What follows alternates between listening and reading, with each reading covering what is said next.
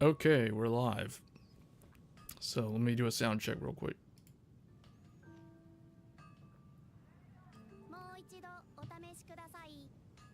Okay, we're live. Okay, that sounds like that'll work. Okay, so we're going to talk about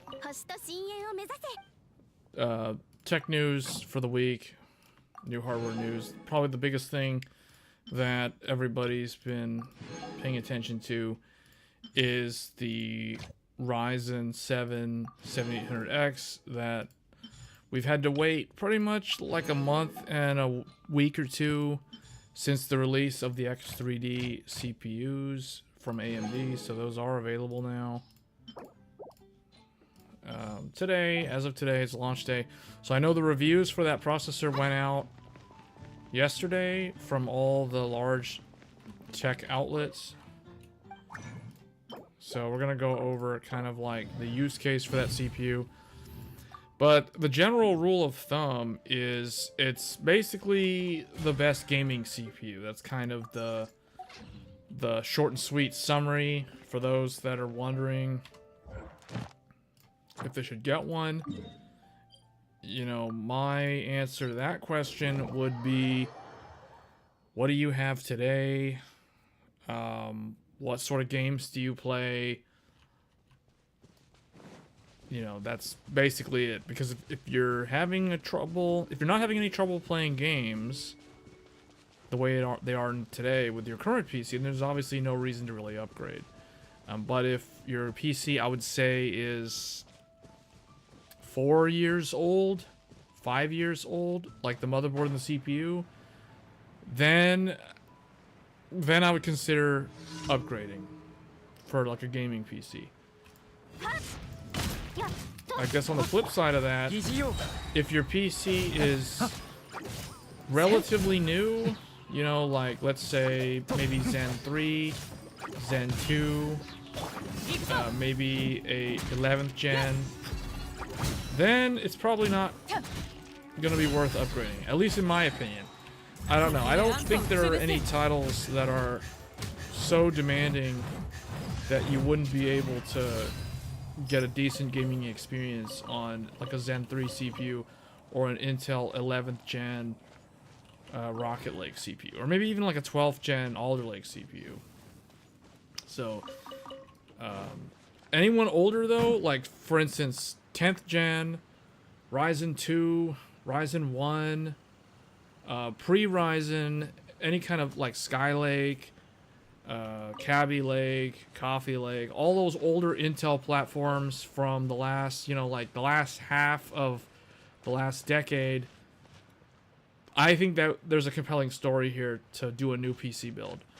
And then, you know, it gets even more easy to answer the question. If your PC is on DDR3, then I think it's basically time to replace it or do a full system upgrade. Basically a new build if you're on DDR3. So for example, the AMD FX series or the Intel 4th gen Haswell or Broadwell, or maybe someone's still on Sandy Bridge and they swear by their, you know, uncle's brother's dog that the Sandy Bridge i5 2500K is still good.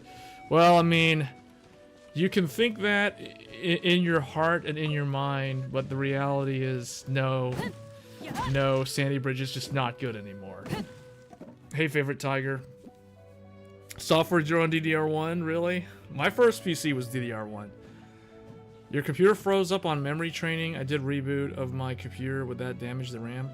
No, it won't. You can't damage the RAM. The RAM is a hardware component. Like if you reboot while it's training, you're just going to have to redo the training. That's all that's going to happen. You're going to have to wait a while, though. It takes a while. So you really on DDR1? What's the platform? Like if assuming that's not a joke. Like if you still have a DDR1 platform, I'd be curious to know what it is. Because I think like even... Isn't Intel's first i7... Well, I know Intel's first i7 is DDR3, like the Nehalem, but the Conroe... Isn't Conroe on Intel DDR2? pretty sure it's DDR2, not DDR1. 剣よとよと三尺の修正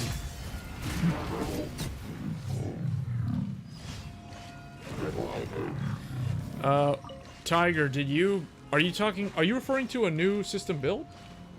Your computer froze up on memory training. Are you trying to build, were you building a 7800X3D system?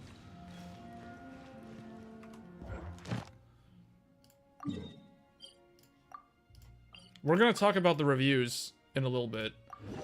I usually, for those that are new to the channel, or new to these live streams, typically what I do is I start the live stream, I just do Genshin Impact dailies while I wait for the viewers to start joining in. So, you know, once the viewers start entering the stream, then we'll get into the reviews. Oh, 7950X3D? Okay. Yeah, the DDR5 memory training takes a while. For the initial train. Like, after you get into Windows, the subsequent boot doesn't take that long.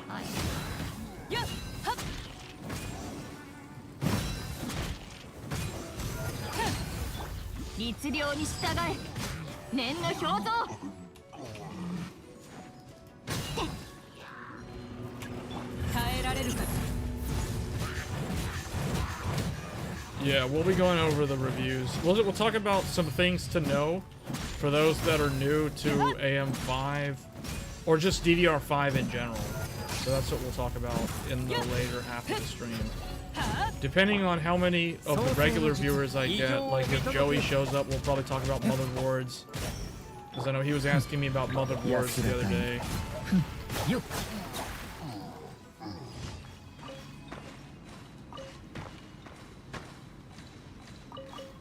And then I think we'll also talk about AV1 encoding, because there's a really interesting product that it was originally based off, well, it is based off of the Xilinx ASIC, but because AMD acquired Xilinx last year, it's now an AMD product.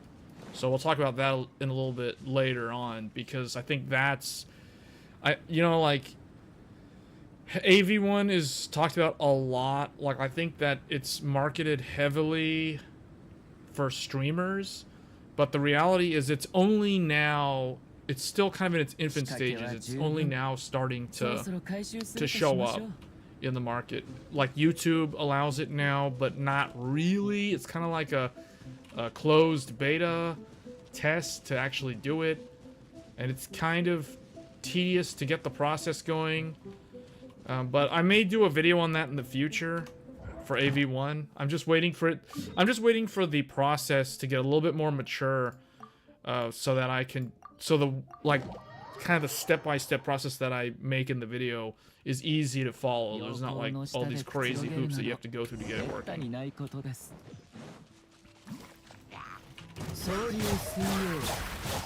You have a glitch with Task Manager with Windows. It's only showing the single digit for RAM speed. If on full screen, then it shows the current speed. Oh, I think you need to... I think you just need to resize the window. Are you on Windows 11? I think Windows 10 does that too. But I think you just need to resize the window slightly. Like, you need to stretch the window ever so horizontally so that it will show that. Yeah, I think I know what you're talking about. You just have to stretch the window size a little bit, and it'll just show the full thing. I think that's more of just like a window sizing thing. Because I've had that on my laptop. So, like on my desktop, I'm using Windows 10, but on my laptop, I use Windows 11 because I was kind of forced to. And yeah, I've run into that. What do I need to do here? Collect wood?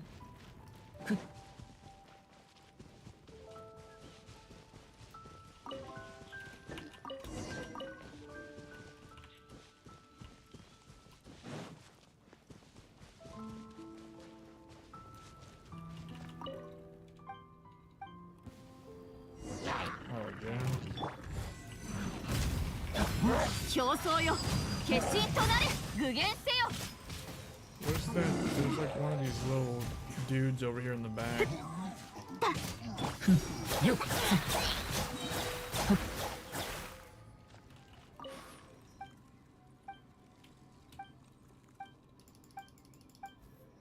This dude. This is the weirdest daily quest. This makes me feel like I'm playing on MMO. This quest line. This guy's having me like go find all this stuff, fight a bunch of monsters, pick up this stuff off the ground, this arbitrary thing off the ground, and hand it to him. This sounds like an old school MMO sort of quest line. What do you think for system requirements will be for the next version of Windows? You know, it's weird. I haven't really thought... I feel like Microsoft really wants to move to a... kind of like a service-based OS. Kind of like a live service OS.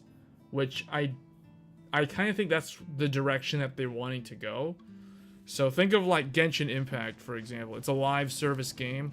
So it's always changing constantly with each patch update. I think Microsoft wants Windows to become like that. So I don't know if there's going to be a Windows 12. I assume there will be. There might be like Windows 12 and then Windows 13.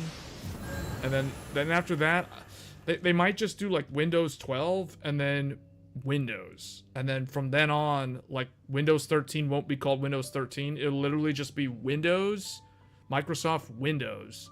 And they'll just always incrementally upgrade it or update it via patches. But then they're going to try to find a way to monetize it in other ways. I kind of think that's what they want to do. I don't think they want to keep making different versions of Windows that you have to either upgrade to because they force you to when they end support for the older version. Or, you know, I could be completely wrong and they could just keep making like Windows 12, 13, 14, etc. So I kind of think they want to go with like a live service OS though. And they want to move away from like trying to sell a version of Windows as a product. So all those like UCD keys and those websites that sell like OEM Windows keys, those are probably going to go away overnight if they do that, like with the next version of Windows. I would assume. So, hey MedPrism. Yeah, I thought they were going to do that with Windows 10, but then obviously Windows 11 came out. But have you guys noticed Windows 11 and Windows 10 structurally don't really seem that different. They seem very similar. Like I know Windows 11 got a lot of hate. It seems like every time there's a new version of Windows, it always gets a ton of hate up front, regardless of who you're talking to. Like, everyone just bashes on it, but then they all end up using it. I think Windows 8 was, it's almost like every even version of Windows does good, every odd version of Windows does good, every even version of Windows does bad. Like, I feel like they have some kind of bad luck, good luck, bad luck, good luck. Like, every kind of leapfrog. Like, Windows 7 was good. So, okay, Windows XP was good. Windows 7, well, Windows Vista was bad. Windows 7 was good. And when I say good, bad, I really mean how the public perceived it. So it's like, Windows XP, everybody loved it. Windows Vista, everybody hated it. Windows 7, everybody loved it. Windows 8, everybody hated it. Windows 10, you know, it was generally accepted because no one liked Windows 8. And now Windows 11, a lot of people hate it. So it's like they're kind of in this weird, I don't know. You know, I just realized Windows 10 is an even number, but it's technically an odd release because there was no Windows 9. Unless Windows 9 was a mobile only for the Windows Phone or something like that. That's how it's always been. Going from Windows XP to 7 is like 10 to 11. Are you sure about that? I don't think so. Windows 7 was vastly different from Windows XP.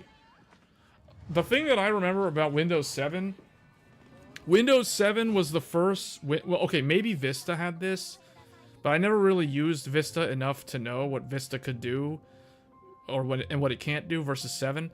But 7 was the first OS where you could type in the search bar or in the start menu. You could start typing something, and it would go and find the thing. It would try to search for what you are looking for in the file system. Whereas with Windows XP, you had to literally type the full thing. Like, for example, if you wanted to run msconfig.exe, you had to actually type the whole thing. Like, you had to do start, run, and then type the name of the thing you wanted to run, like command prompt, like cmd, right? You had to know what it was.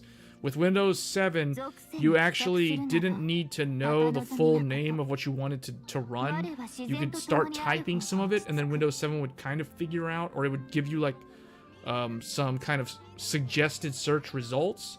Whereas Windows XP, I think Windows XP, if you type it in and it's wrong, Windows XP would do a search and would try to find it, but it was largely useless, or give you irrelevant information.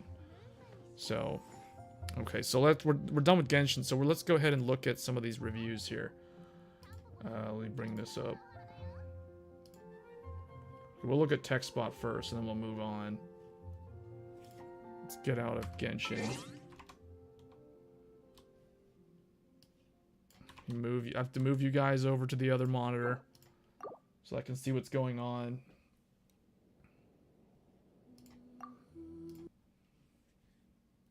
Okay.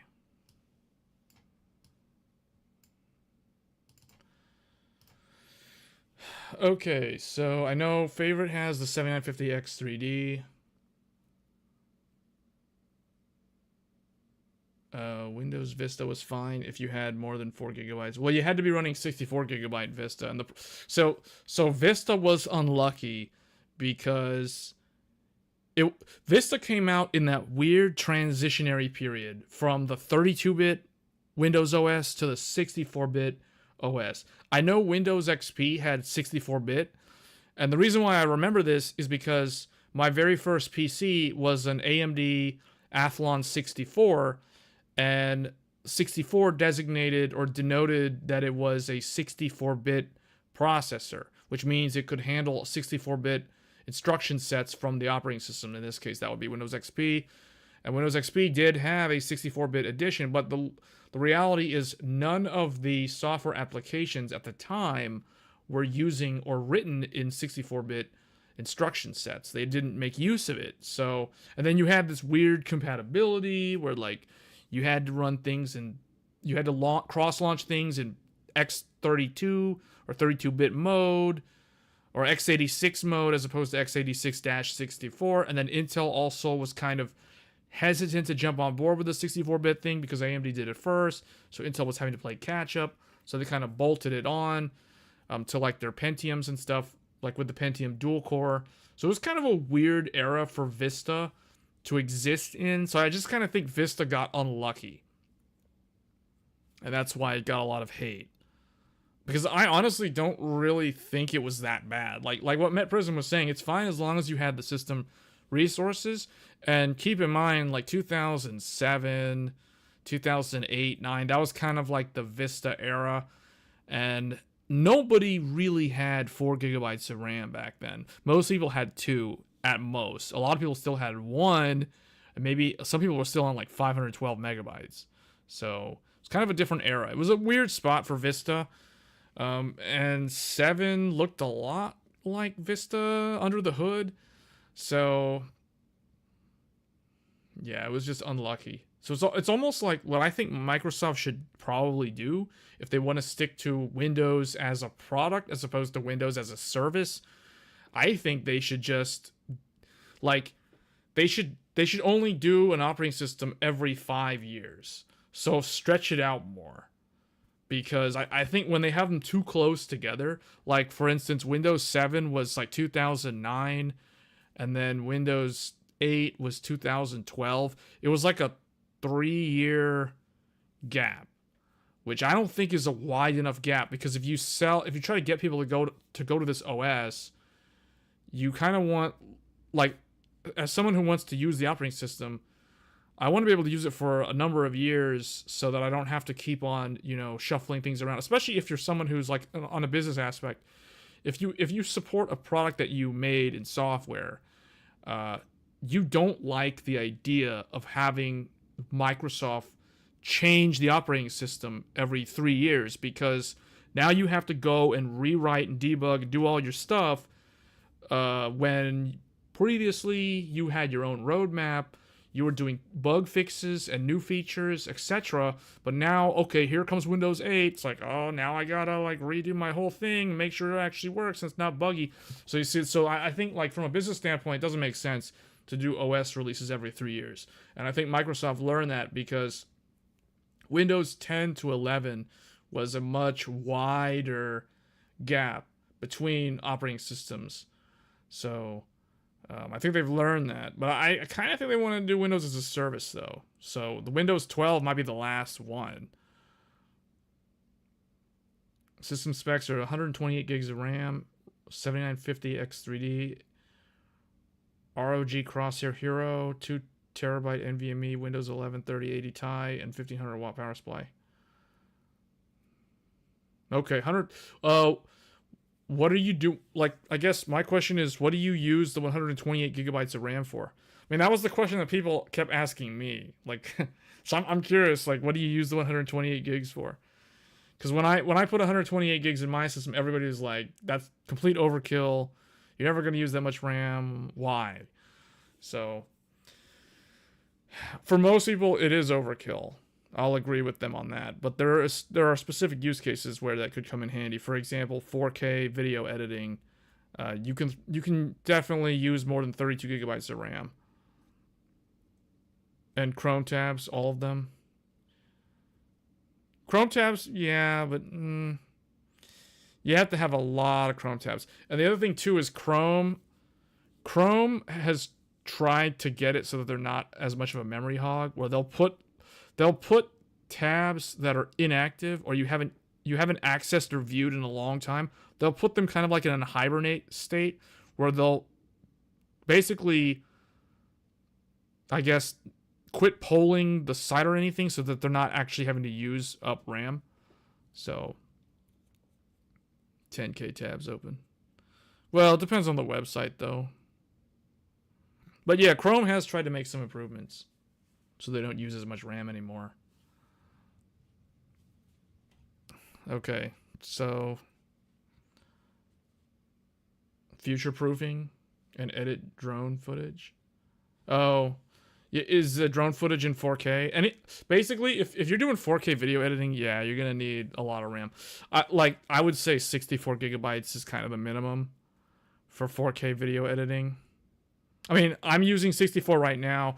I do want to go back up to 128. I might actually go to 96 though on 2 sticks of RAM.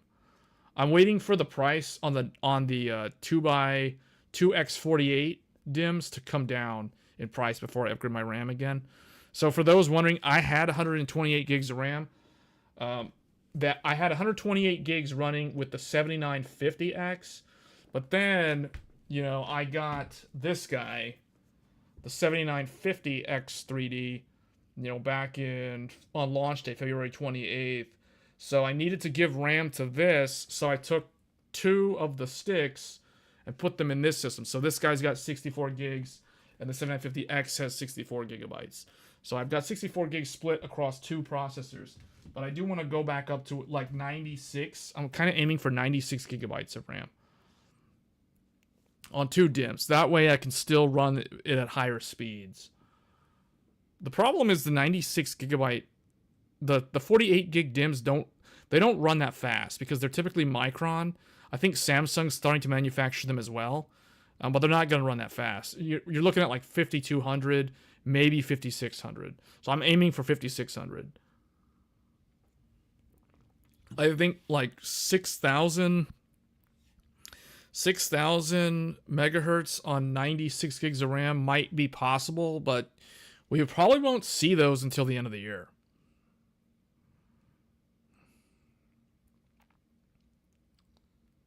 You started using Edge because of that? Edge is surprisingly solid. Like, a lot of people think that Edge, because because it's associated with Microsoft, everybody just kind of hates on Edge and thinks that it's garbage, but it's actually not that bad. Edge is surprisingly good. Like, honestly, Edge, I think when Netflix first rolled out 4K content, you like the options to view Netflix streams in 4K were either to use the app, so like the standalone Netflix app from the Windows Store, or you could use the Edge browser.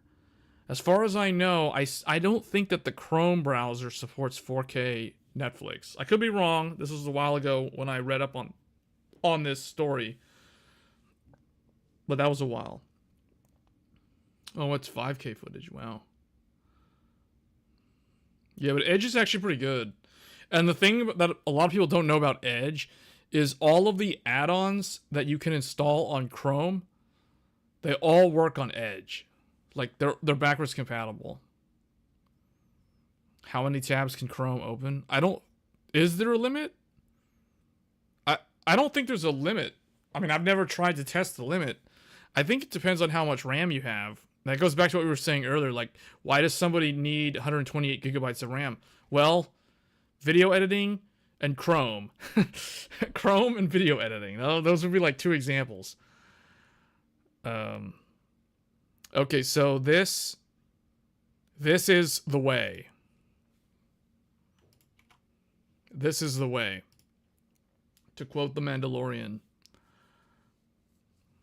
So the AMD Ryzen 7 7800X3D review, gaming efficiency for the win. So this is something that I knew this was going to be brought up again, because when I did my review on the 7950X3D back when it launched, the thing that impressed me the most about it was actually the power efficiency, more so than the performance. I kind of assumed that it was going to be the fastest in gaming, so I wasn't really that impressed because I kind of already assumed, or I already knew what to expect.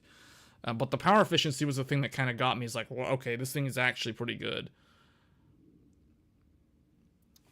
So very efficient. So this is by TechSpot. So they got one in. They did the review. Obviously, for those that don't know, TechSpot is the publication that will basically take the review data from Steve over at Hardware Unboxed and will make it into a publication. I don't know. Okay, Steven. I guess Steve does that too. Well, anyway, TechSpot and Hardware Unboxed are basically the same thing. So just saying, for those that don't know or are unaware. So if you watch Hardware Unboxed, TechSpot, this article is basically that video. Just use OpenGX and you will never need more than 32. So why are they talking about the 750X3D? Oh, because it's niche. See, I disagree with that. I disagree with the statement that the 7950X3D is a niche CPU. I think it's a flagship CPU. I think calling it a niche CPU doesn't make any sense, because the only thing... So the 750X3D is basically the same as the 7800X3D in gaming, but it does cost a whole lot more, but you're getting double the cores, but you're not getting double the Vcache cores. You're only getting double the cores. But what makes the 7950X3D, in my opinion, the 7950X3D is a more versatile CPU than the standard 7800X3D. But you do have to pay more money for it. But the thing is, like, the 750X3D, 16 cores, 32 threads is still 16 cores, 32 threads. That's a lot. So it gives you the option of preferring Vcache or preferring frequency. So it basically gives you both options. So I don't consider this a niche. I consider it a flagship. The only thing that the 750X3D is not the flagship in would be productivity apps. But the thing is, the amount of performance lost by running the clocks at a lower speed on the Vcache CCD is really not that much when you look at it. You're giving up at worst or at most 5% in multi-threaded workloads versus the standard 7950X or the Intel equivalent in terms of thread count. So, but you're making that up in terms of way lower power consumption. So it's kind of like, in productivity, it's kind of a wash. It takes slightly longer to render stuff, but it also uses a lot less electricity. So it's like, I don't know. It kind of ties in productivity in my mind. And then in gaming, it just straight up wins. It's more energy efficient and it's faster. So yeah, 750X is better for production workloads. Yeah, at the cost of higher power consumption. But yeah, in general, it is.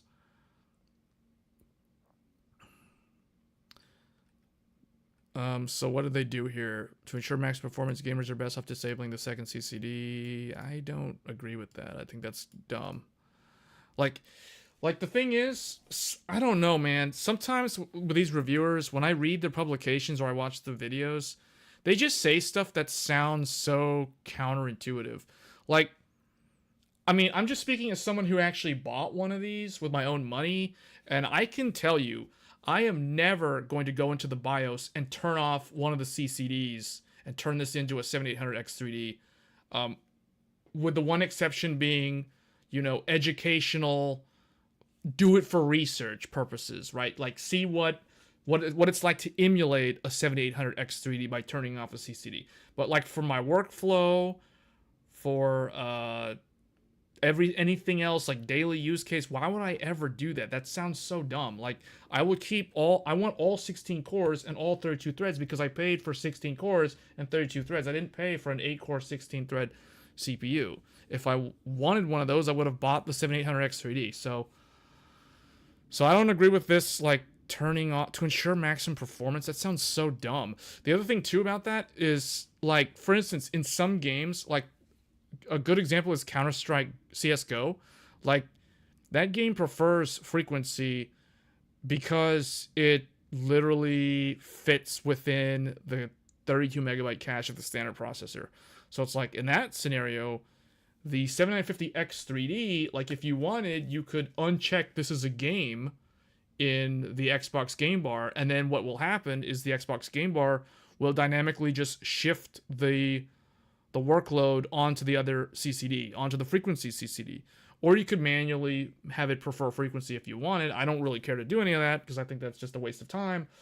But some people might like using Process Lasso or something to manually tune their applications to specific cores, and that's totally fine. But in that regard, like in the case of CS:GO, if you let the game run on the frequency cores, so the non Vcache, then it's actually faster than the 7800X3D. So, that's why I kind of think that the 7950X3D is more versatile as a product versus the 7800X3D. But obviously it costs more money, so it's a flagship processor. You can get the power draw down if you just lower the voltage. Yeah, and I've done that. I mean, turning on eco mode is the way you do that.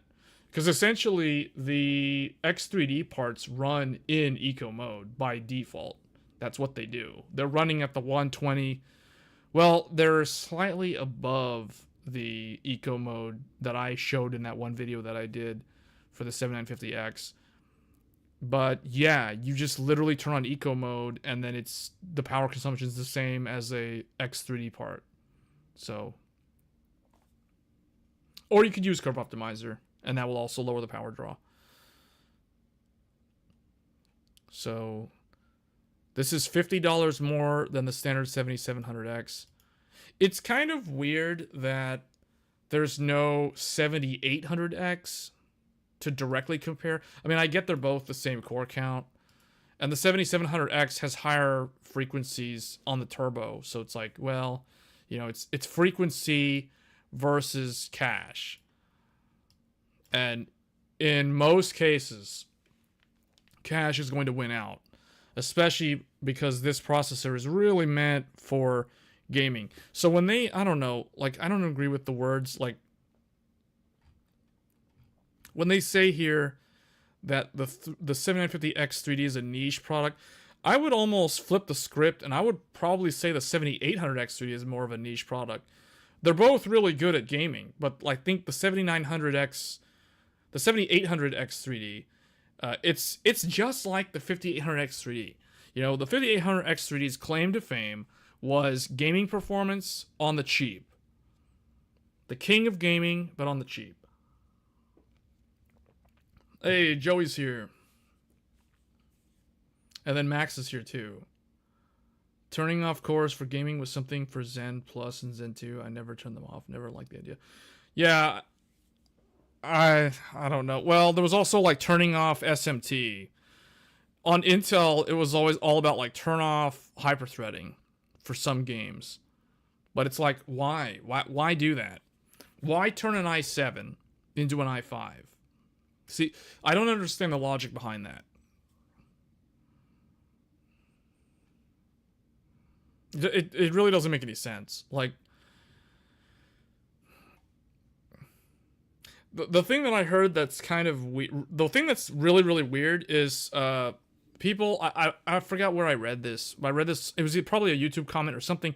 Somebody was saying that if they really want the absolute best gaming processor, they would need to buy a 7950X3D and turn off the other CCD. Essentially turn it into a 7800X3D, because their claim was that the 7950X3D runs 200 megahertz faster, meaning the boost speed was like 5.2 gigahertz on the Vcache CCD cores, as opposed to 5 gigahertz on the 7800X3D. So they were saying, therefore, by that logic, if they want the best gaming CPU, they need to buy a 7950X3D and turn it into a 7800X3D. You know, that's... I don't know. That's like the reverse of somebody buying a 13900K and overclocking it to 6 gigahertz to match a 13900KS. It's like, what? It's the other way around though. Like, no, I did not get one. Remember, guys, I said I was gonna get one, but the problem is I ended up getting the Ryzen 9, and because I got the Ryzen 9 when it launched, there's really no reason for me to get one of these, the 7800X3D, because then I would have, like, if I were to have gotten one of those, what would I do with it? Like, what? It's like, if I want one of them, I'll just turn off, like I was saying earlier, I'm not really going to do it, but if I wanted to showcase, you know, emulate, if you will, a 7800X3D, I would just turn off, like, the second CCD and the 7950X3D. But yeah, there's no reason for me to get one.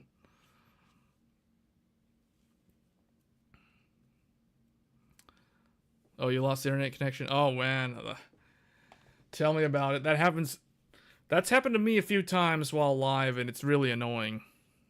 For those who are my, like, long-term viewers know what I'm talking about. Like, there's probably been like 3 or 4 times where it's happened where I've been live and then my internet just like dies, and then I don't notice because I don't see the chat updating, so I don't see people messaging saying, "Did the stream go down?"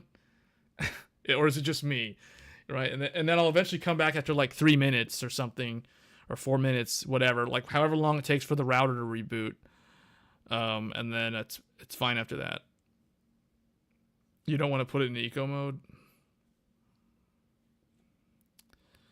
Yeah, well, so Joey, on the 7800X3D, I think it'll be an interesting one to play around with, in terms of overclocking. I don't know. It's not locked down. It's the same as the Ryzen 9 parts. You can use Curve Optimizer. You can also use the E-clock to overclock these. Although that's really more for people who want to go for world records. Like, realistically, no one's going to be using E-clock, which is known as external clock generator for those wondering, to overclock these and use them as an actual daily driver, like with the E-clock running in asynchronous mode. That's more of like a competition, you know, overclocking, world record setting, that kind of thing. That's kind of what that's there for. So realistically, it's just Curve Optimizer. I think PBO, yeah, I think PBO is enabled on these. It is. I think there are some limits enforced though.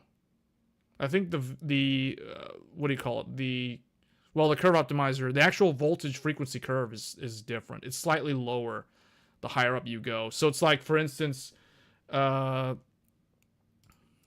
if we draw it out here, so just to kind of show, like, if you have the frequency curve, right?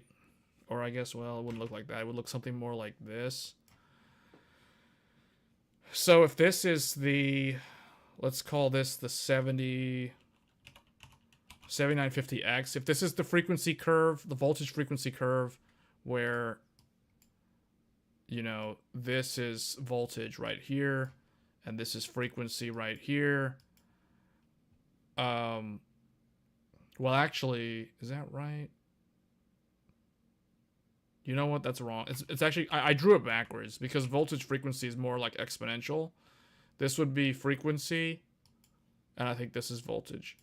So as the voltage goes up, you'll need more and more voltage to get ever so slightly higher frequency. And then eventually, you know, it just kind of flatlines because you need, until you get like so much voltage, it's basically like very, very slight.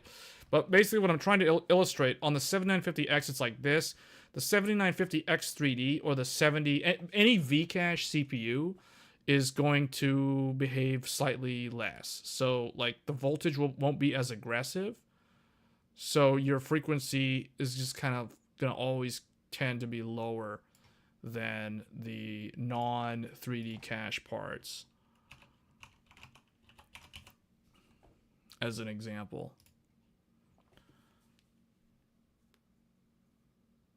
You like the 7900 non-X? Maybe it's going to be... Man, that's the one that keeps selling out at Micro Center. The 7900, the non-X, so many people go into the store and buy those for like their kid who wants to become the newest Twitch personality. And the reason why they do it is because the total BOM cost, or the total platform cost to the parent who's building that for their kid is significantly less. Because the cool thing about the 7900, the non-X, non-X3D, just the regular, plain Jane vanilla 7900, it comes with the Wraith Prism cooler. It comes with that really nice LED RGB stock cooler from AMD. So that's like a really nice birthday gift for a kid. You know, like, or whatever, or like a Christmas present, or whatever it is. Like, those things have always been selling out at Micro Center, more so than the X parts. It also helps that they're cheaper than the X parts, but the fact that they come with a cooler, so if some dad is building their PC for their son or whatever, right? Like, they don't have to buy an all-in-one. They don't have to buy a custom Noctua or a Be Quiet Dark Rock Pro or whatever. They literally just buy the CPU, they buy the motherboard, and they get free 32 gigabytes of RAM from Micro Center. So that's it. Or they get that bundled combo. There was that one bundled deal for like, I think it was like $560 or something for the 7900 plus the motherboard. And so it's like, they're pretty much set. There you go.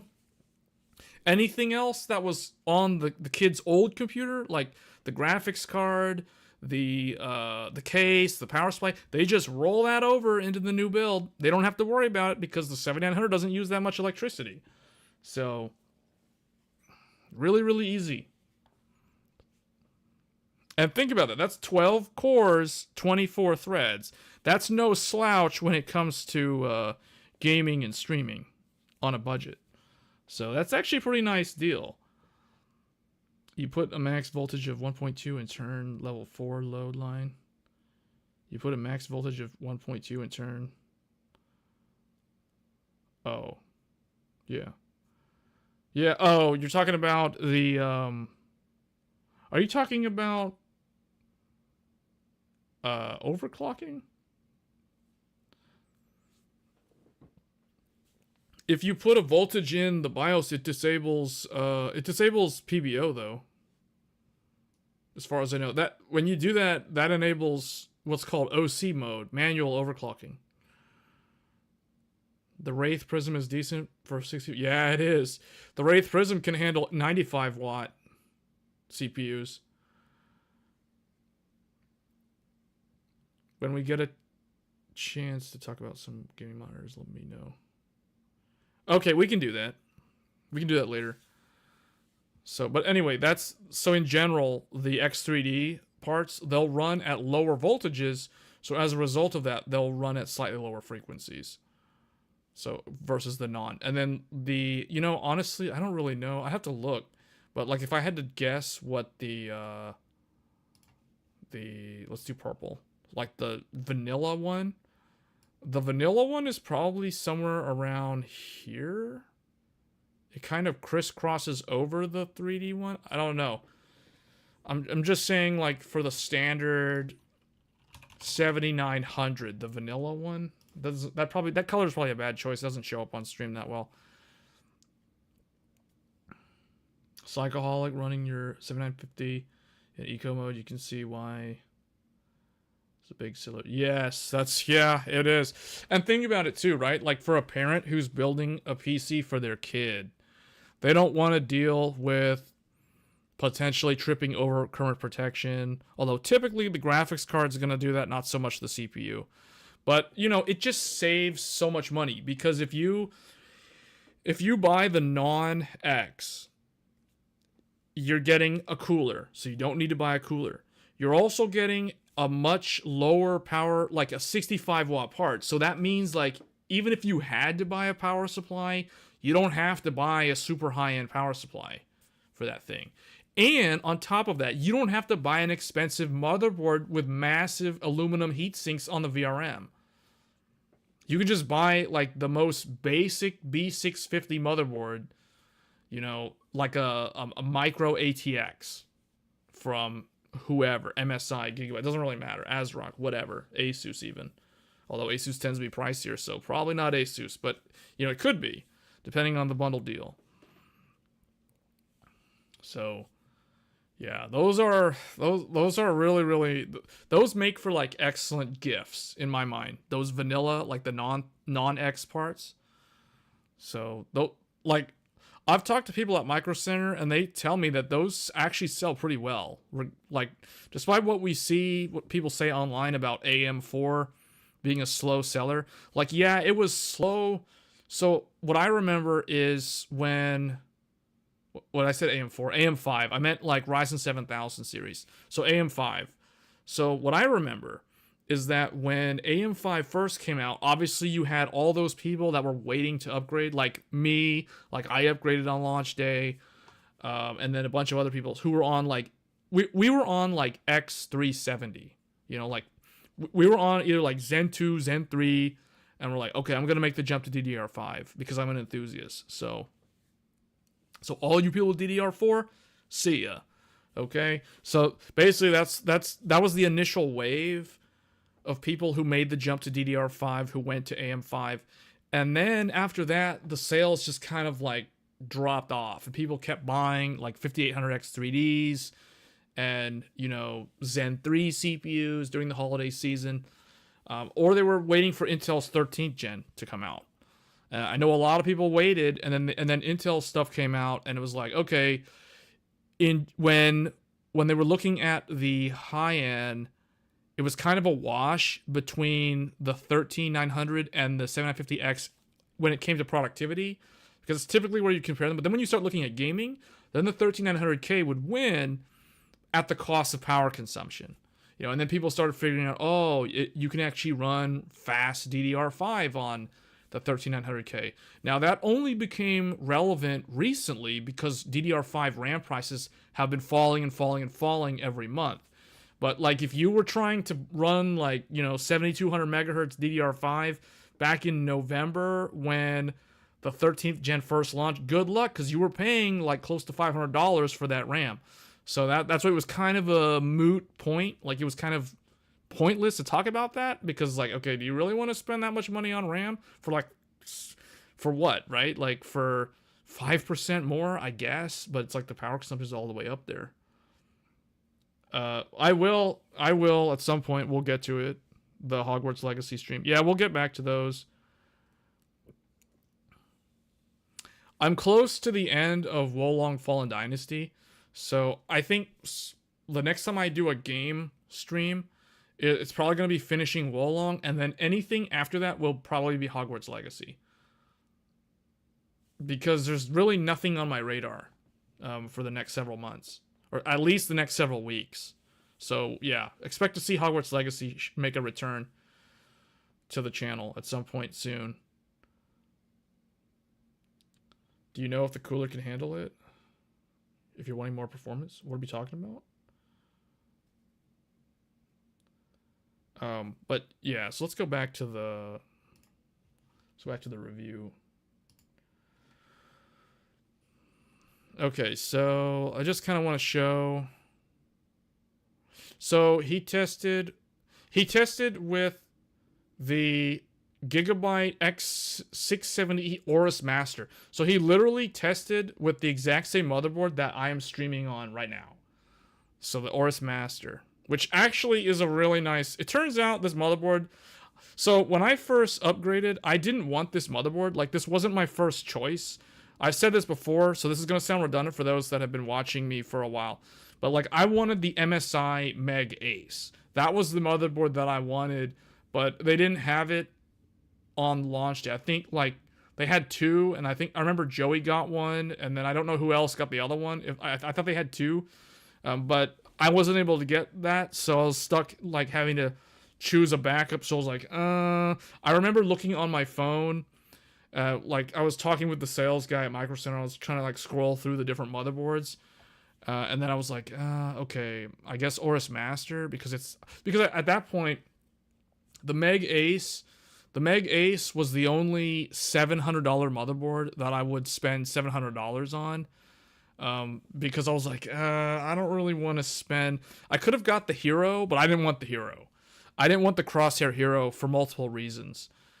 So I won't get into that here unless people really want to know, but I think I've already answered that in multiple streams, so I don't really want to talk about that again. But anyway, I didn't want to spend more than $500, because this is one of those things that Steve over at Gamers Nexus did a rant about recently, when he was complaining, and I've said the exact same thing months ago, but he basically said that things like the postcode debug LED, you know, like the two number 8s that light up when you're memory training and tell you what's wrong with your motherboard, like why is it not booting?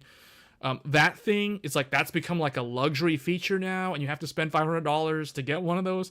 So, and I had to have one of those. I wanted one of those debug things, and that's why I ended up with the Master, because the Master had one, and it's like the Elite doesn't have one. I think the Strix the Strix has them, but I didn't want to buy a Strix. I don't like any of the Strix motherboards, so I stay away from the Strix like it's the plague. And then Prime doesn't have them, Tough doesn't have them. Basically, all the like lower, more budget friendly motherboards do not have them. So I was like, okay, I got to spend $500 to get my debug LED, and yeah.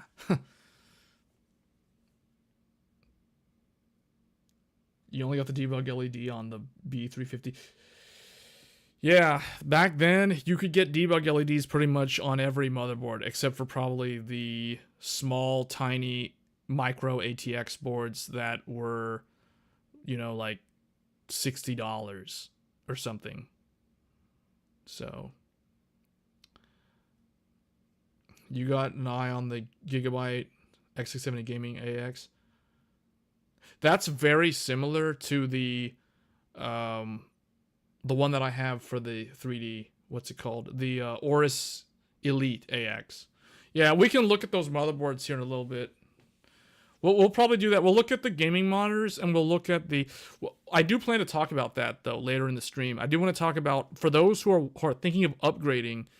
We're gonna go over like what's a good motherboard, what's a budget motherboard, what's a value motherboard, like one that I would actually get, and then what's like a super high-end, I don't care how much it costs, I just want like the coolest looking motherboard, I want all the RGB, like we'll look at that as well.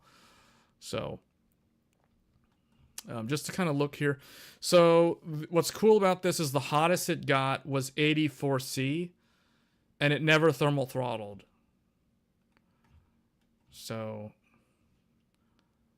that's good. Obviously, it's an 8-core, so it's not going to score the highest in Cinebench. Adobe Photoshop.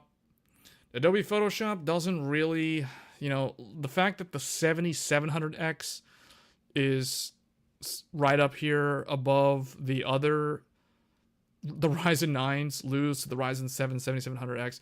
That shows you how, like, this is not a super heavy multi. It is, well, it is and it isn't. It's kind of weird because the Intel 13900K, for me, these tests don't really match. But I understand why he gets these results. Because Harbor Unbox, Steve is testing with Windows 11. I think I remember reading it. Yeah, he tested on Windows 11. I think I remember seeing it in the video. But anyway, this is on Windows 11. So with Windows 11, the E-cores actually, they turn off when they're not needed. Like, Intel Thread Director knows how to basically say, hey, this is a benchmark. Make sure you use the P-cores for this thing. So that's the reason why this scores the way it does.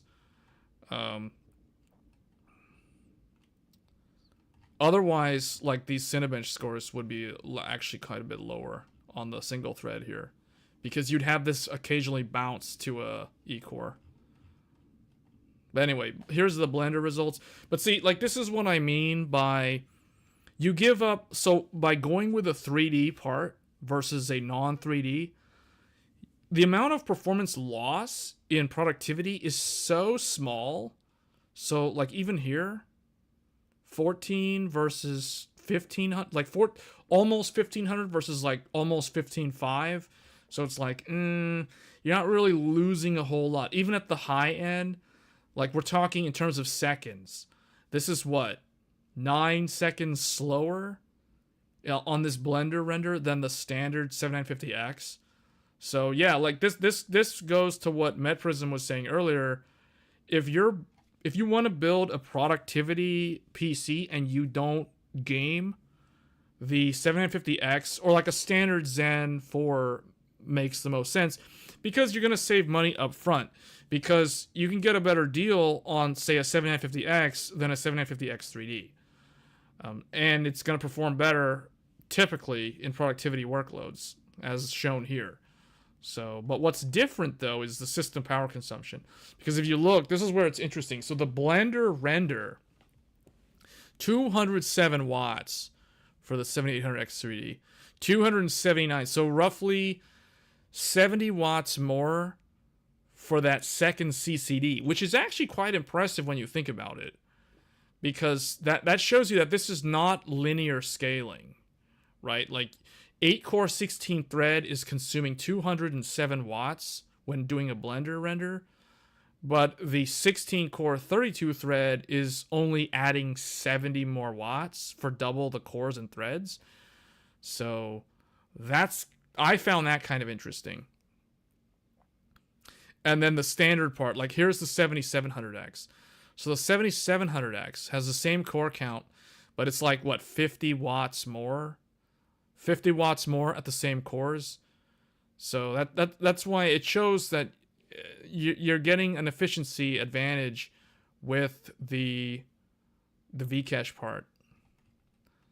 Like, it's significantly more efficient. And then when you look at the competition, I guess the closest competitor, everybody's comparing this to the 13700K. And I would agree with that. Like, I think that's how I would have compared it. I honestly don't like a lot of the reviews that I saw. Like, some reviewers, I started watching their video, but then as soon as I saw that they weren't showing, like, direct comparisons between 13700 and 7800X 3D, I just, like, closed out of the video, like, less than 2 minutes into the video.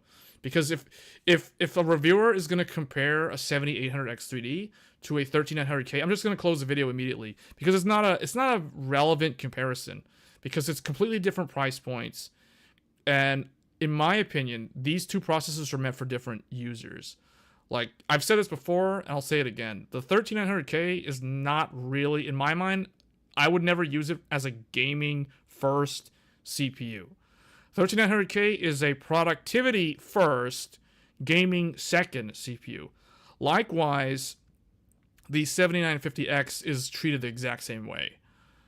The 8-core CPUs, like the 7700X, I consider that a gaming CPU.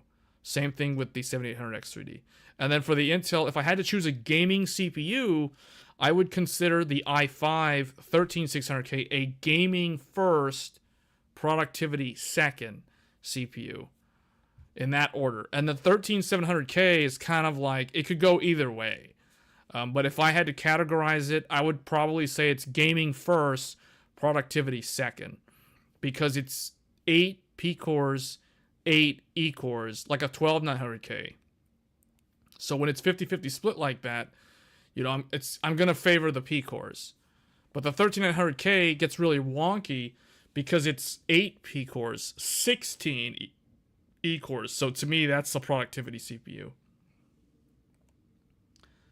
What do you think the most demanding system requirements? What do you think them? You mean what game? Are you asking which game has the highest system requirements in 2023? Probably The Last of Us. The Last of Us Part 1 is extremely demanding. It's kind of a toss-up between that and Hogwarts Legacy. Hogwarts Legacy is also very... Well, Hogwarts Legacy is not as hard to run as The Last of Us. So Hogwarts Legacy is very hard to run if you want to run RT. Because Hogwarts Legacy does support RT. And the RT in that game is actually pretty decent. So in general, I would say The Last of Us. The Last of Us is probably the hardest game to run. And that's the reason why it reviewed well if you're looking at it from the consoles. But the PC did not do so well. And a lot of it was NVIDIA GPUs, honestly. Like, I saw on Steam, there was an update to The Last of Us Part 1. I mean, I'm going to look at it now. The Last of Us patch notes. Directly from NVIDIA, The Last of Us Part 1 game may randomly crash during gameplay on GeForce RTX 30 series GPUs. They actually have a bug ID. So I think the reason why it review bombed was, one, most of the people playing it were playing it on 16 gigabytes of memory computers. And two, they probably had a GeForce card and they were crashing because there's a bug with GeForce cards. It's like, oh, a GeForce card actually has driver problems. So, I think that's the reason why. Because, I mean, I did a live stream of it. My last live stream was playing The Last of Us. And I was running it on a Radeon card and I didn't have any problems. And I recently did a video showcasing it. The Last of Us Part 1 keeps crashing on your computer? Well, there you go. It's probably because the 3080 Ti, there's a bug. But the thing is, I think there's a hotfix, though. A note to players using NVIDIA 30 series graphics cards. Please be sure to update the GeForce hotfix driver. I think that's the reason why it's crashing. Because, guys, like, those who are watching me play the game live, no issues. Fully maxed out, ultra 4K, no problems on a 7900 XTX. And I recently did a video. I did kind of an overview for 1440p and 1080p, but mostly was focused on 1440p with the 7900 XT and the 7950 X3D on a 64 gigabyte system, and I didn't have any problems when I was filming that video or recording the footage anyway. And I was messing with all the settings in real time. People who watched the video saw me doing all that stuff. I had the Afterburner overlay up showing the frame times and the averages. You didn't have that problem with Arc? See, guys, it's NVIDIA. It's NVIDIA and those drivers. It's those GeForce drivers, guys. I'm telling you. You gotta go Intel Arc. Or if you've got the money, you got to get a Radeon. I don't know what to say. No, I'm just joking. But I think it's probably the NVIDIA driver issue. Honestly, I think that's why it's crashing. And let's be honest, like most people on Steam have GeForce graphics cards. So, and that's probably why it had so many negative reviews on Steam, because a lot of GeForce users were experiencing issues. For me, the game runs fantastic. It ran fantastic before all the patches. The newer driver doesn't install with the GeForce Experience. I had to manually install the GeForce. See, man, I don't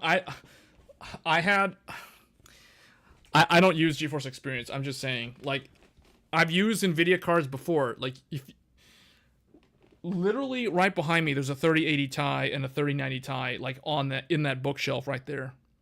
And every time I switch over to NVIDIA for benchmarking, I never install GeForce Experience. The last time I used the GeForce Experience was on a GTX 970. That was a long time ago. We're talking 2015. That was the last time I used GeForce Experience. So I don't know what it looks like today, but I've never used it. When I install NVIDIA drivers, I literally just install the NVIDIA control panel. MedPrism, I never use it either, man. I'm not gonna log in. I don't need another login on the PC. That's not browser based. Just saying. I'm not gonna log in. No. That's why, I was thinking about doing a video about that, but I think what do you guys think? Like, should I make a video that shows Radeon settings and Intel Arc and NVIDIA control panel? Should I do that video? So, meaning GeForce Experience will not be in the video. I will not install GeForce Experience. But I will show the 1990s NVIDIA control panel, because that's what it looks like. It looks like it's basically IE6 from the 90s. So NVIDIA's control panel versus AMD's Radeon settings versus Intel's, because Intel finally has an actual control panel. It's no longer just an overlay. So I might revisit Intel Arc because they finally did what I wanted them to. So I might actually do that video. I really think AMD is just going to destroy the other two. Just saying. Because NVIDIA control panel doesn't let you overclock, doesn't let you modify the fan profile. It doesn't give you access to shadow play, so you can't use shadow play. You basically can't do anything except turn on, like you can do frame rate caps for games. You can turn on DSR, so dynamic super resolution. You can change, like, the video playback color profiles. You can do that kind of stuff. You have access to NVIDIA Surround. But that's basically what you can do. You can enable Crossfire. Oh, not Crossfire. Oh, Crossfire. You can turn on SLI. You can enable SLI, assuming you have two of the same graphics card that supports that feature. So, newsflash, you can't do that with 40 series. But anyway, like, you can do those things with the NVIDIA control panel. But like Radeon settings, you can pretty much do all of those things. But you can also record video. Like, you get access to shadow play. Obviously, the Radeon one is called Radeon Relive. But you can do the shadow play thing in the Radeon control panel without having to log in, without having to install an extra thing. And Intel's the same way. Intel and AMD, I think, are more similar. But Intel doesn't let you do things that you can do with AMD and NVIDIA. For example, NVIDIA and AMD can let you set frame rate caps. So it's like AMD is more granular. NVIDIA control panel lets you set a maximum frame rate. AMD has something called Radeon Chill, which lets you set a maximum and a minimum. And if you want it to be a frame rate cap, you just set it to the same number, right? So I you know what? Okay, I'm going to write that down. I'm literally going to make a note to myself to remember to make that video.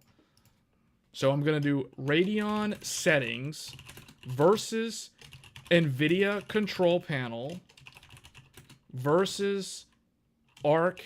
I think it's called Arc Control Center. Arc Control Center. So it's going to be all three of them. I can already tell I'm going to get a lot of hateful comments saying, why didn't you include GFE? Where's GFE? This is not fair. There's no GFE.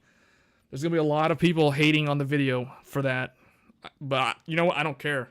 I don't care. You have to log in to get access to that stuff.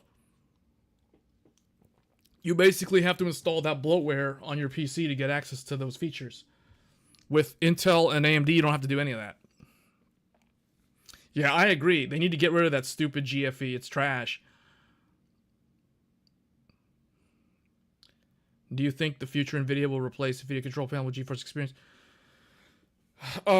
If they want to, like, destroy themselves and implode, they would do that. So I don't see them doing that. What I can see them doing is what MetPrism just suggested. Get rid of GeForce Experience and integrate all those features into the NVIDIA control panel and modernize the control panel. That's what they need to do.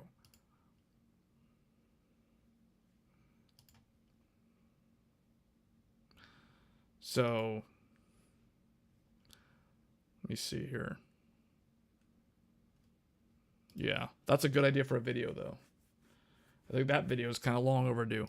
Anyway, it'll also give me a chance to see what Intel has added, because I haven't looked at the Intel Arc in a while. I know they have a control panel now.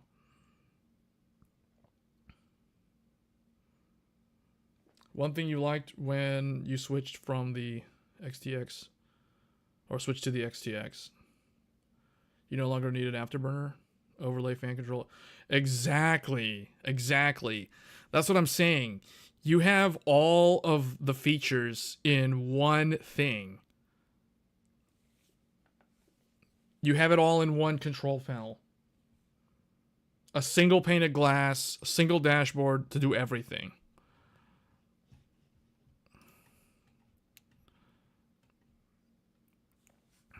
Okay, so let's just kind of run through these. So Factorio. Okay. So Factorio is a really good kind of a lot of people will say this is a game. I consider this more like Factorio as a game is like saying Ashes of the Singularity is a game. Ashes of the Singularity is a benchmark that includes a game. Factorio is essentially the same thing. So what's cool about Factorio, though, is it shows you the gen-on-gen improvement from the Zen 3 Vcache to the Zen 4 Vcache. Same core count. So that's a very interesting result there. Hogwarts Legacy. Ultra quality, ultra RT. So right here, 94. So the flagship 7950X3D does win slightly, and that's because what that one comment was saying earlier in one of those videos. I forgot whose review video. I read this comment in the comment section.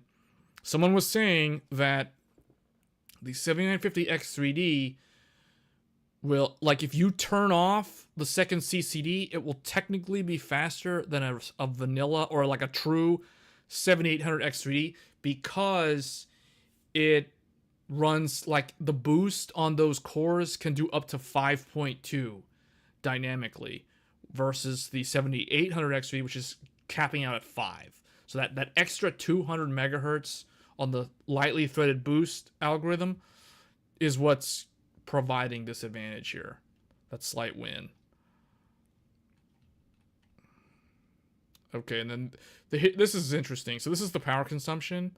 So again, most of this electricity is from the 4090 for these power consumption numbers for all of them. But it shows, like this is roughly, so the 13700, 462, so that's 60 and 20 about. So that's like 80 watts more.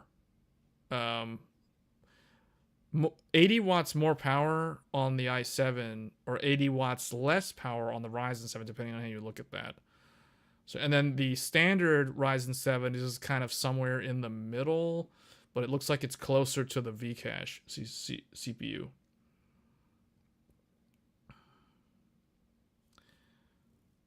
The NVIDIA control panel is easier to use, though.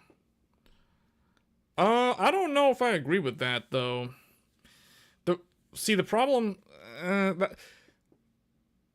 That's like saying the Arc Center was easier to use because it's missing a lot of features. It's because I don't know.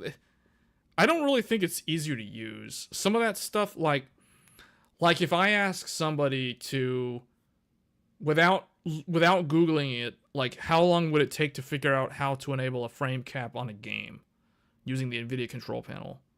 It's not that intuitive.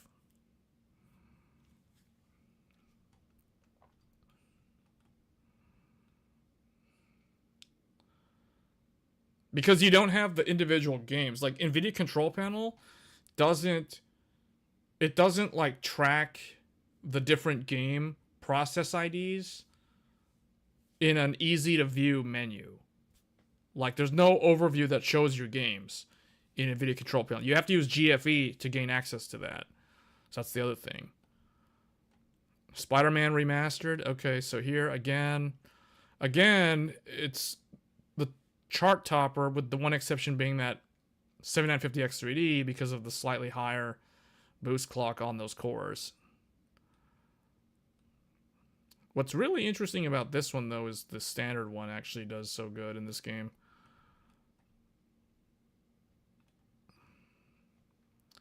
Ray tracing high.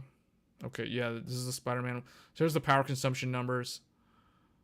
So I expect the 5800X3D is just going to continue to sell very well because there's a lot of people out there that are on like Zen 2, like a 3600, for example. This is the natural upgrade for them. I mean, it's still very energy efficient. It's still very performant in games. Assetto, I don't know what this is. This is probably some car game. This is like a race car game. I assume from the name, it's something to do with cars. But I've never played this game. I assume it's some kind of car game. So again, you know, kind of a similar story here. Shadow of the Tomb Raider, chart topper. Shadow of the Tomb Raider, what is this? Power consumption. Tom Clancy, Watch Dogs, Legion. So it's usually either winning or it's like right behind the slightly higher clocked 750X 3D. What's really weird is oh, he didn't test the 7900X 3D.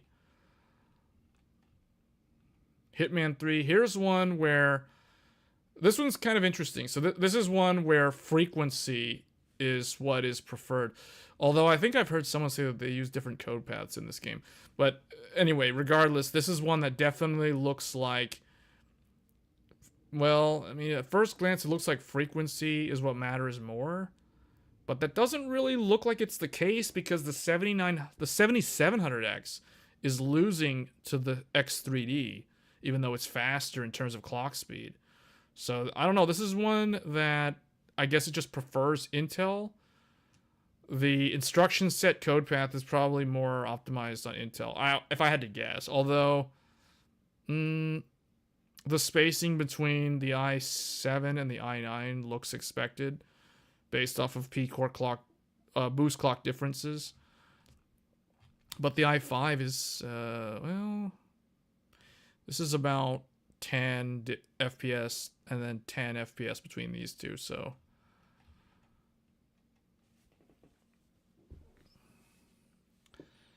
What are you guys talking about? So,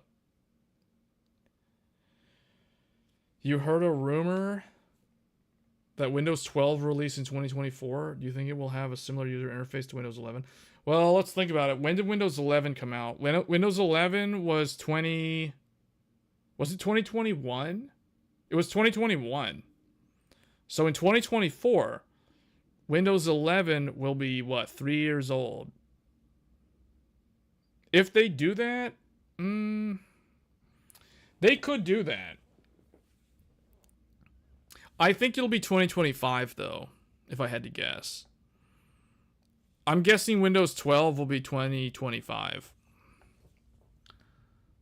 But I think the user interface will be similar.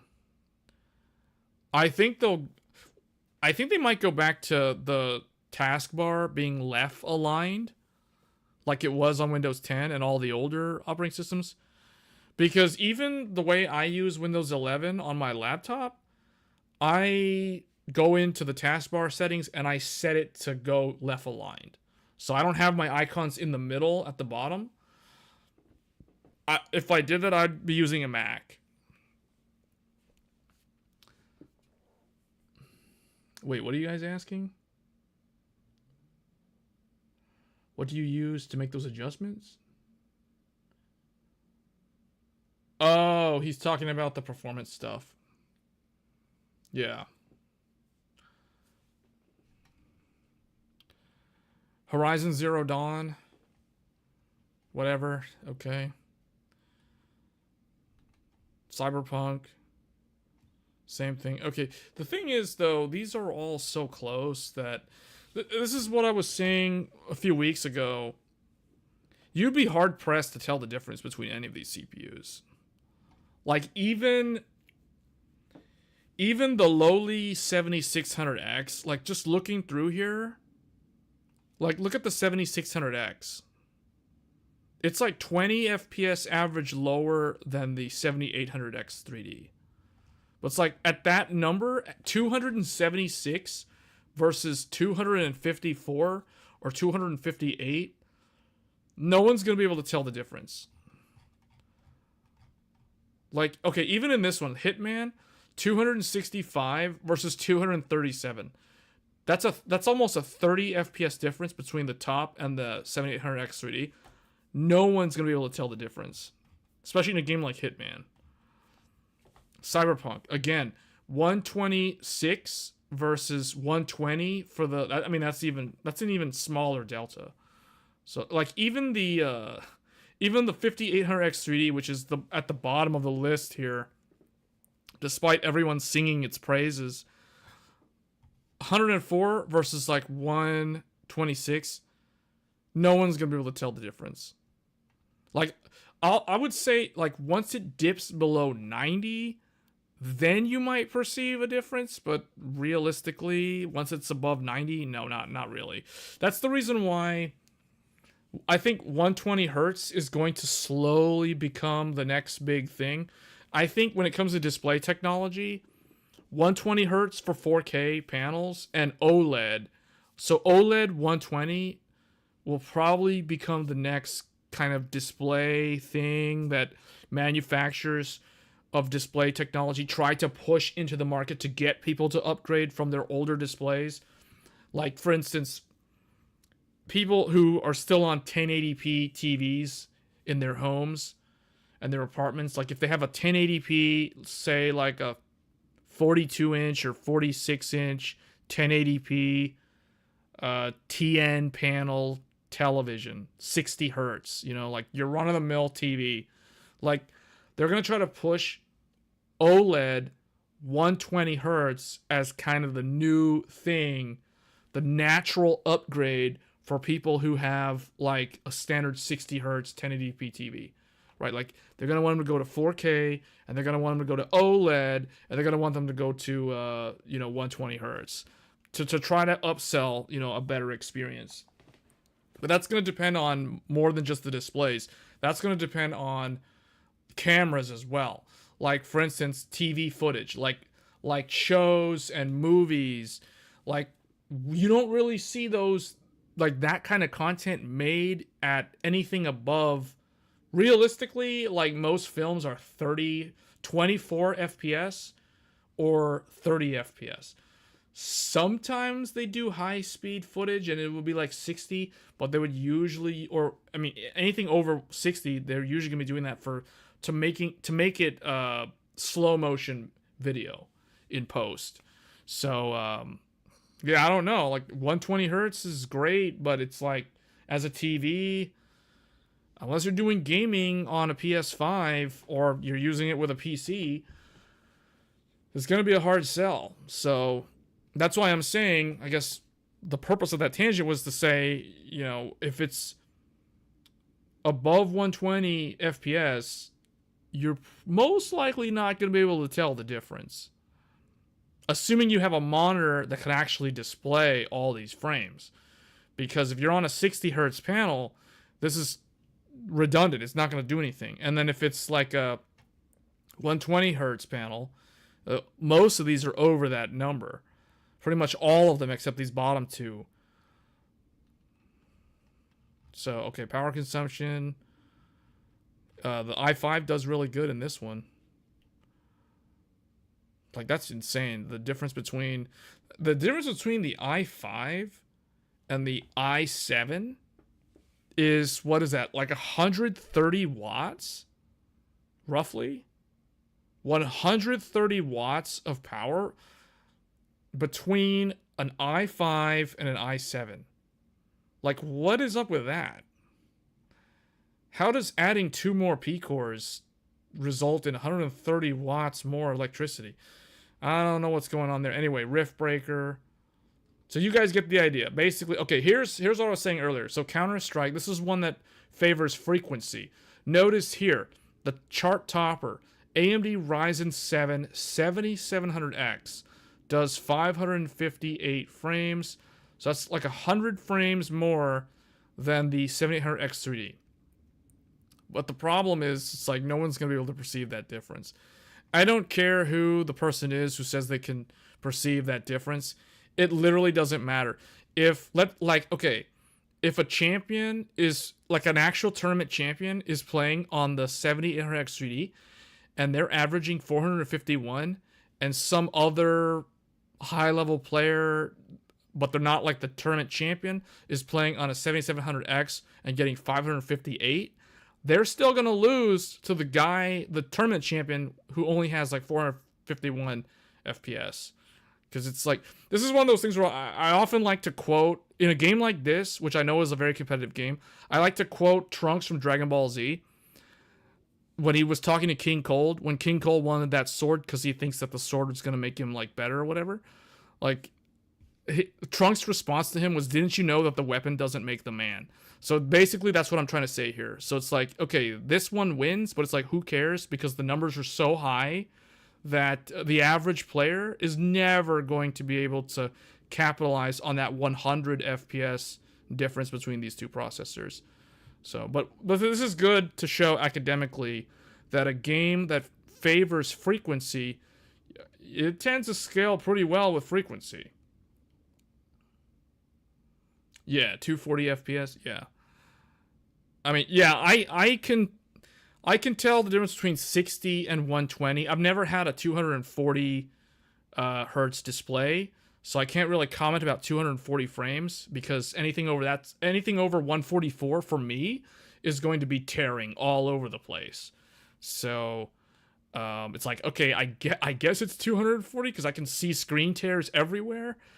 Yeah, like I can tell the difference between 120 and 60, but once you go above 120, you're kind of in what I consider diminishing returns at that point. So this is more of like an academic thing, if anything, to show kind of the scaling capability with frequency on some of these parts. Because if you look at this, the 7700X clocks really high.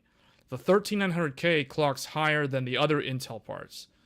And the 7950X also clocks almost as high as the 13900K. That's the reason why they're so close together. Yeah, 60 and 120, it's different. There's definitely a difference between the two of them. But what I'm saying is, like, once you're able to average 120 frames, going above 120, it's like, can't really, you're not really getting a whole lot out of that in terms of the experience. A Plague Tale Requiem. Okay, again, this one likes the V-cache. Power consumption. So, just 12 game average. So, pretty much the fastest gaming CPU for under $500. That's essentially what this is. The 7800X3. That's the way I see it. While also consuming the least amount of power. So the perf per watt is really basically the king. It's the king of energy efficiency for gaming. It's also the king of gaming. At 4K, like, all of this is going to scrunch up together. so you won't really notice the difference at 4K. So at that point, it's like, it's not like it's a be-all, end-all for 4K, but I do think that if you want a gaming CPU, even if you're going to pair it with a 4K monitor, it's still going to be really good. What would be a great 4K monitor? Okay, so now we can transition into talking about that because we're pretty much done here. So yeah, so one thing I wanted to show was the cost per frame. So so what's better than this? Nothing, because look, 221. So the way you want to interpret this chart, you want the second bar to be as long as possible, and you want the top bar to be as short as possible. So this is basically the winner, because like 221, versus 199 and 208, these are its closest competition from Intel and AMD in themselves in terms of the price. So the X3D, like the 5800 X3D, they're showing the original price, so I get why they're doing that, but that's not realistic in terms of the... okay, is this the... No, this is platform. So unfortunately, they did not show the actual sale price of the 5800 X3D because it's not that expensive anymore. It's more like $300. And then at that point, this ends up becoming the king again, I think, if you were to calculate it out. Or it would probably tie. So platform cost,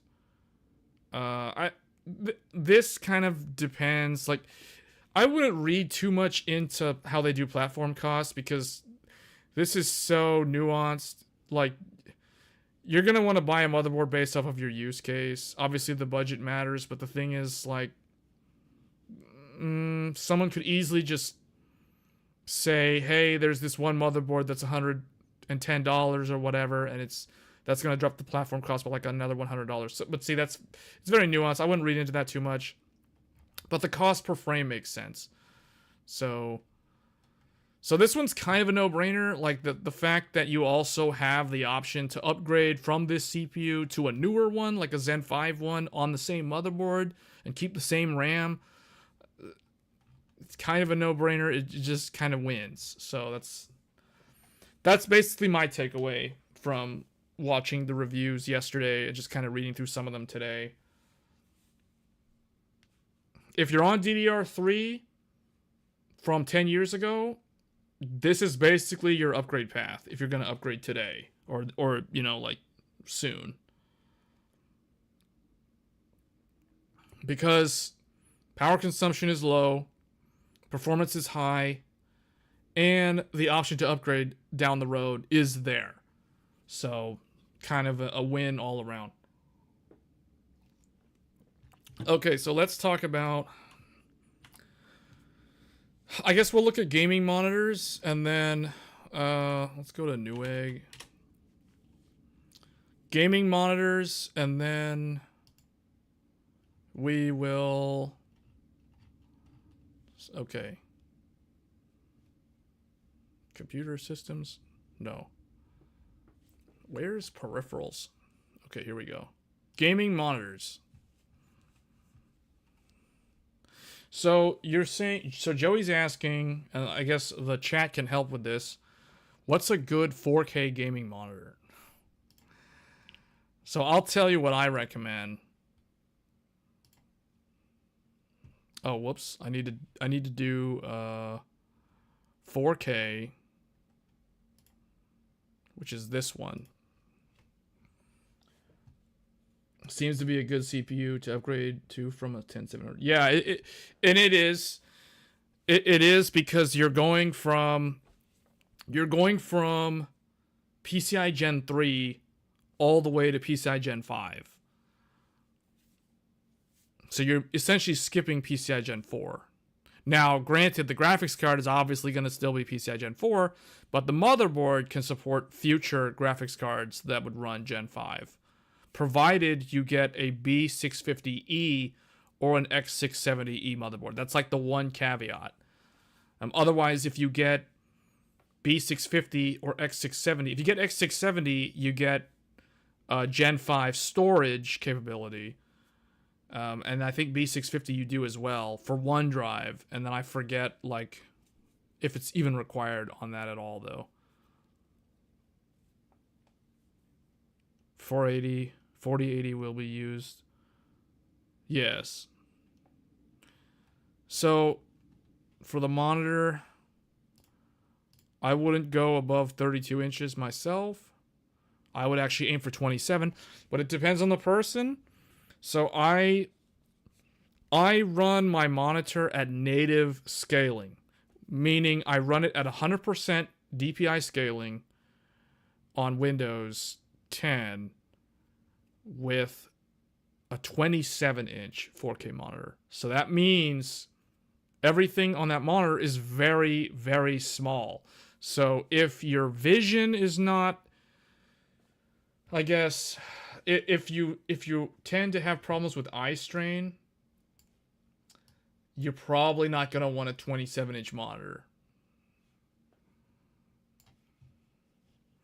But I'll show you what I'm using specifically, and then we can go from there. We'll use the monitor that I have as kind of a starting point and go from there. So my monitor is actually, oh, they don't even have it. I'm surprised.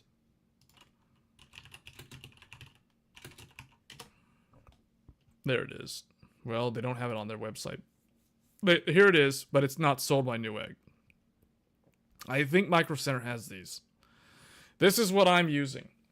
So when you guys see me playing games like The Last of Us, Hogwarts Legacy, Forspoken, Wolong Fallen Dynasty, etc., Fatal Frame, whatever, I have been playing the game on this monitor, and the way my setup is the monitor is in the middle.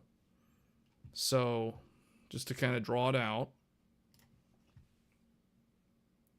Hold on, let me clean up paint here. There we go. Okay, so I have, whoops. I have the Sony monitor. So this is 27-inch Sony InZone M9 is the model number. This is a 27-inch 2160p 144 hertz FreeSync monitor. So this is what I'm using. And then next to it, I've got another monitor right here. And then I have another monitor right here. And I have them kind of angled, so they're kind of like, you know, they're not like flat in a line. They're kind of, you know, the two side monitors are curved more toward me. Not curved, but they're just like, you know, angled toward me. So these other monitors are 23, we'll just call it 24-inch AOC AV1 AG24 1QX. 24-inch AOC AV1 AG. I have a YouTube video on the channel showing the Sony monitor, and I also have a video, I think I do at least, from way back showing these monitors, because I've had these monitors. These are 1440p 144 hertz FreeSync with a kickstand. So I can like pull out the kickstand on the side, so meaning I can like pull out the kickstand over here. There's a kickstand, and I can put my headphones literally like, you know, hanging off of the kickstand. So obviously that's not drawn to scale, but you guys get the idea. All three of these monitors have built-in speakers. All three of these monitors feature FreeSync full range. The Sony InZone is FreeSync Premium, also known as G-Sync compatible. Yeah, it's a Sony. So for those that watched Evo, if you guys pay attention to Evo, so Evo Japan recently took place, and I was watching the finals, the top 8 finals for Tekken 7, and the monitors that they're playing on in the tournament were the exact monitor that I'm using. The Sony 27-inch 4K was what they were using at the tournament. So, and the cool thing about it is it integrates with the PS5. If you have a PS5 and you connect the PS5, so it features one DisplayPort 1.4a, I believe.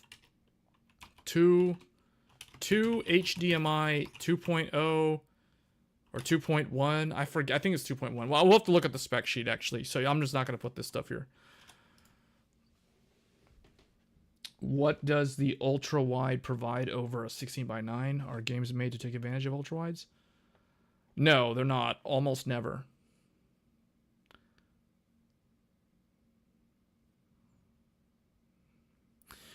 Games are typically developed for 16:9. 16:9 is the standard. Ultra wide is an aspect ratio known as 21:9, I believe. But like Psycho's saying, 38-inch ultra wide. Yeah, that's ultra wide.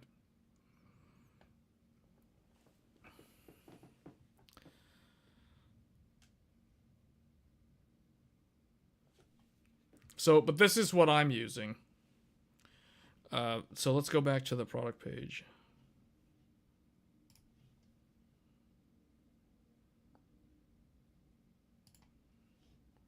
Okay, so do they have the specs?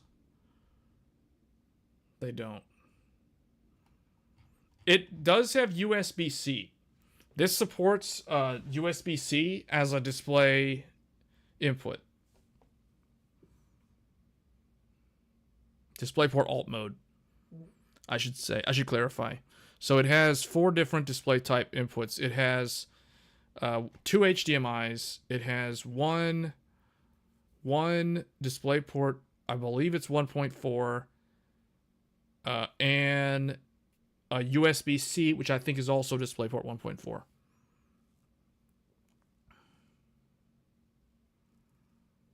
Yeah. I'm not a big fan of ultra wide myself. I just like to stick with the standard 16:9. It took me a while to get used to 16:9 because I was a big fan of 16:10 back in the day, like for laptop displays. I used to have a monitor that was 16:10. It was a 1920 by 1200. It was a Lenovo ThinkVision L220X.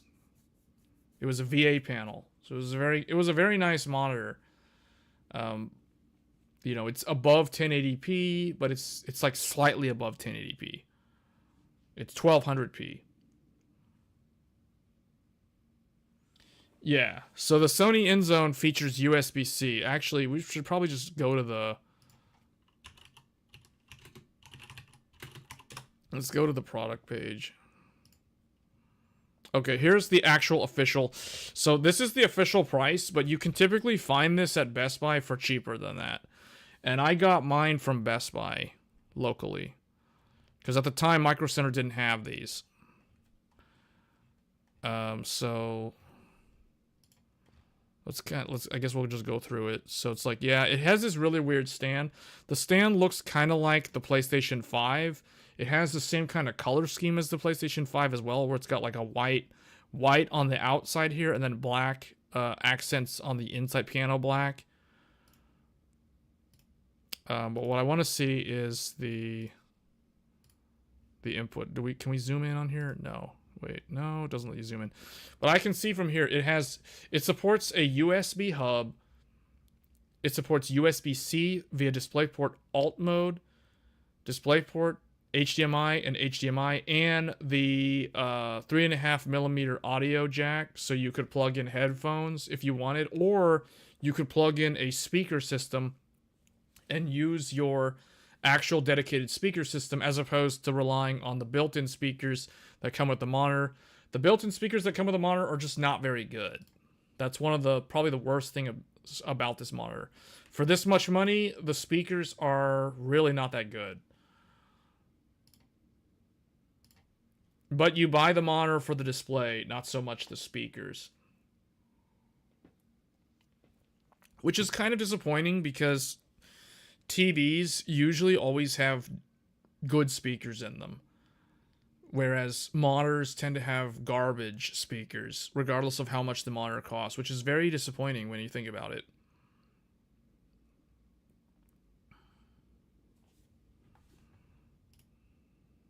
Yeah, but that's basically it. This vent on the back actually lights up. It's RGB. You can actually change the color. That's kind of like the only swag sort of thing that it has. It has a nub on the back to control the menu for the OSD.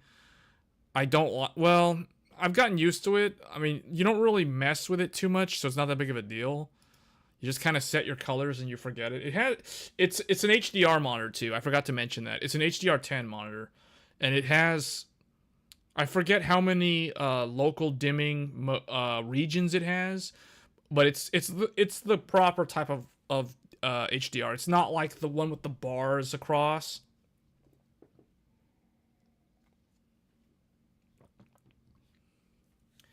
What are the two best types of panels for gaming? So this one is an IPS. I would say, personally, like, I remember when IPS was new, and a lot of people were saying, get IPS, it's so good. But I just really don't think it's that much better than traditional TN. So Twisted Pneumatic, I think, is still really good if you're just looking for a gaming monitor and you don't want to spend that much money. But those are getting less and less. They're getting harder to find. So you're stuck buying. You're stuck spending more money essentially because IPS is more expensive. VA has gotten better, but VA still, in my opinion at least, VA tends to suffer from what's called well, it's the gray levels, the black levels on VA. The black levels are really nice, but not really for gaming. So the other one is OLED, but OLED or OLED is very expensive, like real expensive. So like if you think $900 is expensive, you don't know what an expensive monitor is. That's all I'm saying. So like OLED makes this look like it's, I don't want to say cheap, but that it makes this look affordable. Let's put it that way.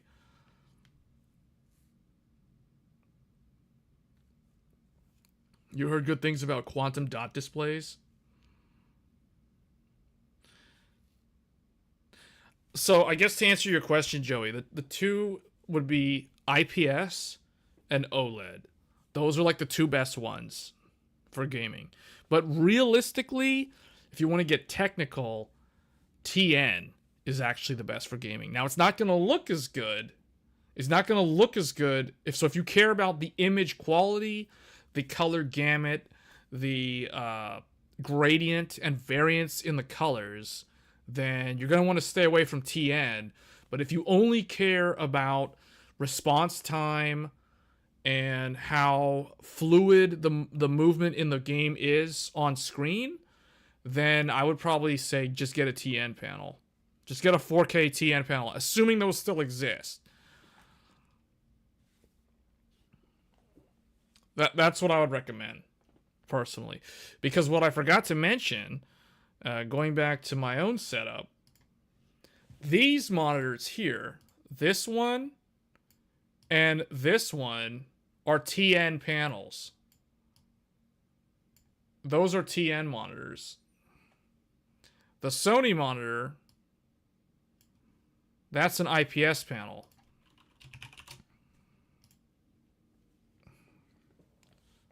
So these two monitors, the left and the right over here, those are tailor-made for gaming. These two AOC monitors that I have on the left and the right, these are gaming monitors. Unfortunately, they don't make these anymore. because this is what I recommend. This is my rule of thumb. Now, this applies to me. Obviously, everybody's different. But what I would say, if someone is buying 1080p, 22-inch. I recommend 22-inch for 1080p. Assuming you have natural 20/20 vision. If your visual acuity is 20/20 or better, because some people have what I call pilot's eyes, which means you have like 2010 or 2015 vision, then, you know, the smaller the better. So 22-inch, 1080p. 1440p. For 1440p, because I know a lot of people always ask about 1440p, we have to always include 1440p. 1440p, 24-inch. I will never buy anything above 24-inch for 1440p. I think 27-inch is way too big for 1440p. 27-inch is the absolute maximum for 1440p. Anything above that is terrible. But if you want 1440p to look really crisp and really sharp, you want 24-inch 1440p. Think about it like this.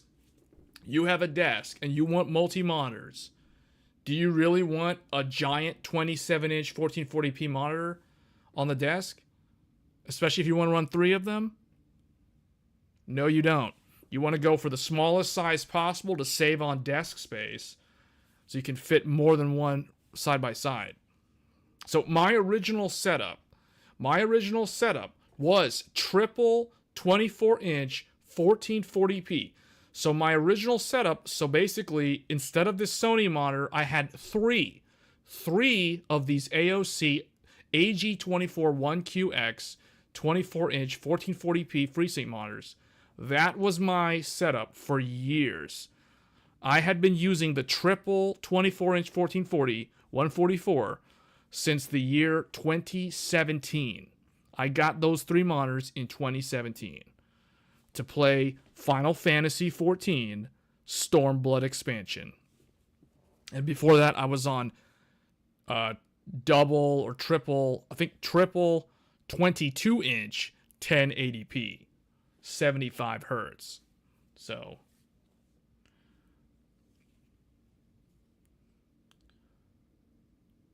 TN is for ultra competitive. Yeah, so and I'll tell you, like the Agon, these monitors, these 24-inch 1440, these things have a 1 millisecond gray to gray response time. So the IPS monitor, the Sony, cannot match these TN panels. My 24-inch 1440 monitors are actually more responsive than my Sony 4K monitor. Like, I know, I literally have them right next to each other, I can tell. But the Sony does pretty good, though, for an IPS. So, that's what I would say. And then for 4K, 2160p, what is my recommendation? 27 inches. Now, this is one where I know this is going to be the most controversial, although I do kind of think that this is controversial, too. I think a lot of people are going to say that...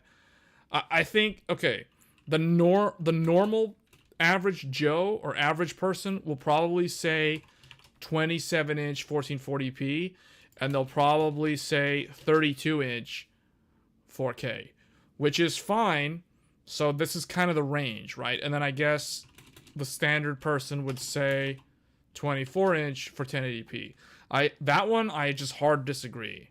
I think 24-inch 1080p looks super ugly. 27 1440 is okay. 32-inch 4K is totally acceptable. My thing is I just don't like having a giant like 32-inch display on my desk, because that's gonna be like what's gonna happen is you're gonna notice that you move your neck around more than you would like to see stuff on the screen while you're playing a game. Which means you would have to push the display further away from you. And then at that point, you're defeating the purpose, because it's further away. Therefore, the display ends up looking smaller. So in that regard, why didn't you just get a 27 or 28 inch in the first place? So I think Sony did it right when Sony chose 27 inches as the size, because it's been a long time since Sony has been back in the display, especially the monitor market. So I'm actually glad to see Sony return to the gaming peripheral market, because they've been out of it for a long time. And I'm pretty sure they did a lot of research to determine 27 inch for 4K is the way to go. What I'm disappointed to see is the lack of 24 inch 1440p. Like, when I bought my 24 inch 1440 monitors in 2017, there was only like two other options. There was one from ViewSonic, and the other one I think was like some Korean monitor or something that you had to import. But the point is, today there's literally no high refresh 24 inch 1440p monitors. They're all 27 inch, which is very unfortunate. Thankfully, I made the jump to 4K, so I don't really care about 1440p anymore. What about the Samsung Odyssey, Neo, 32, or LG? That's fine. Those are fine. Like, yeah. The one where out of 24, 27, so like, okay, if I had to choose between 24, 1080, 27, 1440, or 32 4K, I would choose 32 inch 4K over the other two. 24 inch 1080p looks ugly. It's terrible. It's way too big. The pixels are way too big. It just looks super ugly. 27 inch 1440 is okay, because 1440 is dense enough that it still looks pretty good at 27 inch. But 4K, I totally understand. Like MetPrism was saying that 27 inch is too small for 4K. I get that. Like, it depends on the strength of your vision at the end of the day. Because some people, they can't do 27 at 4K because it's going to cause them eye strain. So I get that. And that's the reason why, like, if I had to choose, it's like, yeah, I would accept 32 inches at 4K as like a daily driver. You got 48 inch 4K, 60 hertz on the desk, 1440 gaming looks great on it with the AMD. I don't know, on the desk, that's just too much neck movement. Like, you're having to look like, you know, you're having to kind of like look a lot more around to see stuff. I like where it's like competitive CS, right? Well, okay, maybe that's a stretch, but you get what I'm saying. Like, with a 27 inch, the display is still small enough that I can see everything on the screen, and I still have that wide field of view that 4K brings while gaming.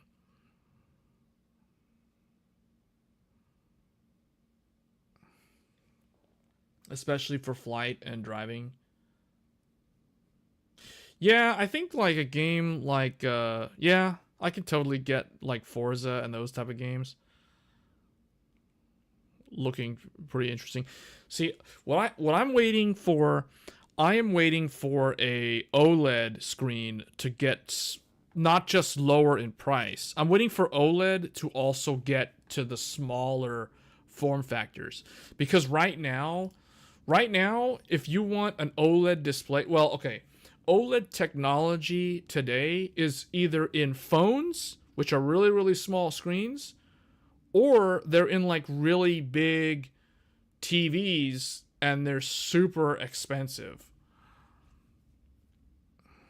Ultra wides are best for flight sim and racing. Yeah, or yeah, Beatles, yeah. I mean, either that or you could just turn on Eyefinity if you have a triple display setup like mine, or Nvidia Surround. So, Eyefinity is AMD's Surround. Actually, Eyefinity's older. Radeon was the first one to come out with like stretching the game on multiple displays back in 2009, I believe. And then Nvidia followed up with their implementation like several months later with Nvidia Surround. Esport shooter, not so. Yeah, the thing with ultra wide is just sometimes developers just don't think about it. It's like an afterthought for them. So you end up with games that don't have day one support for ultra wide. Eyefinity. Yeah, you could do Eyefinity on like a 7970 Asus Matrix Platinum. You could run 6 displays off that monitor, or off that graphics card, I should say, and set up Eyefinity. Yeah. Well, okay, let's kind of look at more monitors here, because that's just one example. So that's the Sony one. Here, let's go back over here. So Samsung Odyssey was mentioned. But this is a 28-inch. This would be good. The Samsung Odyssey, 1 millisecond gray to gray, FreeSync Premium, Pro, G-Sync compatible, DisplayPort, HDMI, swivel pivot, whatever, all that good stuff. So this is very similar to the Sony, and it's cheaper than that list price, but I think the Sony goes for the same price. So you're basically paying the amount of money that you're basically paying the MSRP of a 4070 Ti for something like this. This is an IPS, so this is going to be very similar to that Sony monitor. The difference is probably going to be in the display's color. Although Samsung displays are pretty good too, so might even be the same exact panel.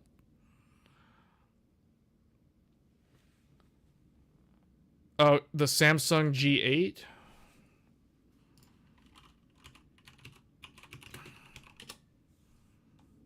Oh, this one.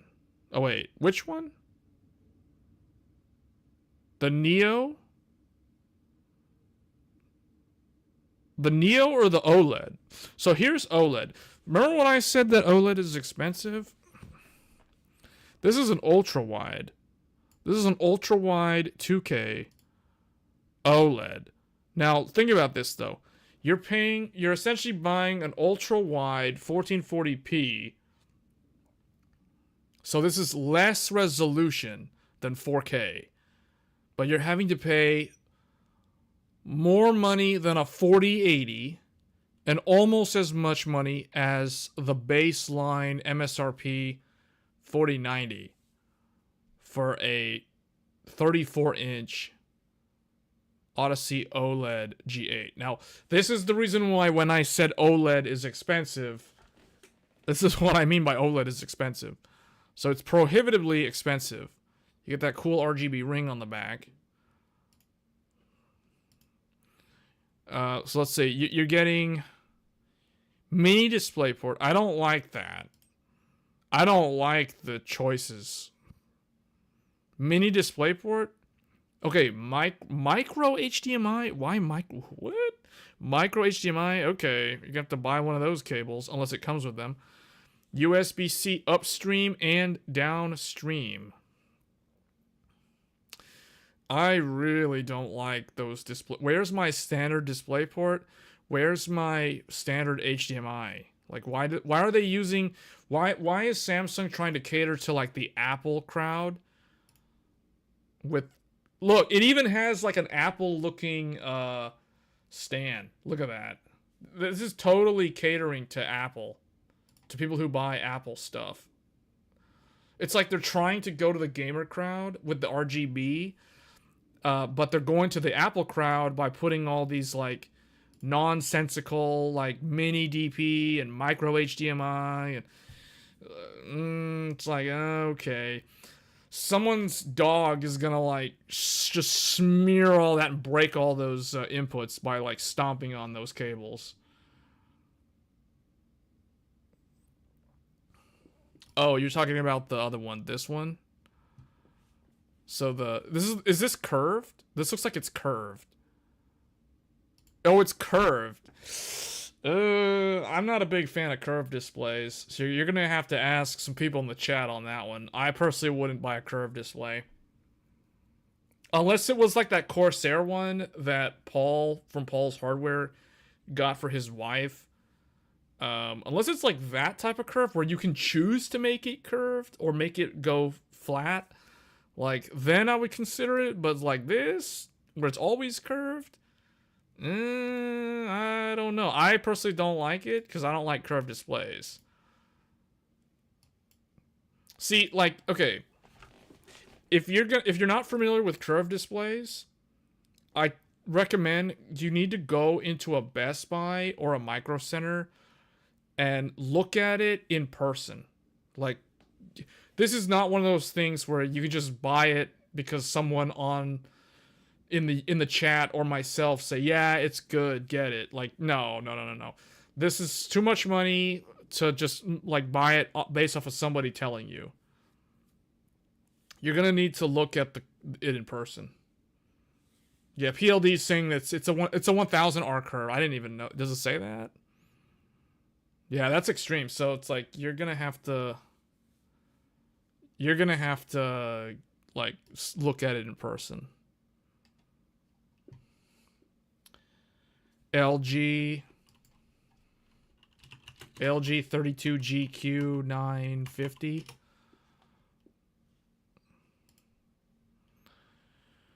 This is a 32-inch. 4K. Okay, it's 4K. Flat panel Ultra Gear. FreeSync Premium. At these price points, they all better be FreeSync Premium.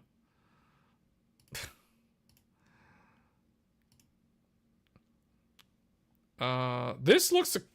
The stand on this looks kind of like my 24-inch monitor stands.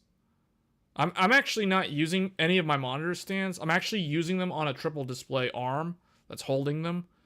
But this looks kind of like the AOC 24-inch monitor, the way the stand looks, at least, the way it connects with the height adjust. This actually looks pretty good to me. Like, it looks really expensive, though. So, like, it's IPS... I don't know. This looks like it's too much. I personally wouldn't buy this because it's just way too much money. What's the HDR on this?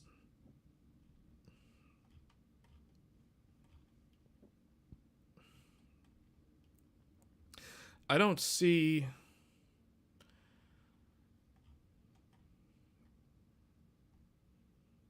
It's funny how they have to advertise the G-Sync one, even though it's the same thing. Like,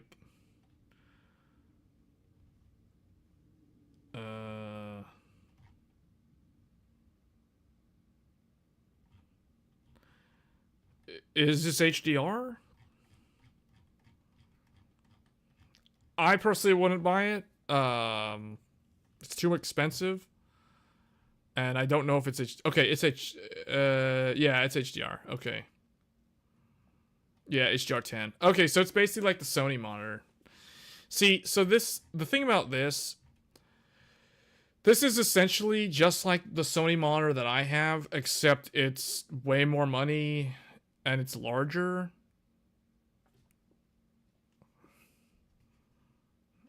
I don't know. It has a better stand. It definitely has a better stand if you're going to use the stand. 1 display port, 2 HDMI, USB 3 upstream, downstream. It looks a lot like the Sony monitor, except it has less inputs. Does it have built-in speakers?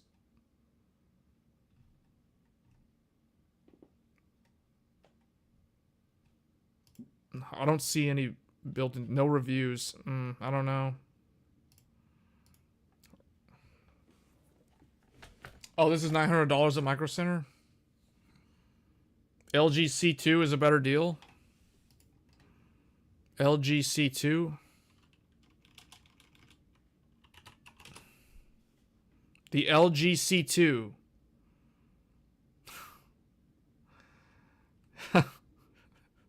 Yeah, yes. Yes, this is a better deal. This is a better deal. 83 inch. Okay, hold on. What's the smallest one? 42? 42 inch is the smallest one. I mean, I guess it's a better deal because it's giving you more screens. Oh, it's OLED. Wait a minute, this is OLED. This is a nice TV. And it's actually under $1,000. I'm surprised. Okay. It's kind of small though. Like, see, the problem. Yeah, this is nice actually. This is really nice. The problem with OLED is like, okay, anytime you find an OLED TV that's under $1,000, it's always the wrong size. Like in this case, it's one of those things where it's like for a monitor, I would do like for 4K gaming monitors, I would go from 27 inch to 32 inch. I wouldn't go above 32 inch if I was buying a gaming monitor for 4K.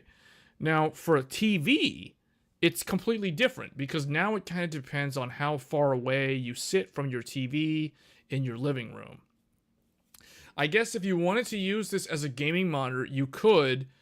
Definitely, out of the sizes, the smallest one is the only one that remotely makes sense as a gaming monitor for a PC.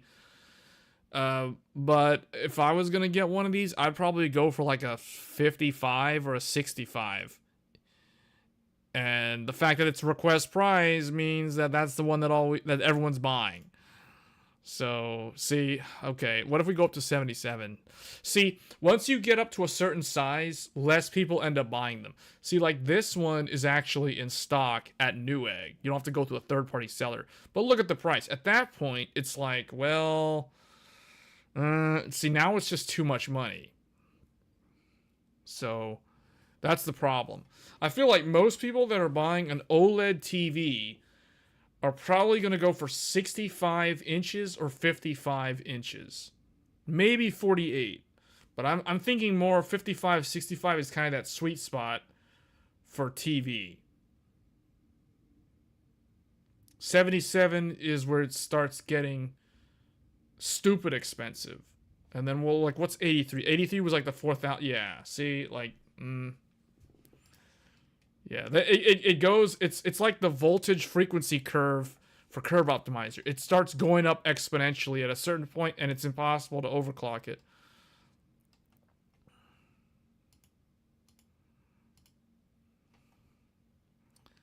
Yeah, so, I mean, this is...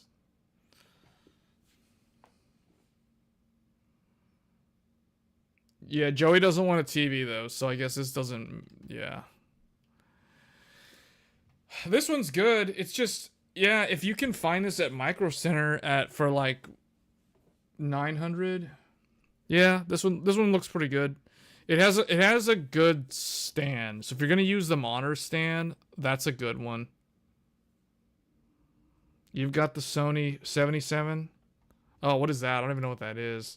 Sony A80J. The A80J. You got the 77 inch. I can't find it. Oh, I'm only seeing the 83 and the 55. Man, where's the 77? They all have just the apparently Waltz TV is a third-party seller on Newegg that specializes in selling TVs, because that name is popping up a lot. You sure you got a 77? I can't find the 77. Maybe it's a different generation. Oh no, this is a different one. This is not A80. Oh, it's finding a bunch of A90s. That's what it is. I typed A80, but it's not. I guess this is a newer model. This is probably a newer model.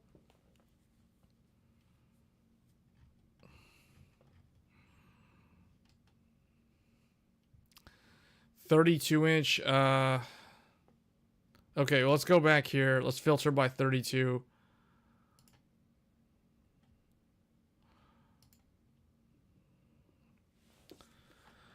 And I think I did 4K. Okay.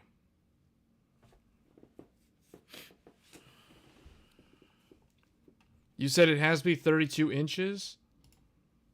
I wish Newegg would let me choose just 32, not, you know, like this. Oh, hold on, let's do, oh, no. Okay, here we go. Just remove all of these. Well, we'll do 31.5. Okay, so here's 32-inch gaming monitors. I kind of think the Samsung...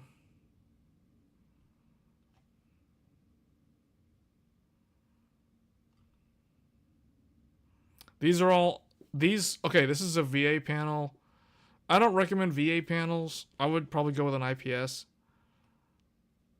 There's one that Gigabyte has that a lot of people recommend. I forget the model number, though.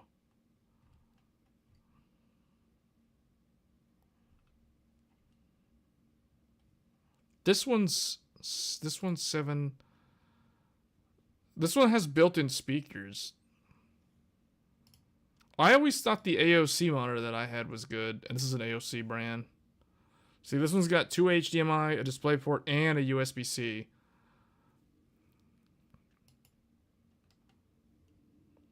The M32.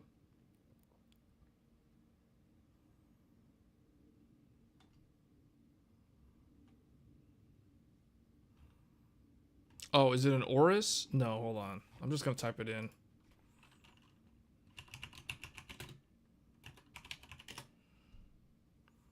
Here it is. Is this it? Why are there... What's the difference? This one has a KVM. I guess. First one. Okay. Okay.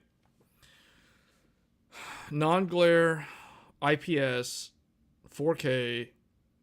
It's not a curved display. 90% DCI P3. So I think it's... I think that means it's very similar to the Sony monitor. 144 hertz, 120 hertz console. This is okay. It's the same. HDR display, HDR 400. I think it's the same. Might even be the exact same panel.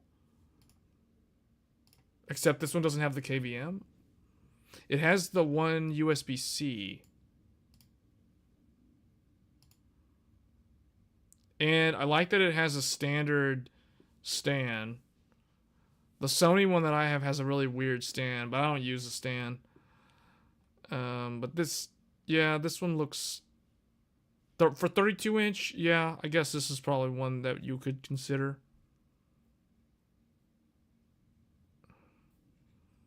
Narrow it down between the 30... Well, the Sony is a 27-inch. You can't get the Sony in a 32-inch. So if you want a 32-inch monitor... If you want a 32-inch monitor, you can't get the Sony. You have to choose between that LG and probably this Gigabyte. That LG, was that the curved one?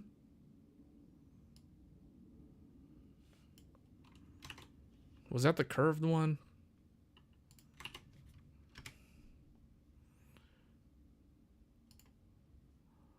Oh no, this was a flat. Okay, this was a normal one. I like the stand on this one. So this one is display HDR 1000, whereas the other one was not.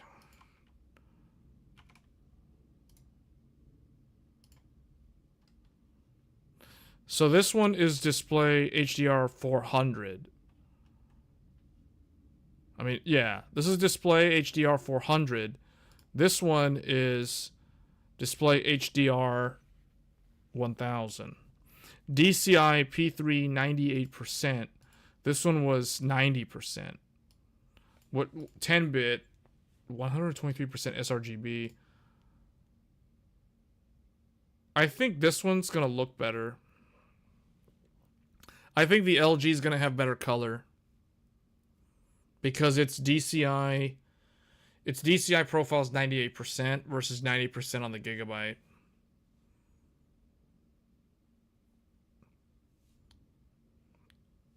So Well, the thing is,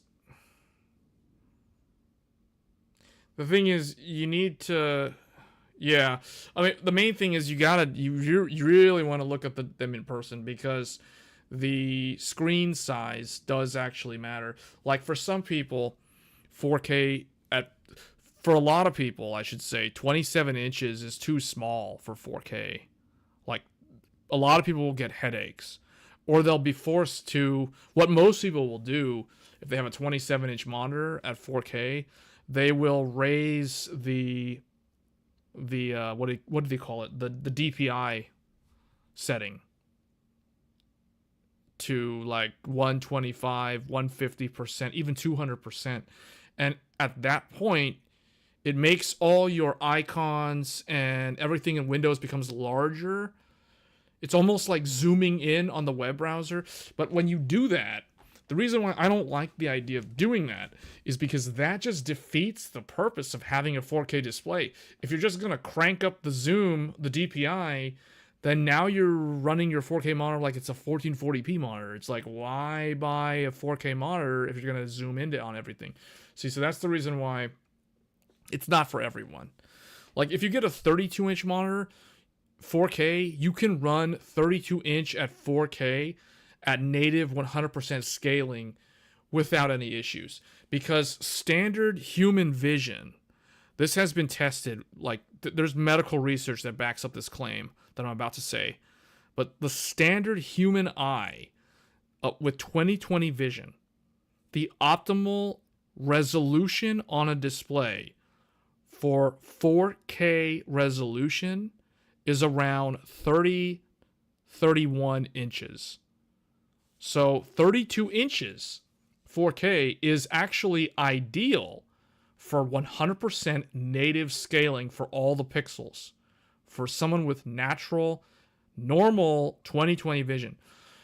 If you go smaller, say 27 inches, and you're running at 4K resolution, native 100% scaling in Windows, now you have what Apple would call a retina display.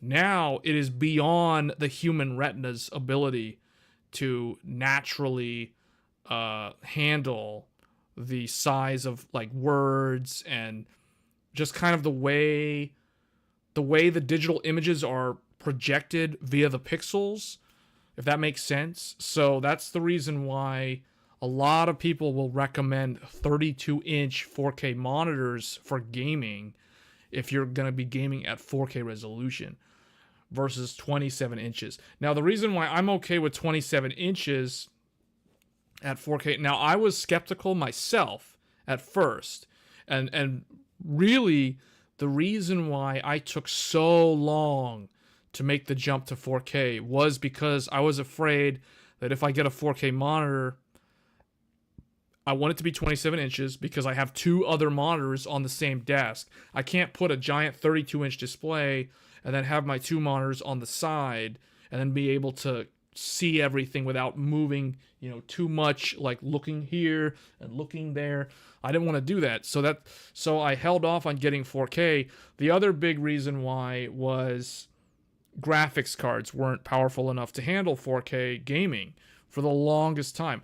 In my mind, the first real 4K graphics card from NVIDIA technically would be the 2080 Ti, but even then, the 2080 Ti did not age well for 4K gaming. So that was kind of a no-go for me, and that was way too much money back then, right? That was when graphics cards were still normally priced, or I guess priced at sane levels.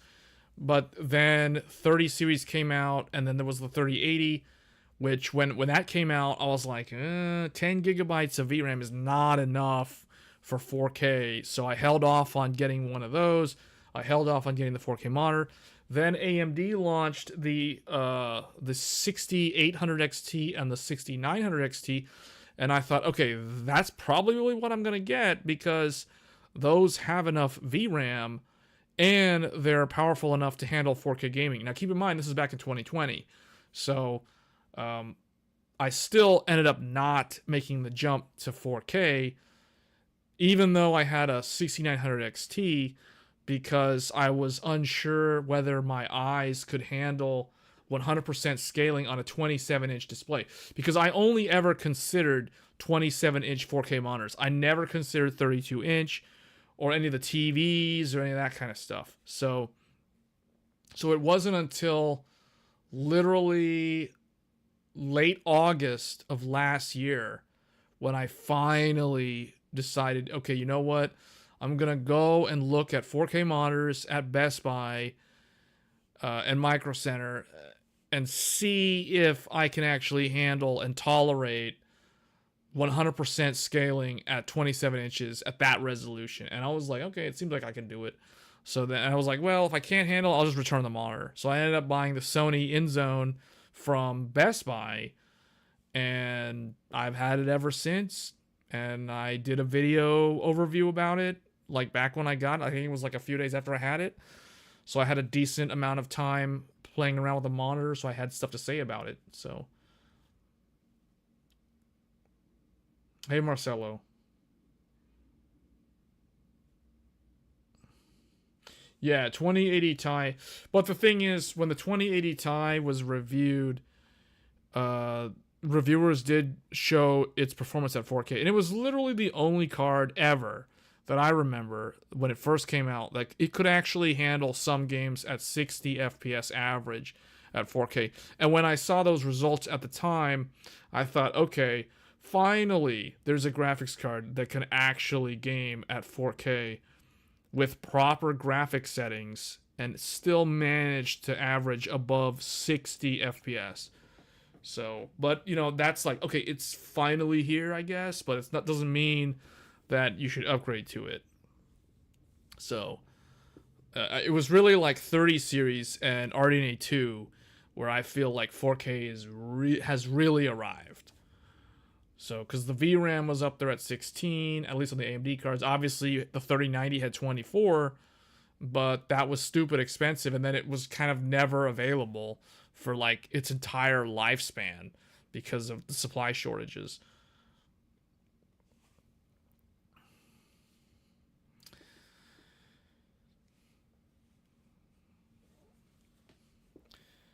Yeah, this one, I mean, I guess my question to you, Joey, is currently, what monitor are you using when you're benchmarking, like in 3D Mark? Like, what monitor do you currently use to do those tests in the first place?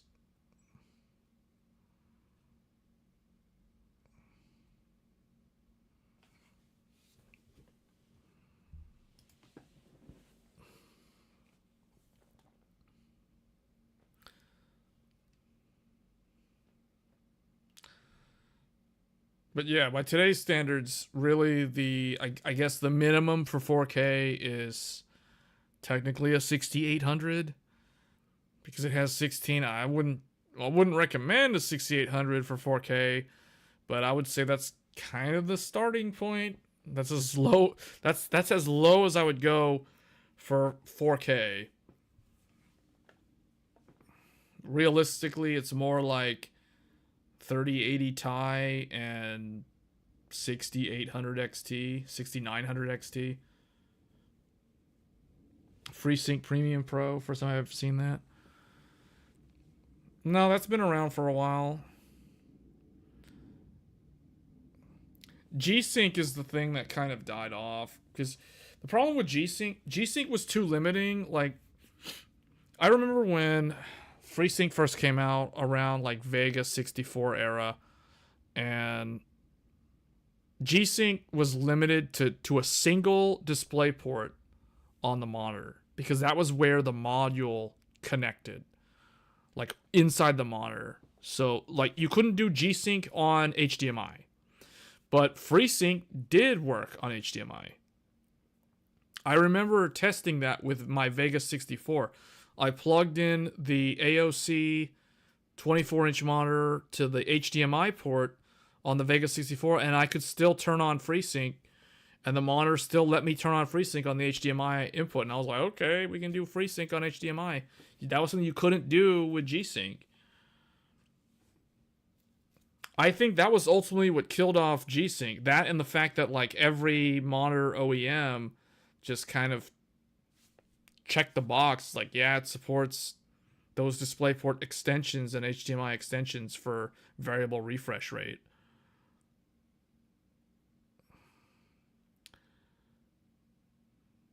You have a 4K Dell, but the monitor doesn't matter in 3D Mark because it figures all that to be the same. I was going to ask, do I need... You want G-Sync compatible. Forget about G-Sync. No, actually, what you want to look for is like FreeSync Premium is really what you want to look for. G-Sync compatible is just a synonym for FreeSync.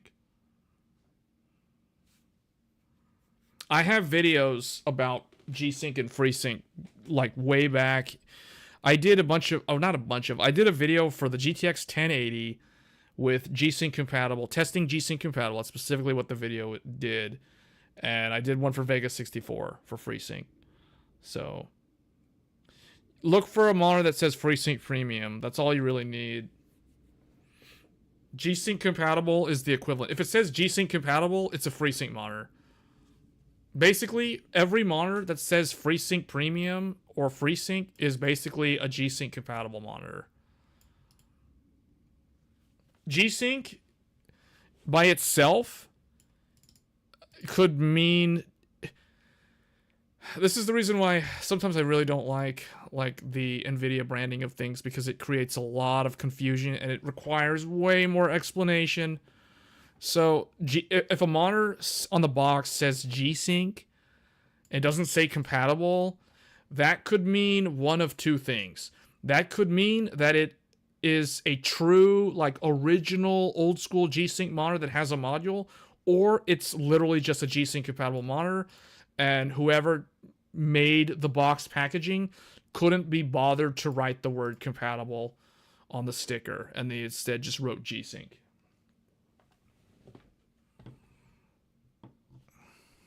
Okay, so I guess real quick, there was two other things that I wanted to do. So one of them I do want to mention. So there was an article posted today about this new AV1 video encode single slot card that's meant to go in servers for the data center.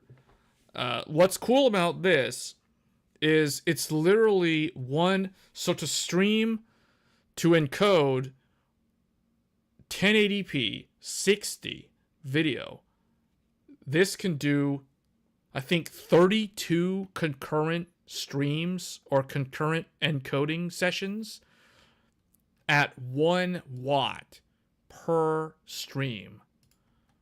So this ASIC is based off of technology from Xilinx. So for those who follow semiconductor chip manufacturing, not manufacturing companies, but chip design companies. So think obviously AMD and NVIDIA, but Xilinx is a company that did ASIC designs and FPGA designs for specific use cases. And AMD acquired Xilinx last year. So now anything that Xilinx makes is now going to go under the AMD branding.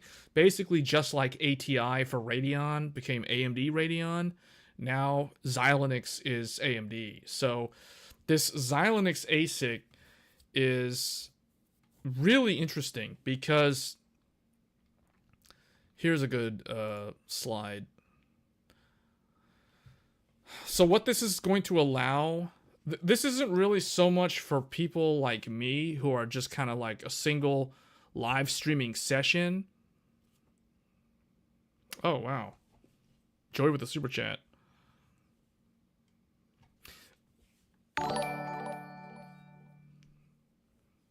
Yeah, no problem. Let me know tomorrow what you end up doing, like what you end up going with, whether it's that LG or something else. Because the thing is, you might go to Micro Center tomorrow thinking about the LG, but then you might see something else that we didn't even talk about that might actually end up being better for your use case. So I'll be interested to see like what I would recommend you do when you go there tomorrow, ask the sales guys if they have any OLED displays so you can look at an OLED display, because I know we talked a lot about IPS panels. So like this one, the LG is an IPS panel, but I really think if you can find like an OLED gaming monitor, if they even actually exist, that would be really interesting to see in person. Because if they do have one, I definitely want to look at it. I obviously won't be able to afford it, but I want to see what it looks like in person as an actual gaming monitor, not just a giant TV, like an actual gaming monitor that's an OLED display. But I really think that that's going to be the future of display technology. Like 120 hertz is going to be the standard, and OLED is going to become the standard technology in the long run. So it's kind of like my final thoughts on that. But what this is going to do, so these type of ASICs are really going to bring, it's going to usher in the era of 4K live streaming is what this is going to do. So think of, when I say live streaming, okay, we think of YouTube, Twitch, on-demand live content.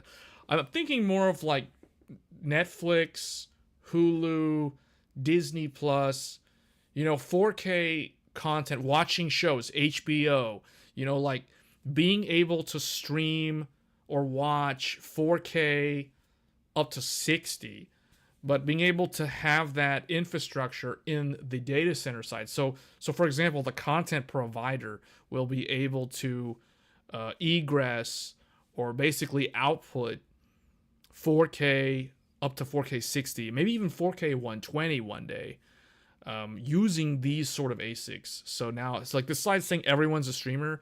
Yeah, but the thing is, like, I don't think everyone's going to have one of these cards in their computer. So it'd be interesting though. Like the price point on this, I think, is like $1,500. So it's more expensive than a 7900 XTX, almost up there with a 4090. But the thing is, like this thing can allow you to encode, like I think the number, I'm pretty sure it's in here, 32 concurrent. Yeah, you can do 32 concurrent streams. So that means if somebody has this card in their PC, they can stream to YouTube, to Twitch, to Ustream, to Nico Video, assuming they still exist, and like basically however many different website content video sites they want to. With this single card, they can stream their gaming or whatever they want to do. Like they can live stream essentially to every live stream website available, like from their single PC. 1080p 60, they can do like 32 streams. If they do 4K, I forget what the number is. I think it's like eight or a dozen 4K 60. Like that's crazy. You can even do like 8K AV1 encoding, because the thing is, this is all utilizing AV1 encoding, so the efficiency is just insanely good. Like 1 watt per 1080p stream.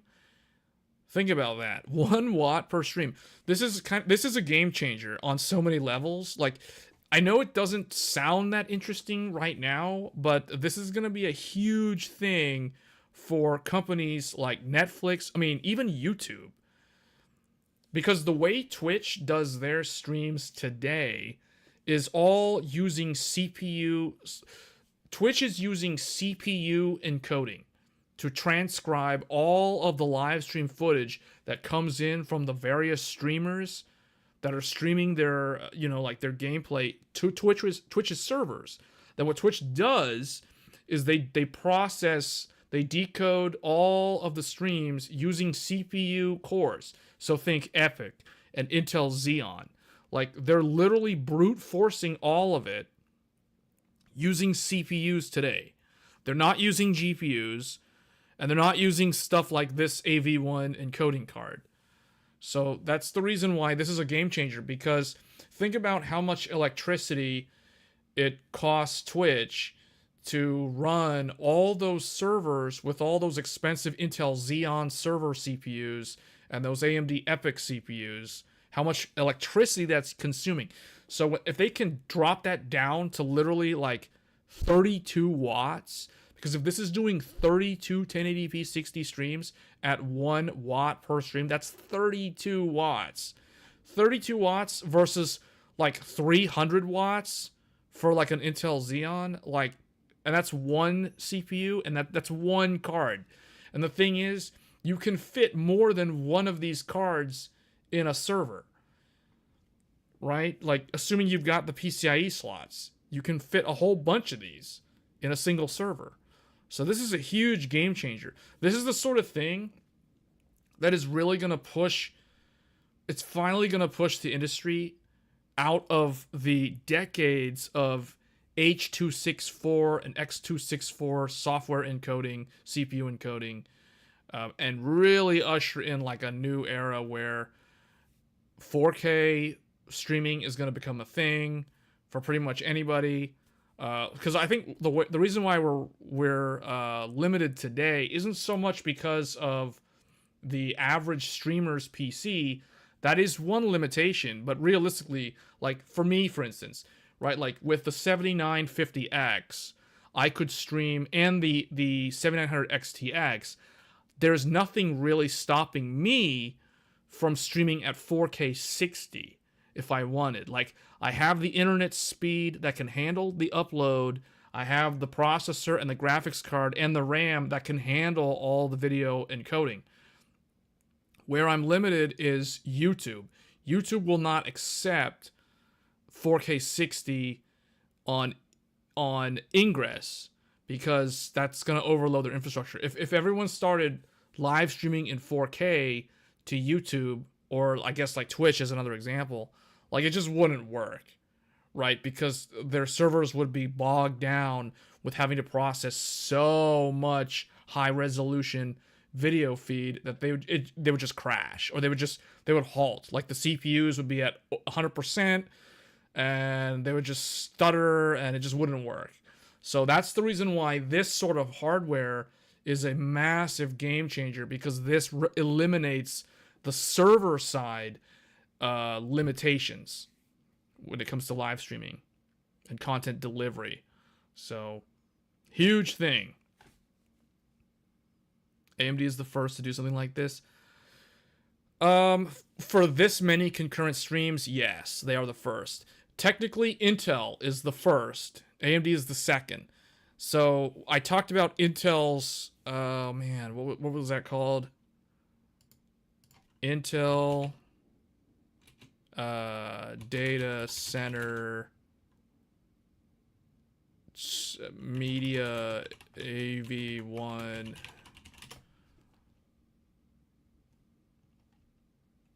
Flex. This. Intel was the first. Intel had the data center GPU Flex series for media processing and delivery. So they call it a GPU, but it was the industry's first hardware-based AV1 encoder in a GPU, which provides over. So basically, Intel was the first. But the thing is, Intel's solution. Okay, hold on. Okay, yeah, Intel's the first. 30 plus simultaneous 1080. Yeah. So Intel and AMD both have the same thing now. The GPU, they're calling it a GPU, but it's interesting because this is more like a media encoder. So basically, Intel and AMD both have this technology. So, but I think what's different is I think the big thing for AMD is the power consumption. Because the AMD one is literally 1 watt. 1 watt per 1080p 60 stream.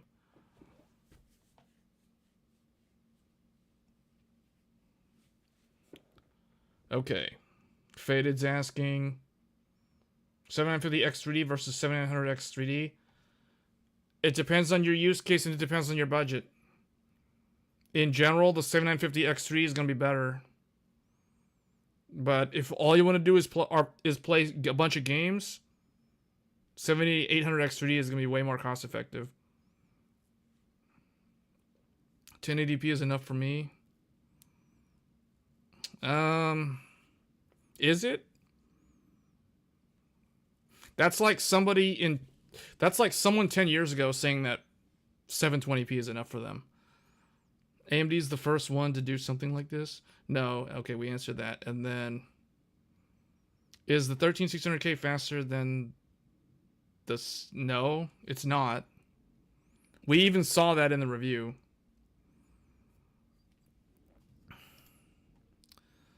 So this is a huge thing. Okay, so I guess the final thing that I wanted to do on this stream was, I guess, let's do some budget builds.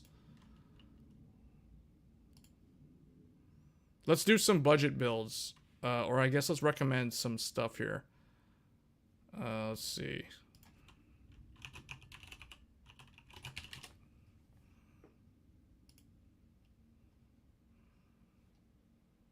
Okay. So let's see. Do they have the...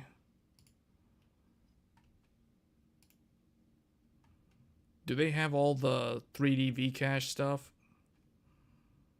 They have the two. Okay, they do have it. So let's do like a... Let's do a 7800X3 build. What do you guys think? You think we should do...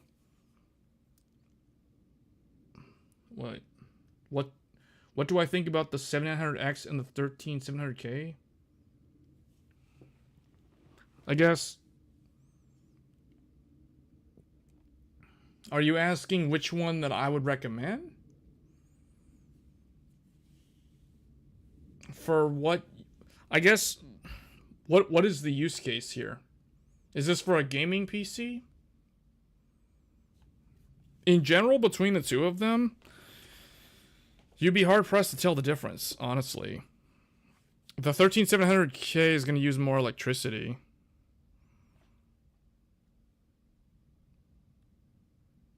Do this one first, then the ultra mega budget one will probably AM4 compatible. Okay, or AM4 components. In general, I'd probably say 7900X, mainly because you can change the CPU for a newer one while keeping the same exact build.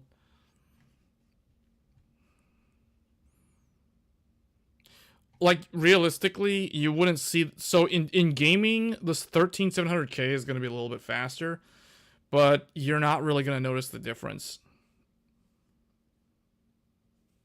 And the other thing, too, is you don't have any kind of future upgrade with the 13700K. That's the main reason why I would probably go with the 7900X. The other thing, too, is if you choose to go with DDR4 on the 13700K, you're going to be leaving quite a bit of performance on the table, unlike with the Alder Lake CPUs. So that's the other thing. So it's today in gaming, the 13700K is faster than the 7900X most of the time. Not all the time, but most of the time.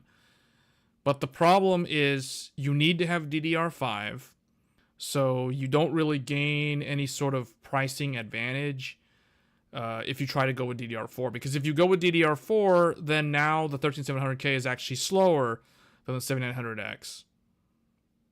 Except in some games where it still ends up winning because of the code path differences. Like, I guess Hitman is one example. Okay, so the CPU cooler... This is what I would get. I'd get this.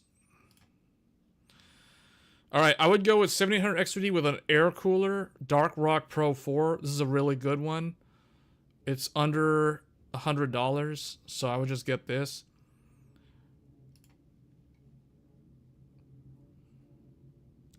Is it a good decision to buy a 7700X and the next year upgrade? Yeah, you have that option. Yes. I mean, that's a totally valid decision.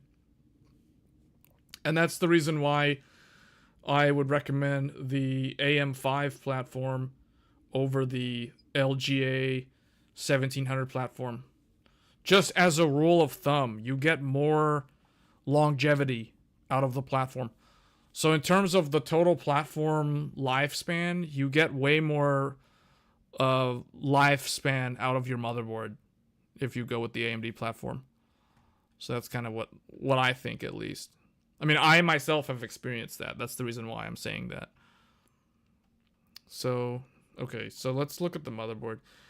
I tend to prefer the B650E, but I don't want ITX or MATX. What do you guys think? You guys think, let's see. They don't have any Gigabyte board? Why aren't there any Gigabyte boards? How is this? Is there like a complete shortage? I guess what we should have done before we started doing this, we should have determined what is the overall budget. B650 Live Mixer, is that on there?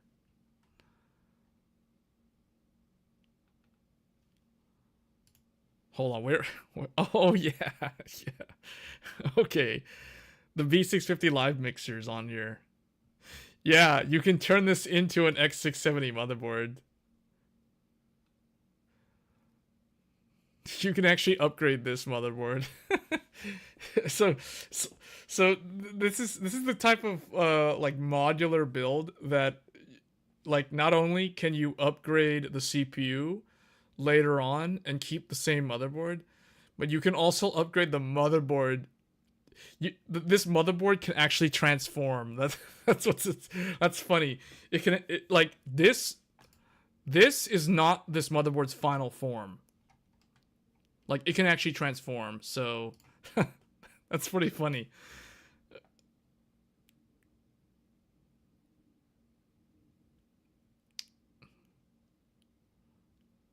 I don't know where Gigabyte's at. I don't know what happened. I was gonna go with a Gigabyte motherboard, but apparently this website doesn't have them. So I would probably say, for budget, I would probably go with G-Skill Flare X5 for 115. Unless you guys want RGB. But see, then that's not the fast speed. So I would go with the... Oh wait, 106? Corsair Vengeance versus G-Skill Flare X. Oh, cast latency 36. Okay, it's the same. These are Samsung DIMMs, by the way. See, I can tell just by looking at the numbers if it's Samsung or Hynix or Micron. This one from Corsair with the RGB. This is Micron. This is Micron memory. It could be Samsung, but it's probably Micron. We'd have to look at the 40. Yeah, this is Micron. It could be Samsung, though, but I think it's Micron.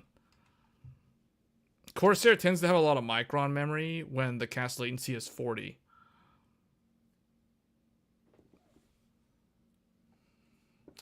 It can transform into an X670 motherboard.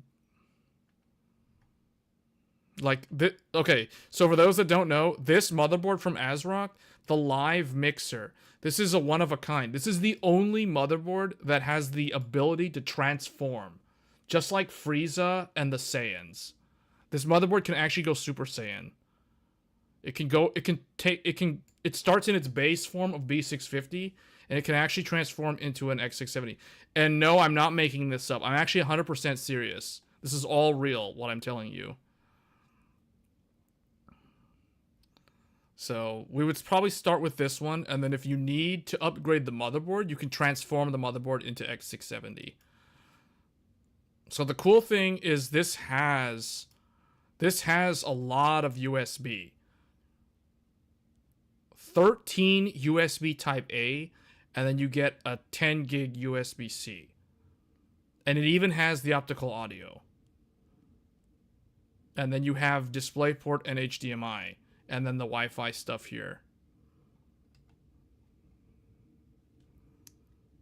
Got that Optimus Prime motherboard. Yeah, pretty much. So I guess for the RAM, I would go with this one, the Flare X5. For 115. There was a Corsair for like 100. Oh, 106.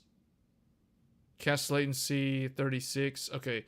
What's like the TRAS 76 versus, I think the Flare X is better. This one's probably going to be better.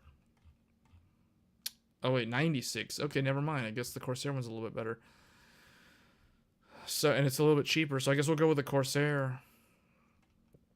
Corsair Vengeance 6000 CL36. This memory is probably Samsung.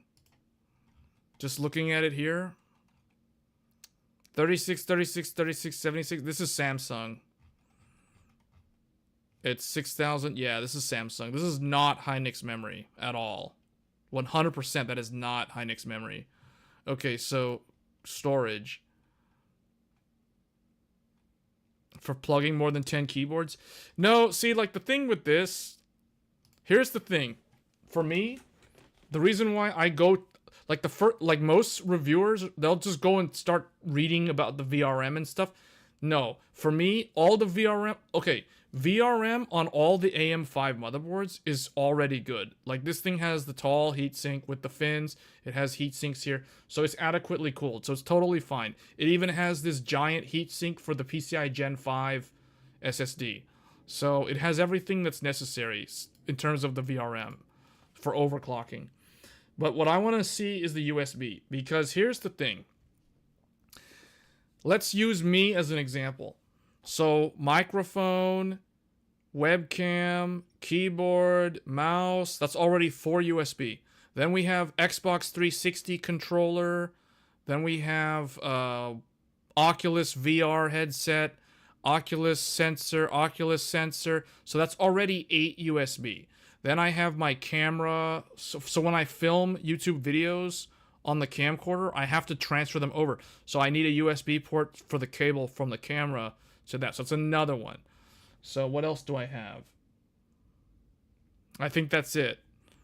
So I myself need at least 9 USB ports on the back to be available immediately. So this one has 13, so that's good. Oh, the other thing too is the external Elgato HD60S. That needs a USB 3 type A port. So that's another one. So I actually need 10 ports of USB. Like starting, just straight up. Like I need 10 minimum. So on the back. So that's just one example right there why this actually matters.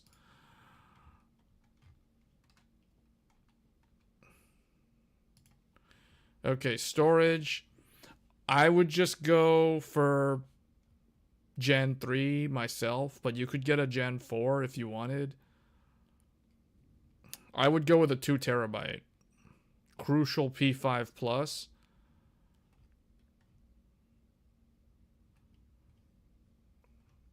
Four terabyte is still too much money. So I would just go with 2 terabyte. 1 terabyte's too small. Crucial P3 for 124. Samsung, oh, that's 500. This is actually pretty good price though. This is actually pretty good. 4 terabyte? 4 terabyte for 225? So wait a minute, how much was that? That 2 terabyte? One. Okay, that's still pretty good. But you know, the best time to buy SSD drives is in the fall, in Q4. During the holiday season, you'll find really good deals on the NVMe drives.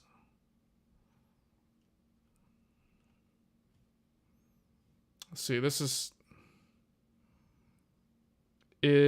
this 13600K faster than the 5800 X3D in gaming? Sometimes it is, but oftentimes it's not. So it's kind of a wash between the two of them. I would say in older games, the 13600K tends to be faster than the 5800 X3D.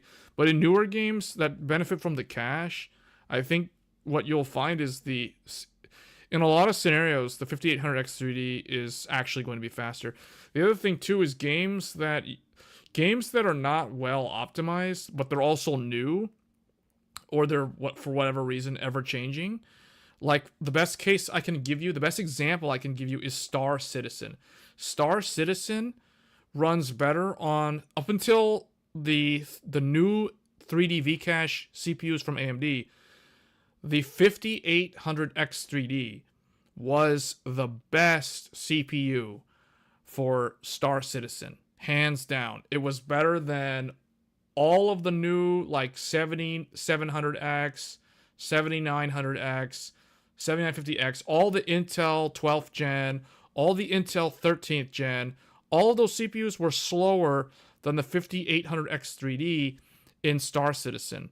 Now, that all changed when the new AMD, 7950X3D, 7900X3D, and now the 7800X3D. Now, those CPUs are the fastest CPUs for Star Citizen.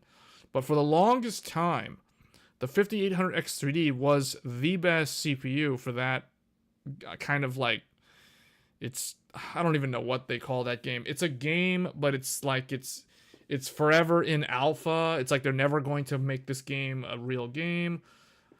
It's hard to say, but go ask anybody that plays Star Citizen, and they will tell you that the 5800X3D is the best CPU for gaming, because Star Citizen has forever been an unoptimized mess, and the Vcache CPU was able to brute force its way through all of the unoptimized garbage in that game and actually average above 60 FPS. Is there really a critical difference between running games from a SATA SSD and an NVMe one? Most of the time, no. But I would probably run NVMe. Especially because with games like Spider-Man, with the Sony games coming to PC, and with the direct storage technology potentially being implemented in future games, I would recommend NVMe if you're going to be playing games on the PC. So I would go with NVMe. Now, the thing is, the Gen 3 versus the Gen 4 versus the Gen 5, that is where you don't really see much of a benefit. Literally, you would have to be playing a game like Forspoken to see any significant difference in terms of performance. So I personally would just buy a Gen 3. So like I would go with, well, this is kind of expensive for Gen 3. So I'm looking for 2 terabyte. This is actually pretty decent for 2 terabyte. It has to be less than 200. So for me, 2 terabyte has to be between $100 and $200. 1 terabyte needs to be under $100, but I wouldn't consider 1 terabyte because it's too small. So I like the idea. This one at 130. This one at, okay, we're just gonna go with this one. That's a 2 terabyte Gen 4. So yeah, for one, okay, that's good. Does it deserve to upgrade at the moment for people that are sitting on AM4? Not really. I really think that if somebody is on AM4 today and they're on a 5800X3D, they don't need to upgrade. The same thing goes if you're on a high core, like for example, 5950X. If you have a 5950X, you don't need to upgrade today because it's not really... Like, yes, the new AM5 CPUs are faster, and the Intel CPUs are also faster than the 5000 series.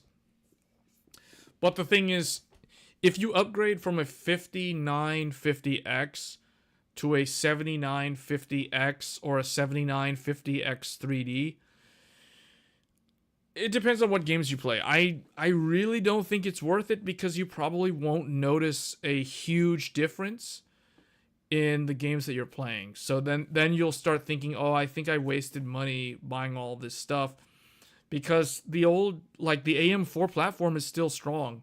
provided you're on Zen 3. Now, if you're on Zen 1 or Zen 2, then it makes more sense. But then I guess the counter argument there is if you have a motherboard that supports Zen 3, you can just update the BIOS and buy, like a 5800X3D. And that's what most people will tell you. So it's one of those things where AM4 was so successful and lasted for so many generations that if you upgrade, or if you're on the final generation of AM4, so in this case Zen 3 or the 5000 series Ryzen CPUs, you don't really need to upgrade from that because it's still going to be good. Especially if you have the 5800X3D and you're looking at gaming performance. Okay, so let's choose it. Now here's the big one. This is the most controversial topic. Choose a video card. Now, did we establish the price point? Are we trying to be under $1,500? Like, I guess what's the criteria here for this build? I don't think we established what we're doing. I don't think we know what we're doing. We're just choosing parts. So I like this motherboard because it can transform into a full X670. CPU cooling, air cooling is good. You don't need anything better than this for this CPU. So that's fine.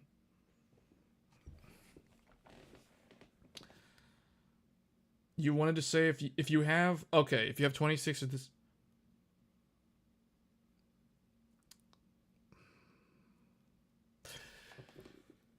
I would say in most cases, for most people, I would say that it's better to just get the 5800X3D. You save so much money that way. However, if you are considering a higher core count CPU, like for example 12 or 16 thread, then I think there is an argument in favor of AM5. Because the reason why I say that is because yes, you could go from a 2600X or a 3600 to a 5950X, and that's still going to be a substantial upgrade. But the 5950X, if I remember correctly, like what is the price of that? That is... Are we only looking at AM? Oh, because of the motherboard, I can't see them. What is that priced at? Let me see.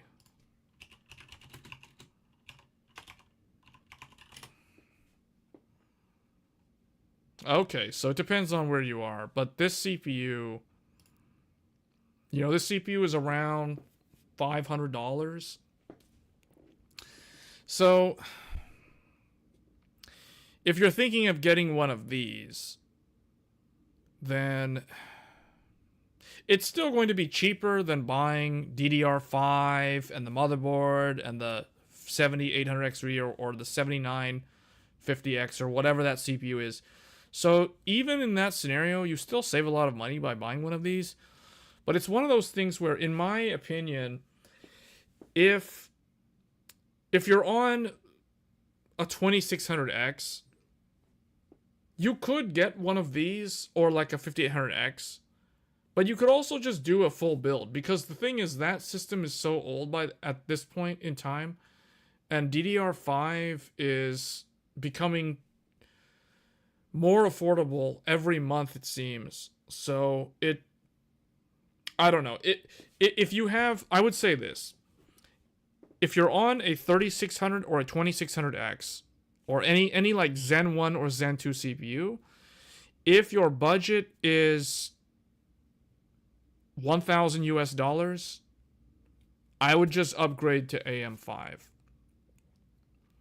If your budget is less than that, then I would say save them. Okay, I mean, the options are like buy the 5000 series or save some money and then just do the full upgrade. That's the way I look at it. Because yes, you could get one of these Or you could just get the 5800X3D, assuming we're talking about gaming, because I think that's what we're talking about. Right? This is a gaming. So, yeah, I mean, this is... Yeah, the CPU... The reason why this CPU is so popular is because you can take an old PC from 4 or 5 years ago, maybe even 6 years ago. Yeah, because Ryzen is like 6 years old now.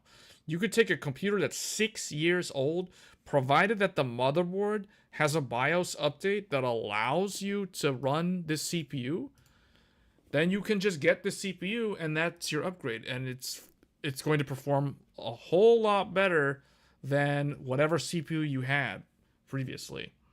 So that's the reason why this CPU is so successful. And that's the reason why I think anybody who adopted the AM4 platform, they understand, you know, the nice thing about it is not just the fact that you have upgrade options along the way, but now you get to a scenario where there's a new socket, but now you have the choice. Not only do you have the choice of choosing from all these other, you know, Zen 3 CPUs, but now there's also the choice of the entire new platform.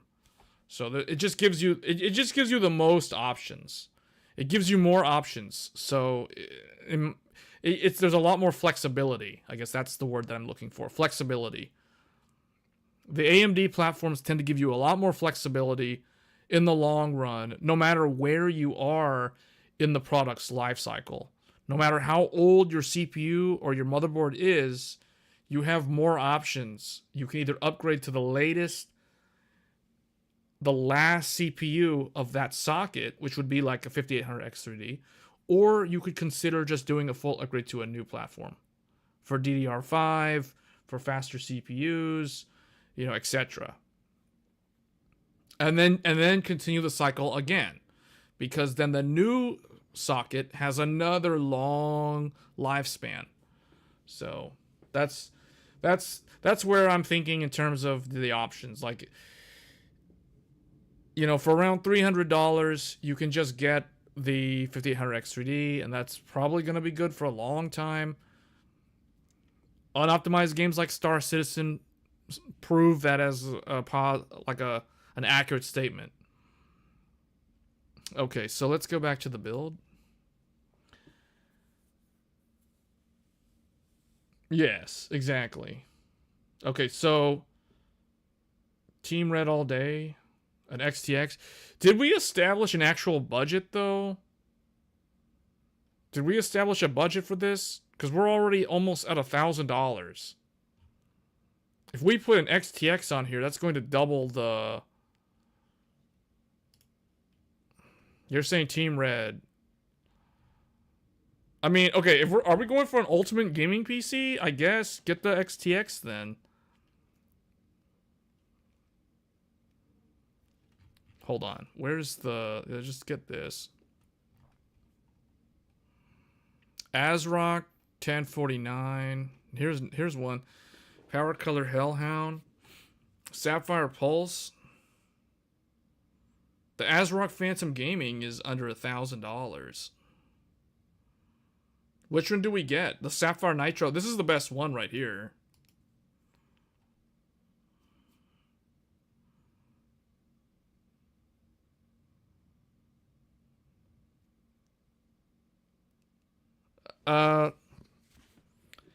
You mean, will the 5800X3 be a better upgrade than the... Well, you're talking about two different components, though. CPU and a GPU are completely different things in terms of how it's going to change the behavior. So I would probably get the 5800X3D before upgrading the graphics card. You get the Nitro. Yeah, well, the vapor chamber issue doesn't even exist anymore. That was already fixed. Yeah, okay, we'll just get this. Man, that...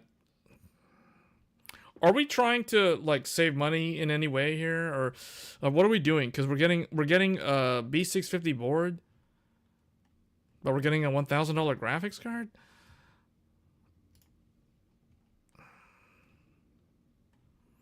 Okay, let's go with let's go with the fractal torrent RGB. Where is that at? Hold on, where's the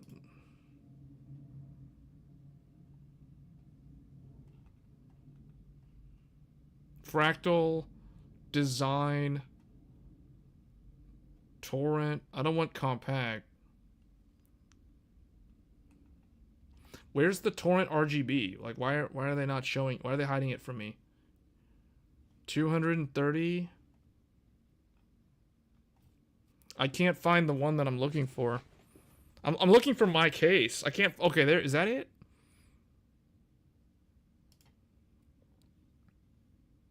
Is this it?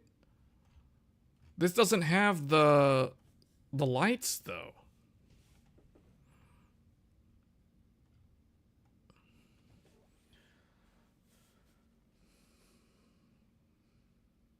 You could save in using Linux instead of buying a Windows. Yeah, but then some of the Steam games won't work. I guess this one. This is really annoying. They're not showing me the RGB one. I don't want the compact. 213. Why are there all these different ones? I might just not get a fractal one at all. 206. You know what? Forget about fractal. Let's look for somebody else. Get Corsair or Leanne Lee. Corsair 5000. Okay, at least it's under $200. These cases are super expensive though, man. 7000D. What case should I get, guys? I don't know what case to get. I was going to get the fractal torrent. I can't find it. I can't find the one that has the RGB fans. How much space does this case have for a GPU? The Nitro is a long one. Yeah, the torrent can fit the Nitro. That's why I'm looking for the torrent. Okay, you know what? You just do it. Look, I'm just going to grab it. I'm just going to find the first one I can find.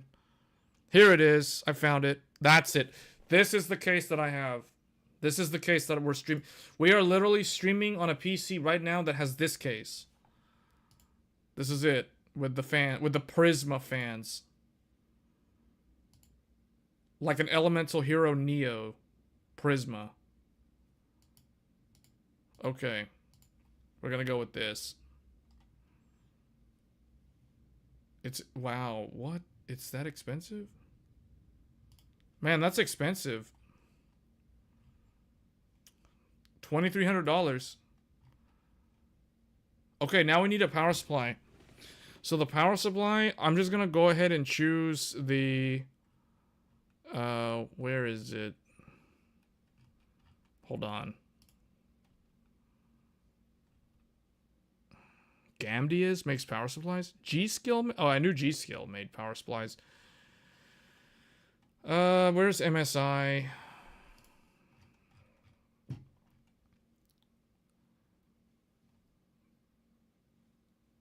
This one. There it is. Okay. That's a lot for a power supply. Okay, there's the power supply. This. Are we done? Operating. Oh, we have to get the operating system. Okay, the operating system we'll just skip because we'll just do URCD keys or whoever, those, whatever. So, and then the monitor. Do we really need a monitor? Just use the old one. Oh, okay, Joey's monitor. Joey's monitor. The LG. Or maybe just get the Gigabyte. That's gonna be a lot more affordable. 4K. I'll just get the Gigabyte because it's 500. Hold on. First of all, eliminate all this, put 4K. HP Omen, that's, whoa, what is this? 65, oh, that's a TV. Pro Art, that's, I like how the Gigabyte is like the third one on the list, and it's so much cheaper than the things that are surrounding it.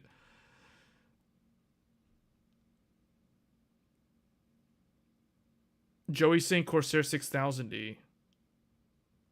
I mean, yeah. Or 5000D. I was considering that before I got the fractal case. 650 watt just to live dangerously? No. $530 for 4K is actually amazing. Yeah, considering it's 144 hertz, 1 millisecond gray to gray, IPS. IPS 16, yeah. I might just go with that one. Here's a 60 hertz LG for 220.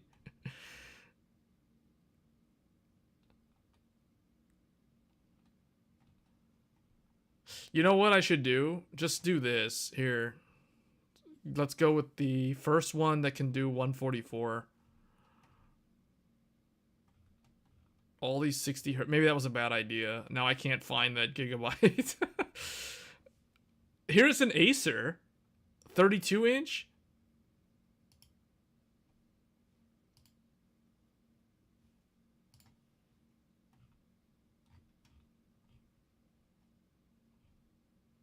It's a VA panel.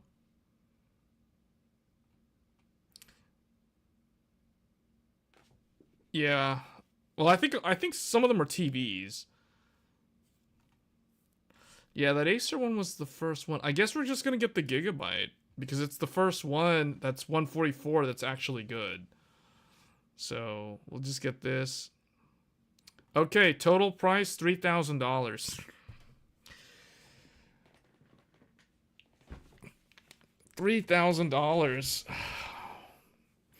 Do we need to get like a oh, well, they don't have like 10 gigabit LAN. Hold on, do we need an optical drive? There's none. There's no optical drive. We don't need any of this stuff.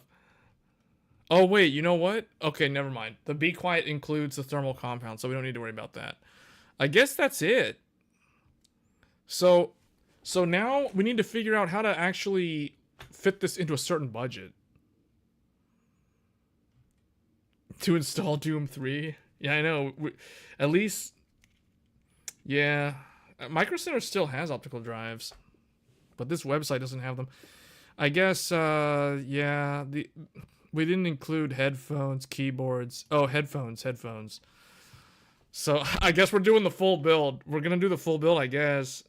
So we need everything. We need all this stuff too. What do you guys recommend? I would say, is the Sennheiser 560S good? Is this good? So for those wondering, I'm actually using Sennheiser headphones right now. I'm using Sennheiser HD558. Yeah, these are... Where's the number? Yeah, these are Sennheiser HD558. I've had these for 10 years, or maybe even longer. Still the original cable and everything. So, these are legendary. Probably, I don't know if I'll ever upgrade my headphones or change headphones. It's funny because the other PC, so the benchmarking PC, and I guess if there's anybody in the chat who knows headphones, PLD seems like he knows what's up with the Sennheiser. So this pair of Sennheiser headphones that I use with the benchmarking PC, which is the 7950X3D, this one is the...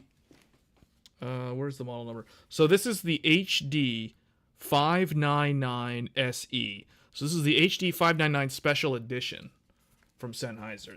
That's what I use on the benchmark PC. And then the one that I'm using right now, I said it was the 558. I kind of like the 558 more because the mid-range is better, whereas I feel like the highs on the 599 is a little bit too much. So I don't know. I tend to prefer a more neutral tone when listening. You still have the floppy in the older computer? I still have my Blu-ray burner in the home server PC. Actually, the benchmark PC has a DVD burner in it. So the 7950X3 has access to a DVD burner. So the only PC that I have that doesn't have a DVD drive, funnily enough, is the streaming PC. So the 7950X, that one doesn't have an optical drive because it's on the Fractal Torrent. So have we figured out what we're going to do about the headphone stuff? I think what I would go with, honestly, is the Audio Technica. If we're trying to save money, I would go with Audio Technica. Where are they? Audio Technica. There's a really nice... Micro Center has these, and I was tempted to buy them if I can find it on this list. But Micro Center has some really nice gaming... Is it this one? No, it's not that.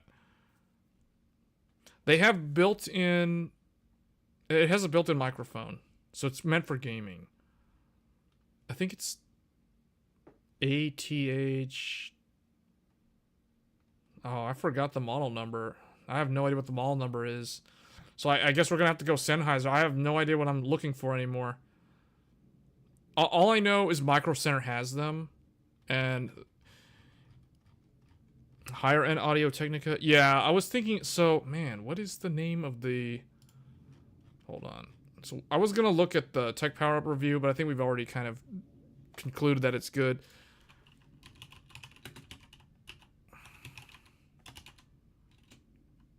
CES. Is this it? This one?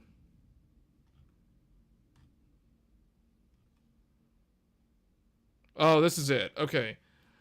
Gamers are in for a treat. Audio Technica is now firmly into the gaming headset territory with the ATH G1 wired analog. And... yeah, I think it's this one. ATH G1.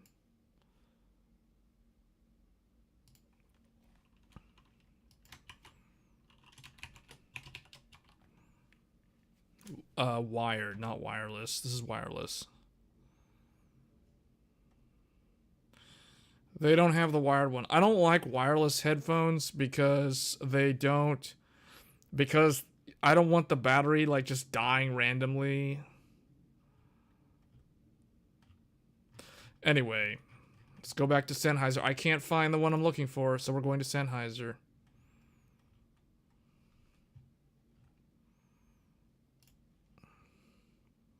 Cheap out by getting bootleg AirPods.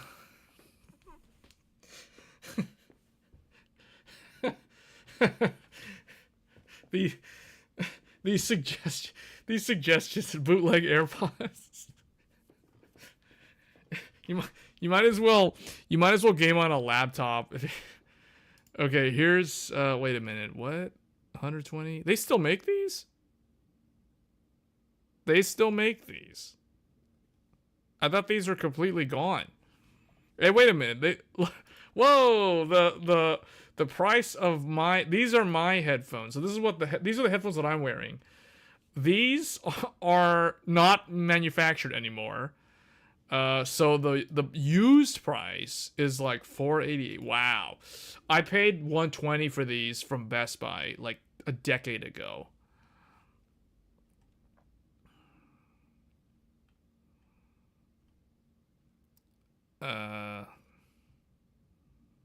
Why is this so much harder than it needs to be? I guess this is a decent price. I don't know if these are good, but these are a decent... Oh, wait, here's the... Okay, I know these are good.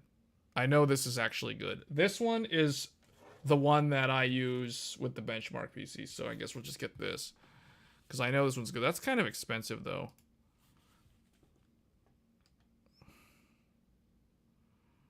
But I know these are good, so I'm probably gonna go with those. 265 for a Sennheiser HD seems like a good deal. Where was that?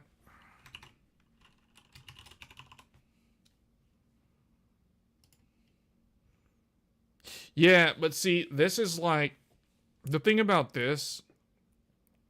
These are really nice, but these are more like entry level studio headphones, if that makes sense. So these are more for like editing as opposed to listening. Well, I mean, editing to listen. Oh, well, okay.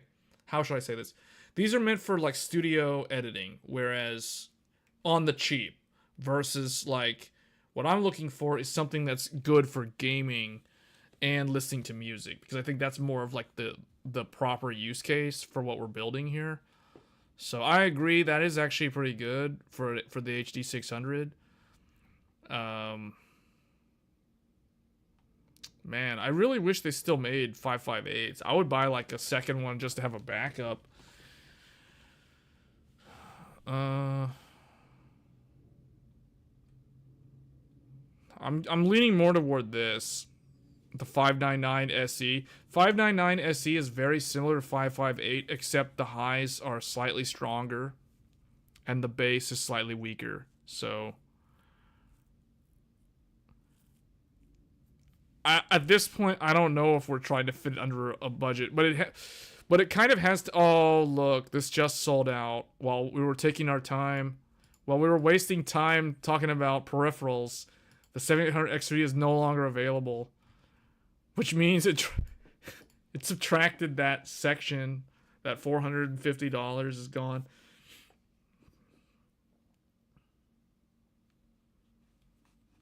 Okay, so does this mean we need to try to look into fitting this into a budget now because we've lost our 7800X3D to scalpers and bots? Well, this failed. This failed. The scalpers and bots like grabbed the 7800X3 while we were wasting time looking at headphones and monitors. How much is the non-X? It's probably pretty cheap, actually. Let's change this. We'll have to get a different CPU now. That's completely gone. Well, you know what? It's... Oh, right here.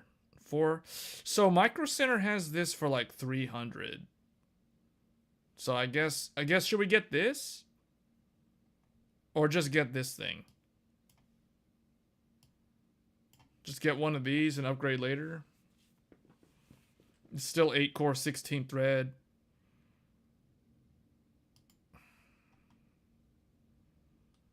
Hold on. This thing was $449. So what's a CPU that's close to that? This? This is actually cheaper than that. The thing is, we're buying a CPU. Are we trying to fit under a budget or what? Like, I don't know what we're trying to do. I need some guidance from the chat. I don't know what we're doing anymore. We can't get this CPU, so that's kind of off the table now. So much for the king of gaming.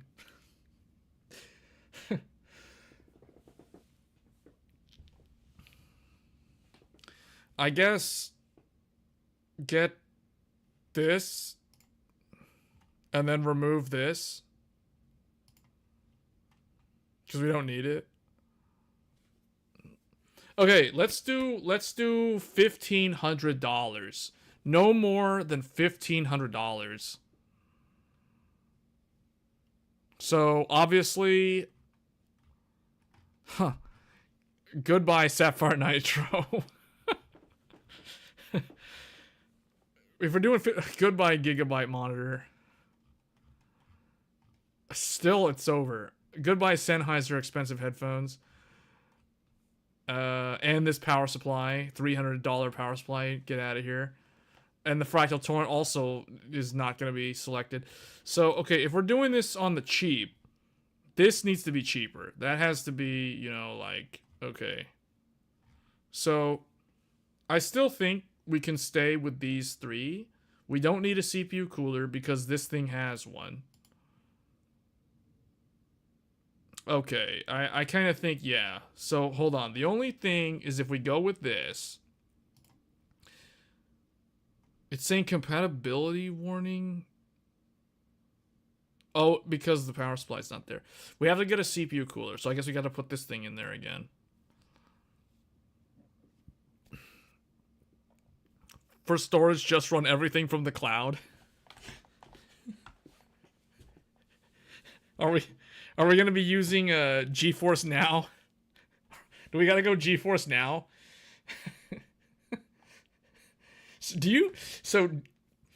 If you does anybody know if you have a GeForce Now subscription, do you even need a graphics card? Can't we just use the integrated Ryzen graphics and just connect to the cloud? Do you have to have a like if someone's using GeForce Now to game off the cloud, what would be the purpose of having an NVIDIA graphics card? You don't need a graphics card. Okay, so are we gonna do that? We're just gonna go cloud gaming. we don't need any graphics card then.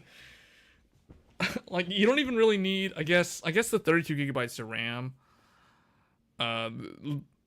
We probably need to get a better motherboard or like a cheaper motherboard. Let's see.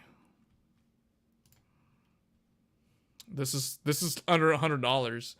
What's the first ATX board? Really, the Live Mixer is the very first, like the cheapest ATX motherboard. So we were already there in terms of the cheapest motherboard for the full ATX. You get the Sabrent. Okay, you know what? I'm just gonna go put this back in here. Get the Sabrent for. Well, you said it was.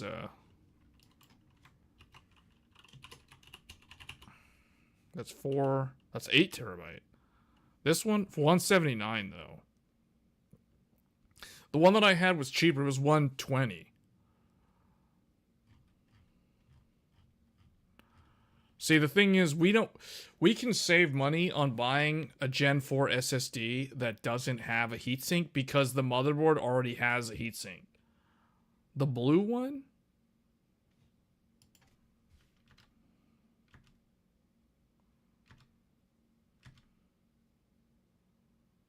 What's the blue one?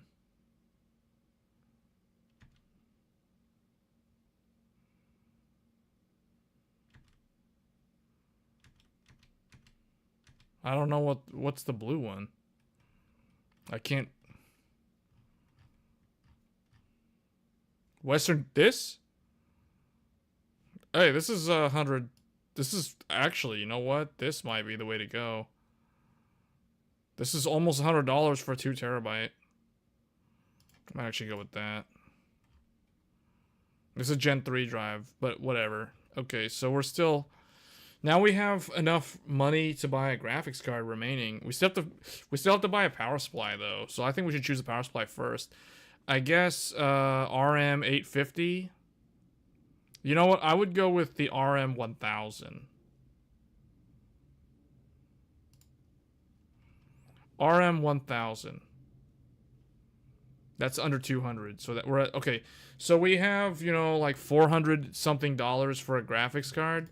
So I know what I recommend. Someone said Team Red all the way, but I kind of think we should get one of these.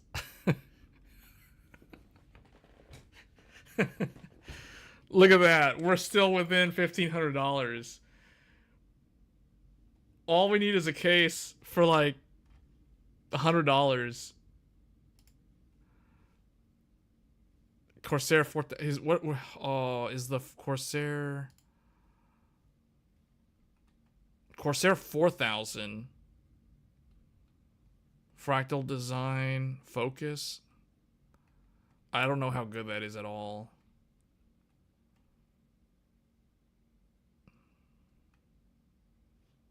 Is this good? Does anybody know? Is this too small?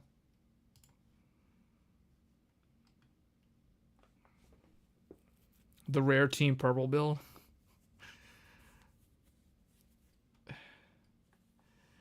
Yeah, that's usually what I would do before I got the 7900 XT. I was running Intel Arc with the 7700X or whatever. Just build the PC on the motherboard box. What is this Zalman Neo? I thought Zalman went bankrupt. Zalman is still alive?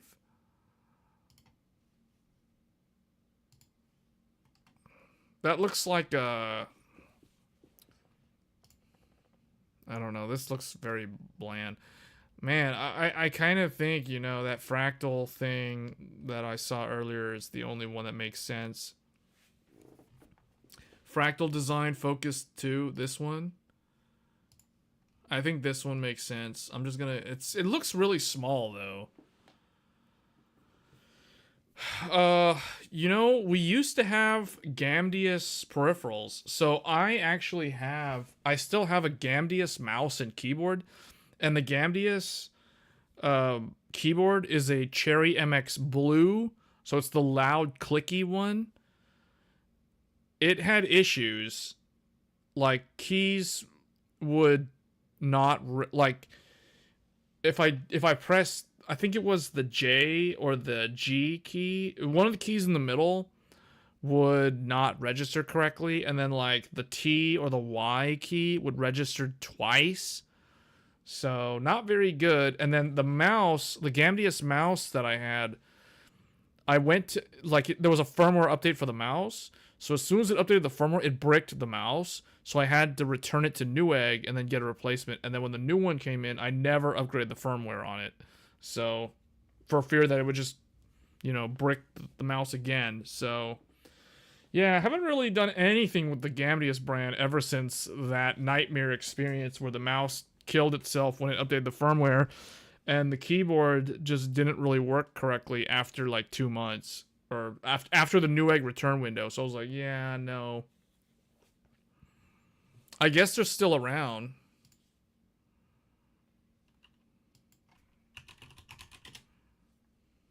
Gamdius. So, I guess... I assume that their stuff is better now. I think they're a Korean company. If I remember correctly. Unless they got bought out by, like, some other company. Gamdius Apollo. But see, this looks so short. This is not going to be good for airflow at all. So, I kind of like Joey's idea of the 5000D. Oh, the 5000D is only 120 something. Let's see. Is that over? Oh, that's just over. But this is a good size. Like this. Okay, it doesn't have the mesh panel, so maybe unless it's optional, unless it comes with both front covers. Anyway, there you go, guys. So basically, Intel Arc and a 7700X. Essentially, this is the PC that I built like back in December. That's essentially what I had, except the case is different, the power supply is different, and the motherboard's different, and the cooler. So instead of a Be Quiet, I have a Noctua, but this is equivalent to a Noctua NHD15. So this is it. 32 gigs of RAM. CL36 6000. So this RAM is Samsung memory, which is basically, that's fine. Yeah, that's it. Who would have thought? Intel Arc. I would have never guessed we ended up with an Intel Arc. The only other thing I could think of, if you want to change stuff, the case and the Intel graphics card could probably be different. Oh, I forgot the monitor. So, if we have to include the monitor, we're going to have to downsize some other stuff.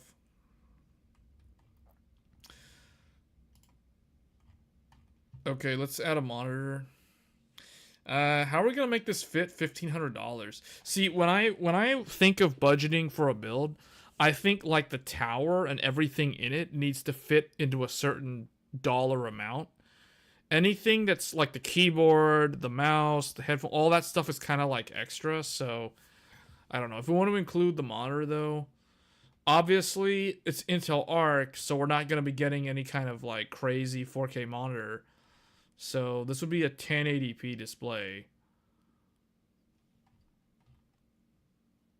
Screen size, I would say up to 22 inches. And it would be 1080p. Remember what I said before about 1080p, I would get a 22-inch monitor. So basically any of these. Here we go. Some random VO. I've never heard of these guys, but this is a 144 hertz, 22-inch, 1080p. I'm probably going to get one of those. That's probably the one. It's 144. Is it true 144 at that size, though? VA panel? Cheap tip. Okay, it's okay. That sounds really interesting. It doesn't say that it's IPS. From completed build, AMD gaming build. This guy posted twice. Is this a bot? Aiden Calhoun, is this a bot? This dude, like, 2 years, 3 months ago, 2 years, 1 month ago. Use the DisplayPort cable or you will get 120 hertz.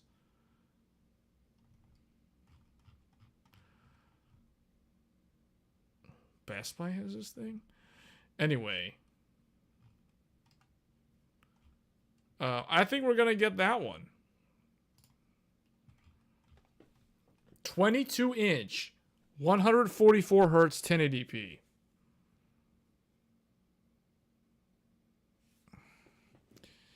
Yeah, I think that's the one. Okay, and then, so we're still under, now we have to just get a power supply. I guess the RM850 is enough. Just over. With the monitor, it's just over. And of course, the Windows would be like from UCD keys, URCD keys or whatever for like $10 or something. So 15 or whatever. So basically it's right around $1,600. So $100 over. The only thing I can think of to drop the price further would be to change the motherboard for a different motherboard. To shave off like, it's realistically it's not going to be able to bring this down to 1,500. It's still going to be over, so I guess we'll just stick with this motherboard because that's a really good one. So why 5000D? Because of the airflow, it's large enough to give us good enough airflow for everything. And this is a full air-cooled build anyway, so I mean, I guess we could go cheaper on the case. But you want this to be somewhat competent, though. Like, we're not trying to do, like, a $600 challenge or whatever. You know what I'm saying? So, this seems pretty decent. You get Intel Arc, 16 gigabyte graphics card with a 144 hertz 1080p monitor. That's very surprising. I didn't expect to ever find a 22-inch monitor that does 144 hertz. Now we're gonna build an ultra cheapo. Okay, what are we gonna do? What's the price point on this ultra cheapo? And the question is, do we have to include the monitor? Because we technically didn't include a keyboard or a mouse. So what I'm saying is, forget about the monitor. Why don't we just do like the tower with all the stuff in it? Because when you start adding the external things, I don't know, because we don't have, you know, a keyboard. Like, literally, this is a monitor and a computer tower. Like, that's not actually enough stuff. So, I guess let's do the ultra cheapo, but let's not include the monitor. Just use a TV. Yeah, okay, so forget about the monitor. So now we're going to do I guess what's the price that we're gonna try to hit? $1,000? $800?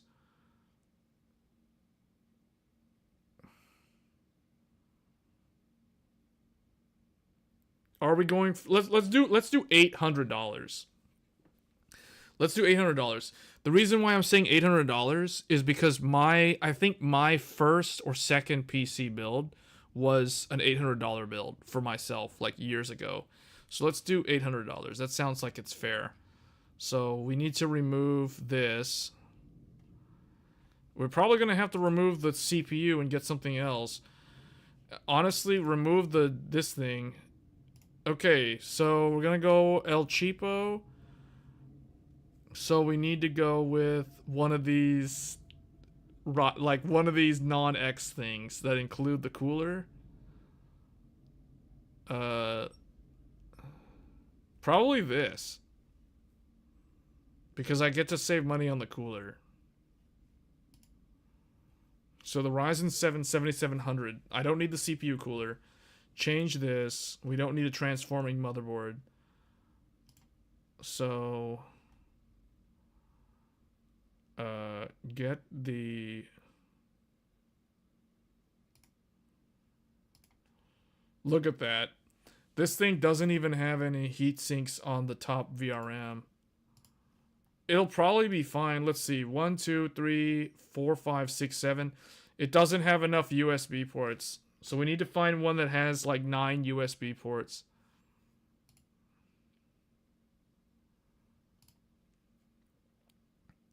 One, 2, 3, 4, 5, 6, 7, 8.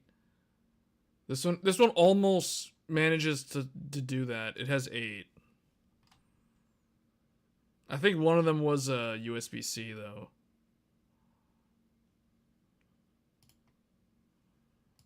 Look at that, that's terrible. 5 USB and a USB-C.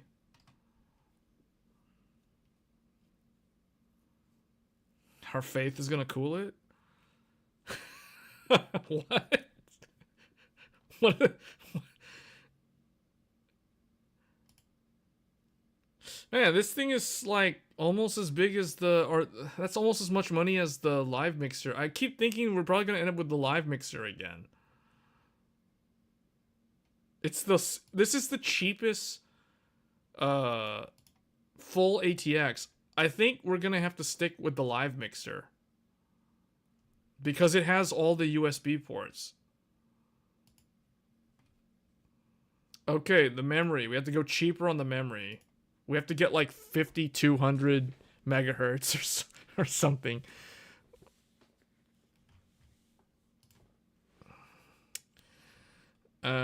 I refuse to do 16 gigabytes of RAM. I guess we're gonna end up getting the first 32 gigabyte kit. Okay, here it is. $94. That's really not saving that much. It's only, if you know, it's 4800. Okay, this one's Silicon Power.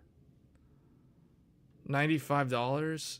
It's DDR 5600.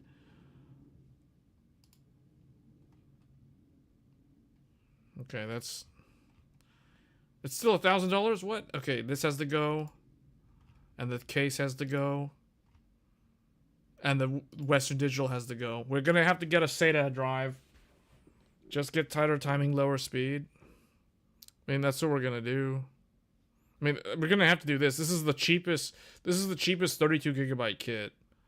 It's under $100 and it's 5600. That's not terrible, actually. This is probably Micron memory.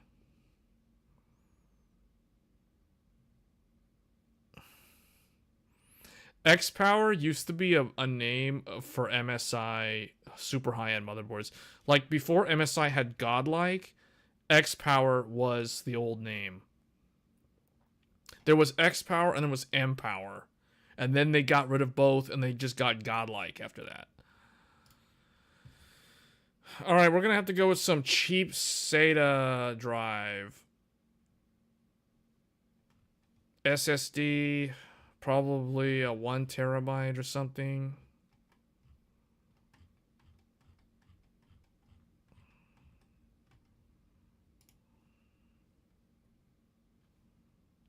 That's a spindle drive. I need to sort this. This is like way too much. SSD. 2.5 inch. Well, okay, you know what? We'll do this and we'll do 2280. See what we get. Okay, the cheapest one.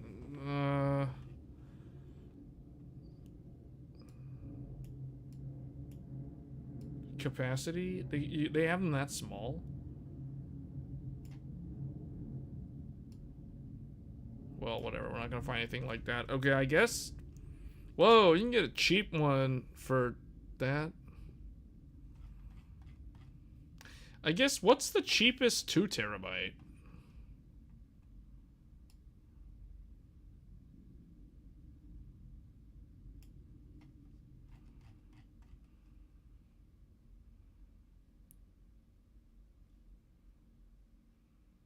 Hey, there's actually an NVMe. Oh, that's a SATA NVMe. No, that's PCI Gen 3. Wait a minute. There's a PCI Gen 3 for this. This is basically like that Black Friday deal at Micro Center. Here's the Intel 670p for 80.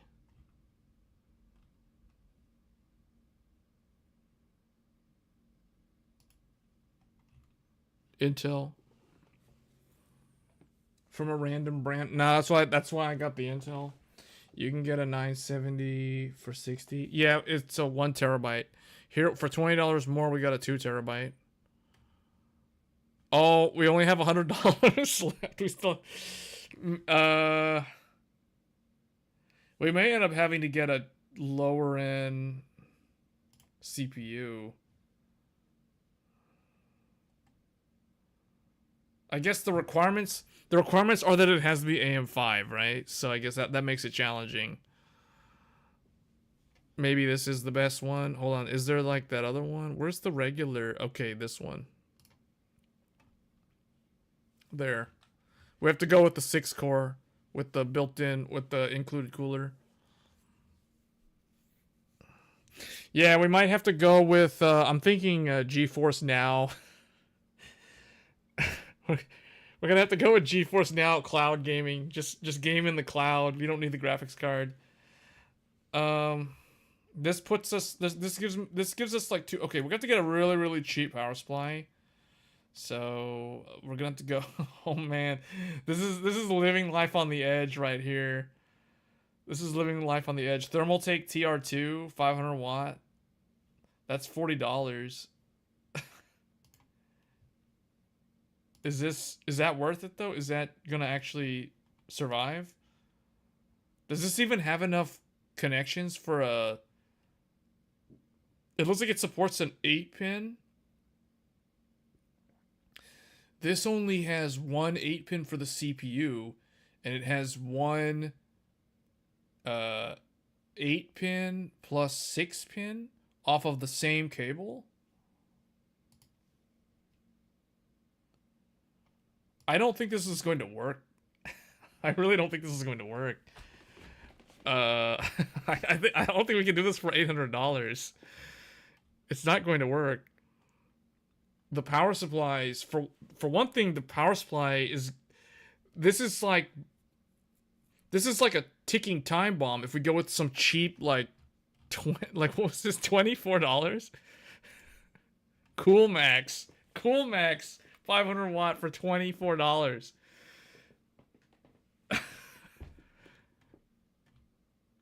$500 watts for $20. This is either the best OEM or this is a ticking time bomb that'll roast the entire PC. It'll destroy everything. What on earth is this build? Yeah, I know. It's gonna blow up if you look wrong. If you look at it wrong. Yeah, I don't know. I kind of think a 600, 700 watt is okay. I just don't trust any of these things, though. Has anybody heard of this? Raid Max? This sounds like the stuff that you spray to kill mosquitoes. They make 700 watt power supplies. That wattage is actually pretty good. They claim it's 80 plus bronze, but it's so unknown. Raid Shadow Legends. Where is that? Was that an actual thing? That sounds cool. Wasn't Bit Phoenix reputable? Were they? Oh, that does sound familiar. $50? So the thing is, how do we know? Okay, I guess this is not modular, which is totally fine for this price point. 700 watts.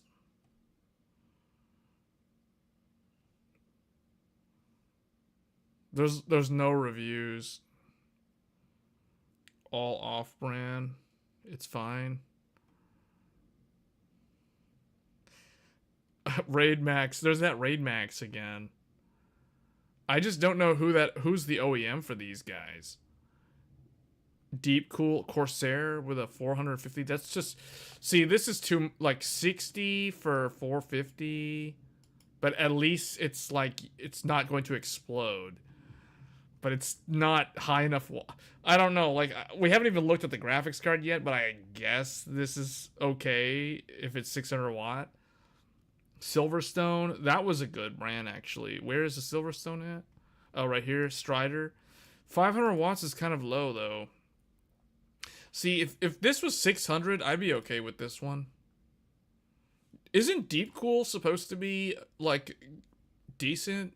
But obviously these guys don't make power supplies. They're just doing the OEM thing. So did the reviewer, does anybody know? Like, see, there's no info from anyone. So we don't know who actually makes this, because this is clearly not the manufacturer. Deep Cool's hit or miss. You heard about that one? It's bad. Oh, really? Silverstone Essential. Thermaltake Tough Power GX2. See, like this to me, 600 watts, $600 or 600 watts, $60. That seems reasonable. 80 plus gold. This one starts, this is where things start looking a little bit more reasonable. It's not modular, but that's okay. 80 plus gold. I mean, this one, I'm probably going to go with the Thermaltake Tough Power GX2. This sounds like it's reasonable. Are we going to be over the price point, though?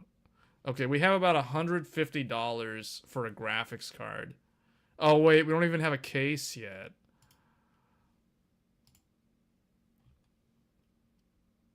Cooler Master Master Box. Just get this. Cooler Master Master Box. $50. There. We have $100 for a graphics card.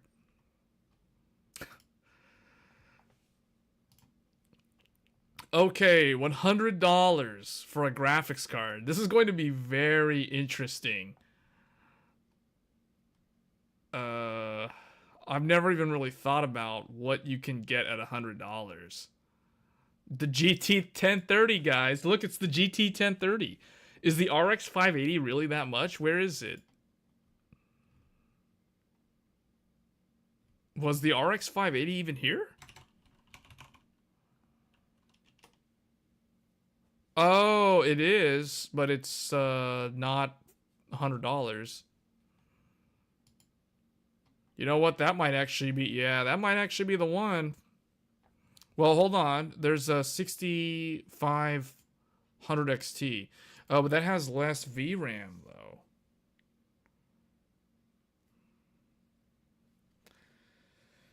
How can the GT 1030 be $150 if a Radeon, if a like a 6500 XT is $150? You need an 8 gigabyte. Yeah, I was gonna say, like, that's the thing. That 8 gigabytes. PLD saved this build. 980, you can donate. Hold on, if we put this in, how much are we over? We're only over like $58. I think that's reasonable for the tower. Now, honestly, with this GPU in 2023, this graphics card, for those that don't know, was new in 2017. 2017 was when, I think it was 2017. Yeah, it was 2017 because 2016 was the 480. And this is literally just a more refined 480. So, yeah, call it an 850 build. We got close. Yeah, we got close. Now, with this GPU in 2023, you can forget about playing games like The Last of Us Part 1, Hogwarts Legacy. You're obviously going to be playing at 1080p resolution. Indie games will work fine with this GPU, but don't expect any kind of, you know, modern titles or any of like Horizon Zero Dawn and all those other games. At least not at anything above like medium settings. It'll be okay. For those wondering, this thing is like a GTX 1060, or I guess a more modern one would be like a GTX 1660 or 1650 Ti or 16. It gets really confusing with some of the like the Turing GPUs that are not RTX based. But that's effectively what this is, or it's kind of like a 5500 XT.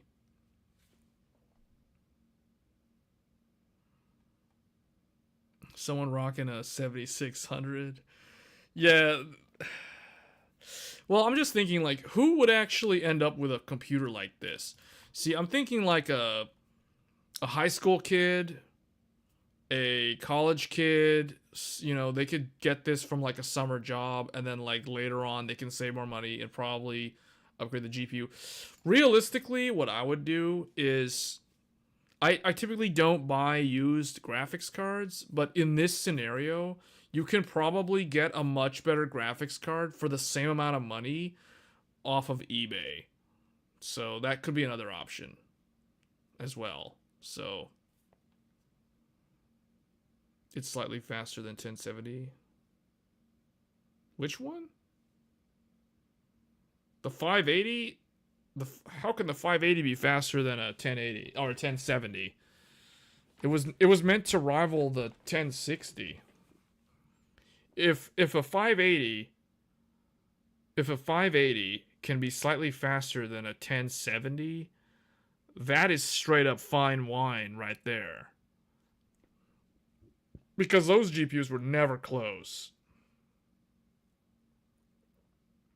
Well, the 1070 has 8 gigabytes of VRAM. 1060 had 6 or 3. But I kind of think, yeah, like this doesn't, to me, this build doesn't make any sense. Like, realistically, this does not make any sense. And that just goes to show that inflation and just, I guess, power creep for computer hardware has just gone up. Man, if that's true, that's straight up fine wine. Because that is basically like the 7970 becoming as fast as a 780, because that's actually what happened.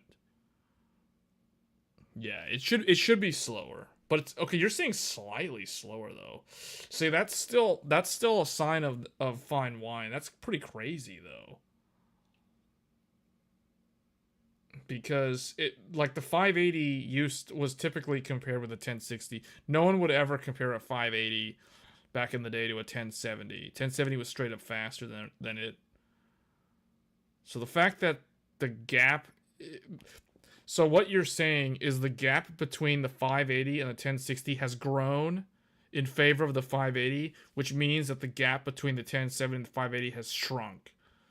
That is very interesting anecdotal information because I didn't think to look at that. I knew that the old 7970, the granddaddy of the whole like GCN series, started out competing with a 680, and fast forward like 7 years later and it's as fast as a 780, an entire tier above it.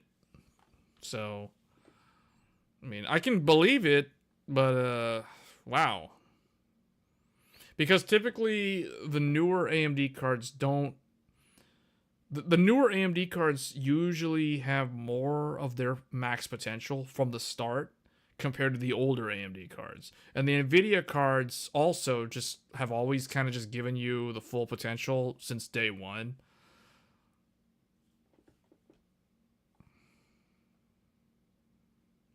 Oh. Oh, okay. I think I know. Yeah. Well, I think The Last of Us. The Last of Us had a like a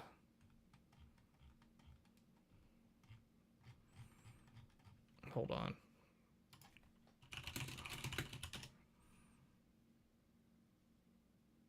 Okay, here we go. The Last of Us Part 1 benchmark test. I don't know if they actually did. No. So I think who was it Gamer, not Gamers Nexus. Somebody did actually do like the test for The Last of Us. Like they actually showed who was it? Was it, oh, it was Harbor Unboxed. Harbor Unboxed did it. So I gotta go all the way up here.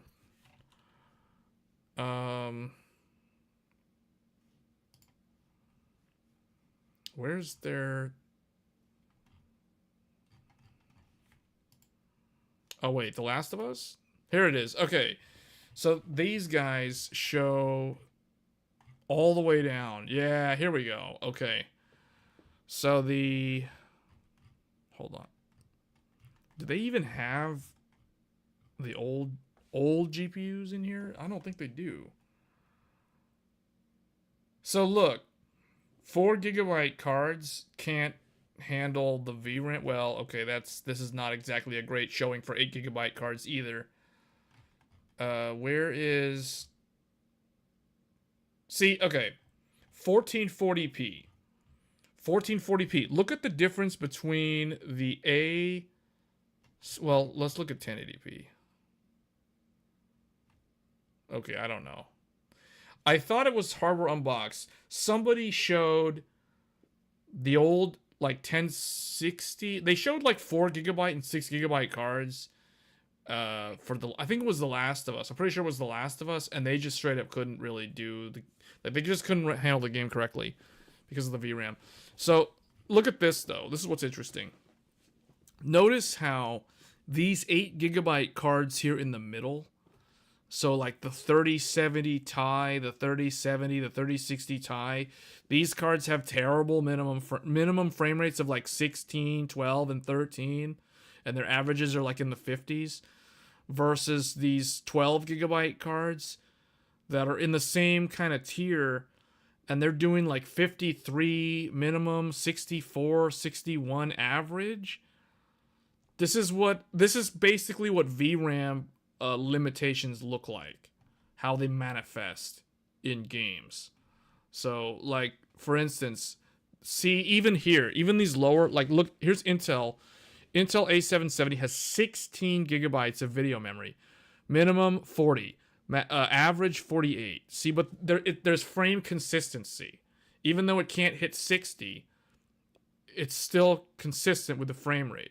So the experience isn't a juddery, stuttery mess.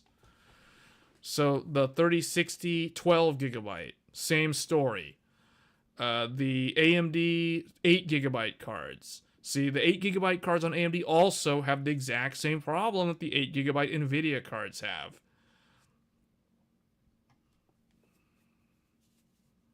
The A750 result is kind of sus. Well, either that or Intel's frame consistency is pretty consistent. But see, to me, it still kind of makes sense. Intel's still running into VRAM problems, just like the other two, because if you look, the A750 isn't supposed to be that much slower than an A770. Yet look at the difference between the A770 and the A750. See, that's a huge drop. So it makes sense. And the 4 GB card from AMD, so this one, like, that doesn't even do anything. So at least it boots the game. At least it runs the game. It's not one of those like did not finish DNF. It's like DNF. They just don't have a DNF there. At least it's actually there. And then 1440. See, look at that. Four. Look at that. That 4 and 6 are so close together that it looks like the average is. It looks like it's trying to tell us that it's doing 46 FPS. 4 FPS minimum, 6 FPS average on a 4 GB card at 1440p. So what happens at 4K? Look at that. Look at that. 4K is so hard for a 4 GB graphics card to run that the 3 and the 2 are fused together like Vegito. The 3 and the 2 literally combine into one when you're playing the game at 4K on a Radeon RX 6500 XT. That's how demanding this game is. Two numbers literally have to fuse together to handle this game. So that's crazy. See, look at that. All those 8 GB cards. This is the reason why the ARC A750 got a 6 and a 9.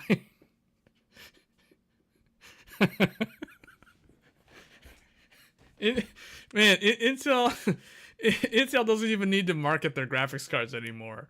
Like they're just there. Like they've already shipped so many of them, waiting for people to buy them. It's like they've cast such a wide net. Like they've thrown out so many graphics cards into the market, mostly in Asia. But you know, they're just kind of there. But see, the vast majority of Steam users that bought this game probably have like a 3060 Ti, 3070, somewhere in that range. And look at these results. Even at, look at that, 1440p, 7 minimum, 46. And then the 1080, like the results are so bad that for the Ampere 30 series cards, the fact that Nvidia had to release a hot fix and had to actually like publish a bug ID that shows up on the Steam site for the game is is very telling that yeah, 1440, the 3080 is still able to handle it, although you can see the problems. Look at the gap in the minimum versus like the other cards that have more VRAM. This is a prime example why, see, a game like this, and this is only going to keep happening. This scenario of a game releasing and then everybody complaining because there's not enough VRAM, this is only going to continue for a while, as far as I can tell. And it's probably just going to continue because as more games release with like UE5 and all this stuff, like, it's not going away. So this is the reason why what I'll say is for those thinking of upgrading their graphics card, you need to strongly consider the video memory, the VRAM, as kind of a primary metric when you're looking at graphics cards and evaluating which one should you get. Because the VRAM is more important than ray tracing performance or like average rasterization performance today. The VRAM is what's going to make or break the graphics card like 2 years from now, 3 years from now. The 6800 metric is nearly perfect. 53 and 57. Yeah, but the 6800 XT does break 60 though. It's above 60 on the average. But see, that's the reason why when I was playing this game, I was playing it on an XTX. Or no, yeah. So I played the game when I was streaming the game. I was streaming it on the XTX. When I was doing the graphics video overview, I was using the XT. So in both scenarios, it's like it runs good. So it's like I couldn't tell what was going on, why everybody was complaining. Because I remember looking at the Steam page, and the discussion was like the discussion page on Steam was loaded with just negative post. Like page 1, all negative stuff. Page 2, all negative stuff. Like people complaining, game is crashing, black screen, can't get into the game, game won't start, game is stuttering, super high-end computer, only getting 15 FPS. You know, like, is it really a super high-end computer if you're getting 15 FPS? I don't know about that. So, people complaining about their, like, 2060 or whatever it was, like some 6GB graphics card having a problem with the game. But then their friend had the same graphics card and they didn't have the problem.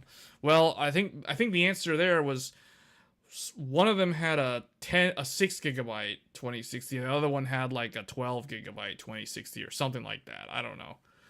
So but this is kind of the best example of why VRAM is probably one of the most important metrics for determining if you should get a graphics card or not.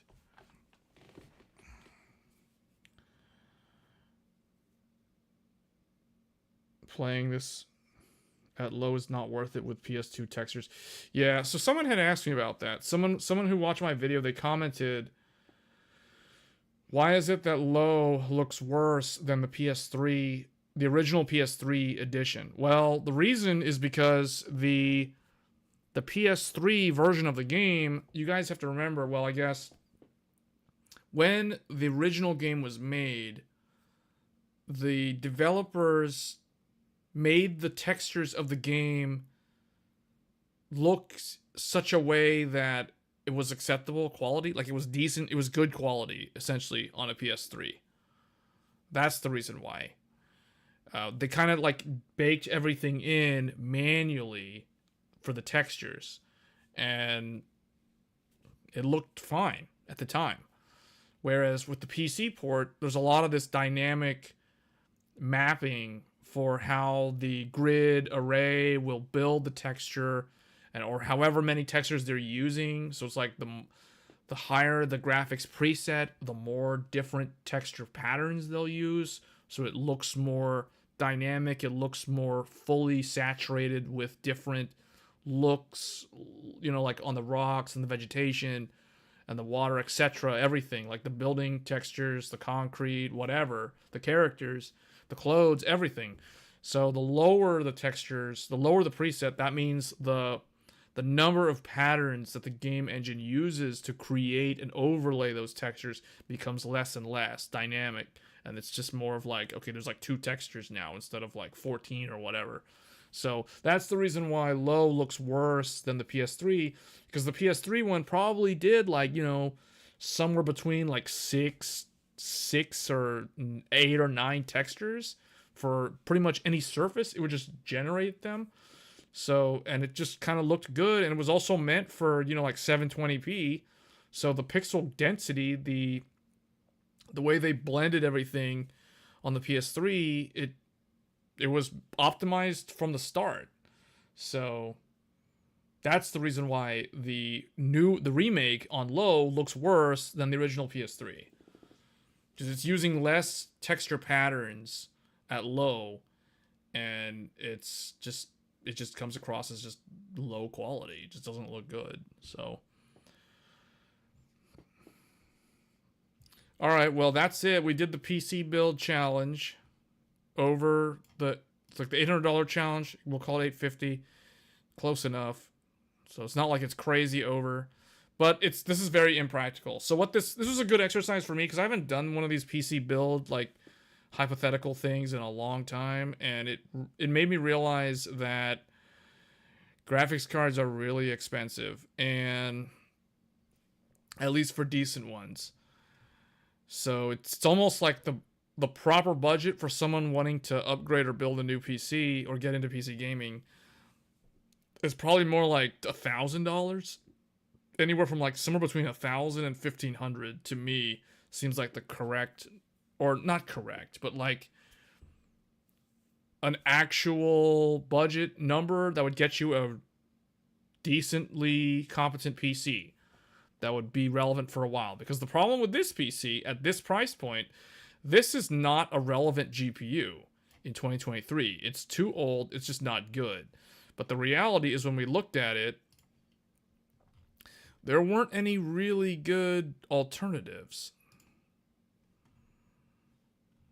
Right? Like there was nothing in here that stood out. Everything was like 4 gigabytes, a bunch of weird like old GPUs from 10 years, like the Fire Pro professional stuff. Like what is this stuff?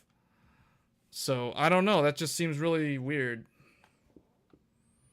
Yeah, $1,200. I'm thinking like, yeah, I'm thinking like anywhere between 1,000 and 500, because you could probably save some money. You can drop it from 1,200 to 1,000, depending on if you're okay with like an MATX motherboard, for instance, right? Because we could have just gone with, we could have just literally chose like this one motherboard from ASRock that's super cheap. But the thing is, you know, good luck trying to do anything with 4 USB ports. So that's the only problem with doing something like that. So, but you know, someone could just go in and say, hey, I'm just going to get like this, okay, this has more. You can run an old school PS by 2 mouse. So I guess this gigabyte is decent. So what does that do for the price though? See, now we're under 800. So someone could just do that, right? Like you get an MATX motherboard, and then now we've reduced it by like $70. So you could go from $1,200 closer to like $1,100 if you do stuff like that. But I don't know. Realistically, to me, this isn't realistic because I wouldn't buy this motherboard. Just saying, like, even if I was gonna spend no more than $150, I wouldn't get this motherboard. So, yeah. So the reality is, like, this is just not enough money anymore for a decent PC. I mean, really, a 580 from 2017? Your old IBM Model M. There's also that other, I forget what it's called, not PS by 2, but that other one, the larger one, the one that PS by 2 replaced.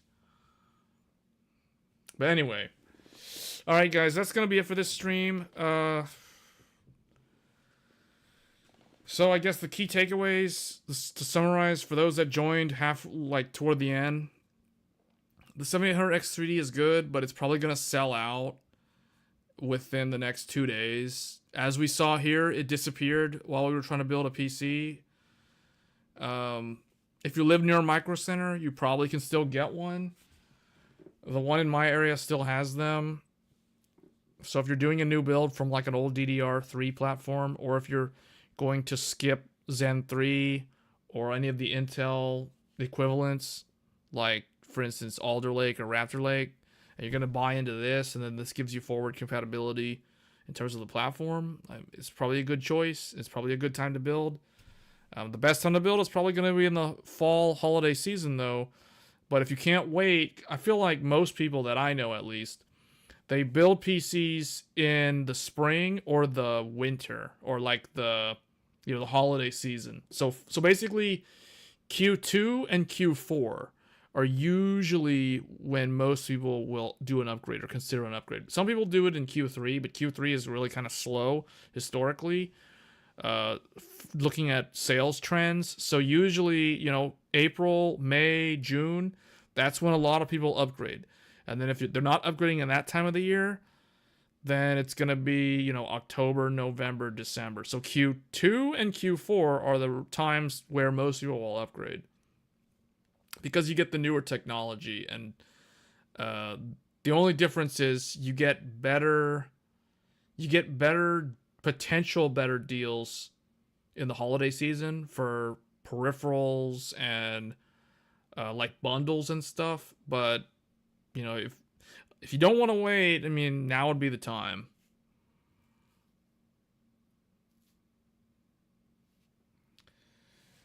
And then AV1 encoding for 4K live streaming is going to become a thing. Now that we have ASICs going into the data center from Intel and AMD. So that's going to be another thing that we're going to hear more about later on in the future. I might do a video about that too, but definitely like a video showing like NVIDIA control panel and Intel control center and AMD Radeon settings is probably going to be the next on the list. So the other X3D CPUs vanished as well, really? No, they should still be there. Oh wow, but see, like this one's third party. This is Scalper selling it. This one is definitely still at Micro Center though. But anyway, that's gonna be it for this stream. Yeah, Black Friday for the monitor deals. Yeah. Yeah, so you could do like a upgrade the build now, upgrade the peripherals at the end of the year. That's how some people do it. I know like one of my friends couldn't wait last year, and what we ended up doing was upgrading. It was an old Intel. I've told this story. This is probably where we end the stream, but so we upgraded the PC from a 4th gen Intel Haswell Devil's Canyon, so a 4790K, which is a DDR3 based platform, all the way to a 5800 X3D. It was like May of last year, so it was like almost a year ago. Because he couldn't wait until, because I told him, you know, like if you wait until Q4, you're probably gonna have better options because the new AM5 stuff and whatever Intel's gonna do, that stuff's gonna be around. There'll probably be new graphics cards, but he didn't want to wait. So, and looking back, the decision to go from Intel 4th gen Haswell all the way to 5800X3D, that ended up being a good choice because, you know, like the nice thing about that was, yes, it's the end of AM4, but it is the best edition of AM4. It was the most mature BIOS on the motherboard. It was the fastest Zen 3 CPU, especially for gaming, aka 5800X3D. So the whole point was New World PvP at like better minimums and average FPS, because that's where a CPU bottleneck manifests. In PvP, in an MMO, that's usually where you're going to see a CPU bottleneck. So that use case was a massive, massive upgrade, going from an old Intel i7 all the way to a 5800X3D. So to be honest, like he didn't miss out by not waiting until Zen 4 or Intel's Raptor Lake. So I think it was good. That was a good timing on upgrading at that point. Yeah. Yeah, exactly. So, all right, guys. Well, that's just the final example there for those that are interested in upgrading this spring. We might do some recommendation videos or something for the channel. But once again, thank you everybody for watching, as always, and I will catch you in the next one. Thanks.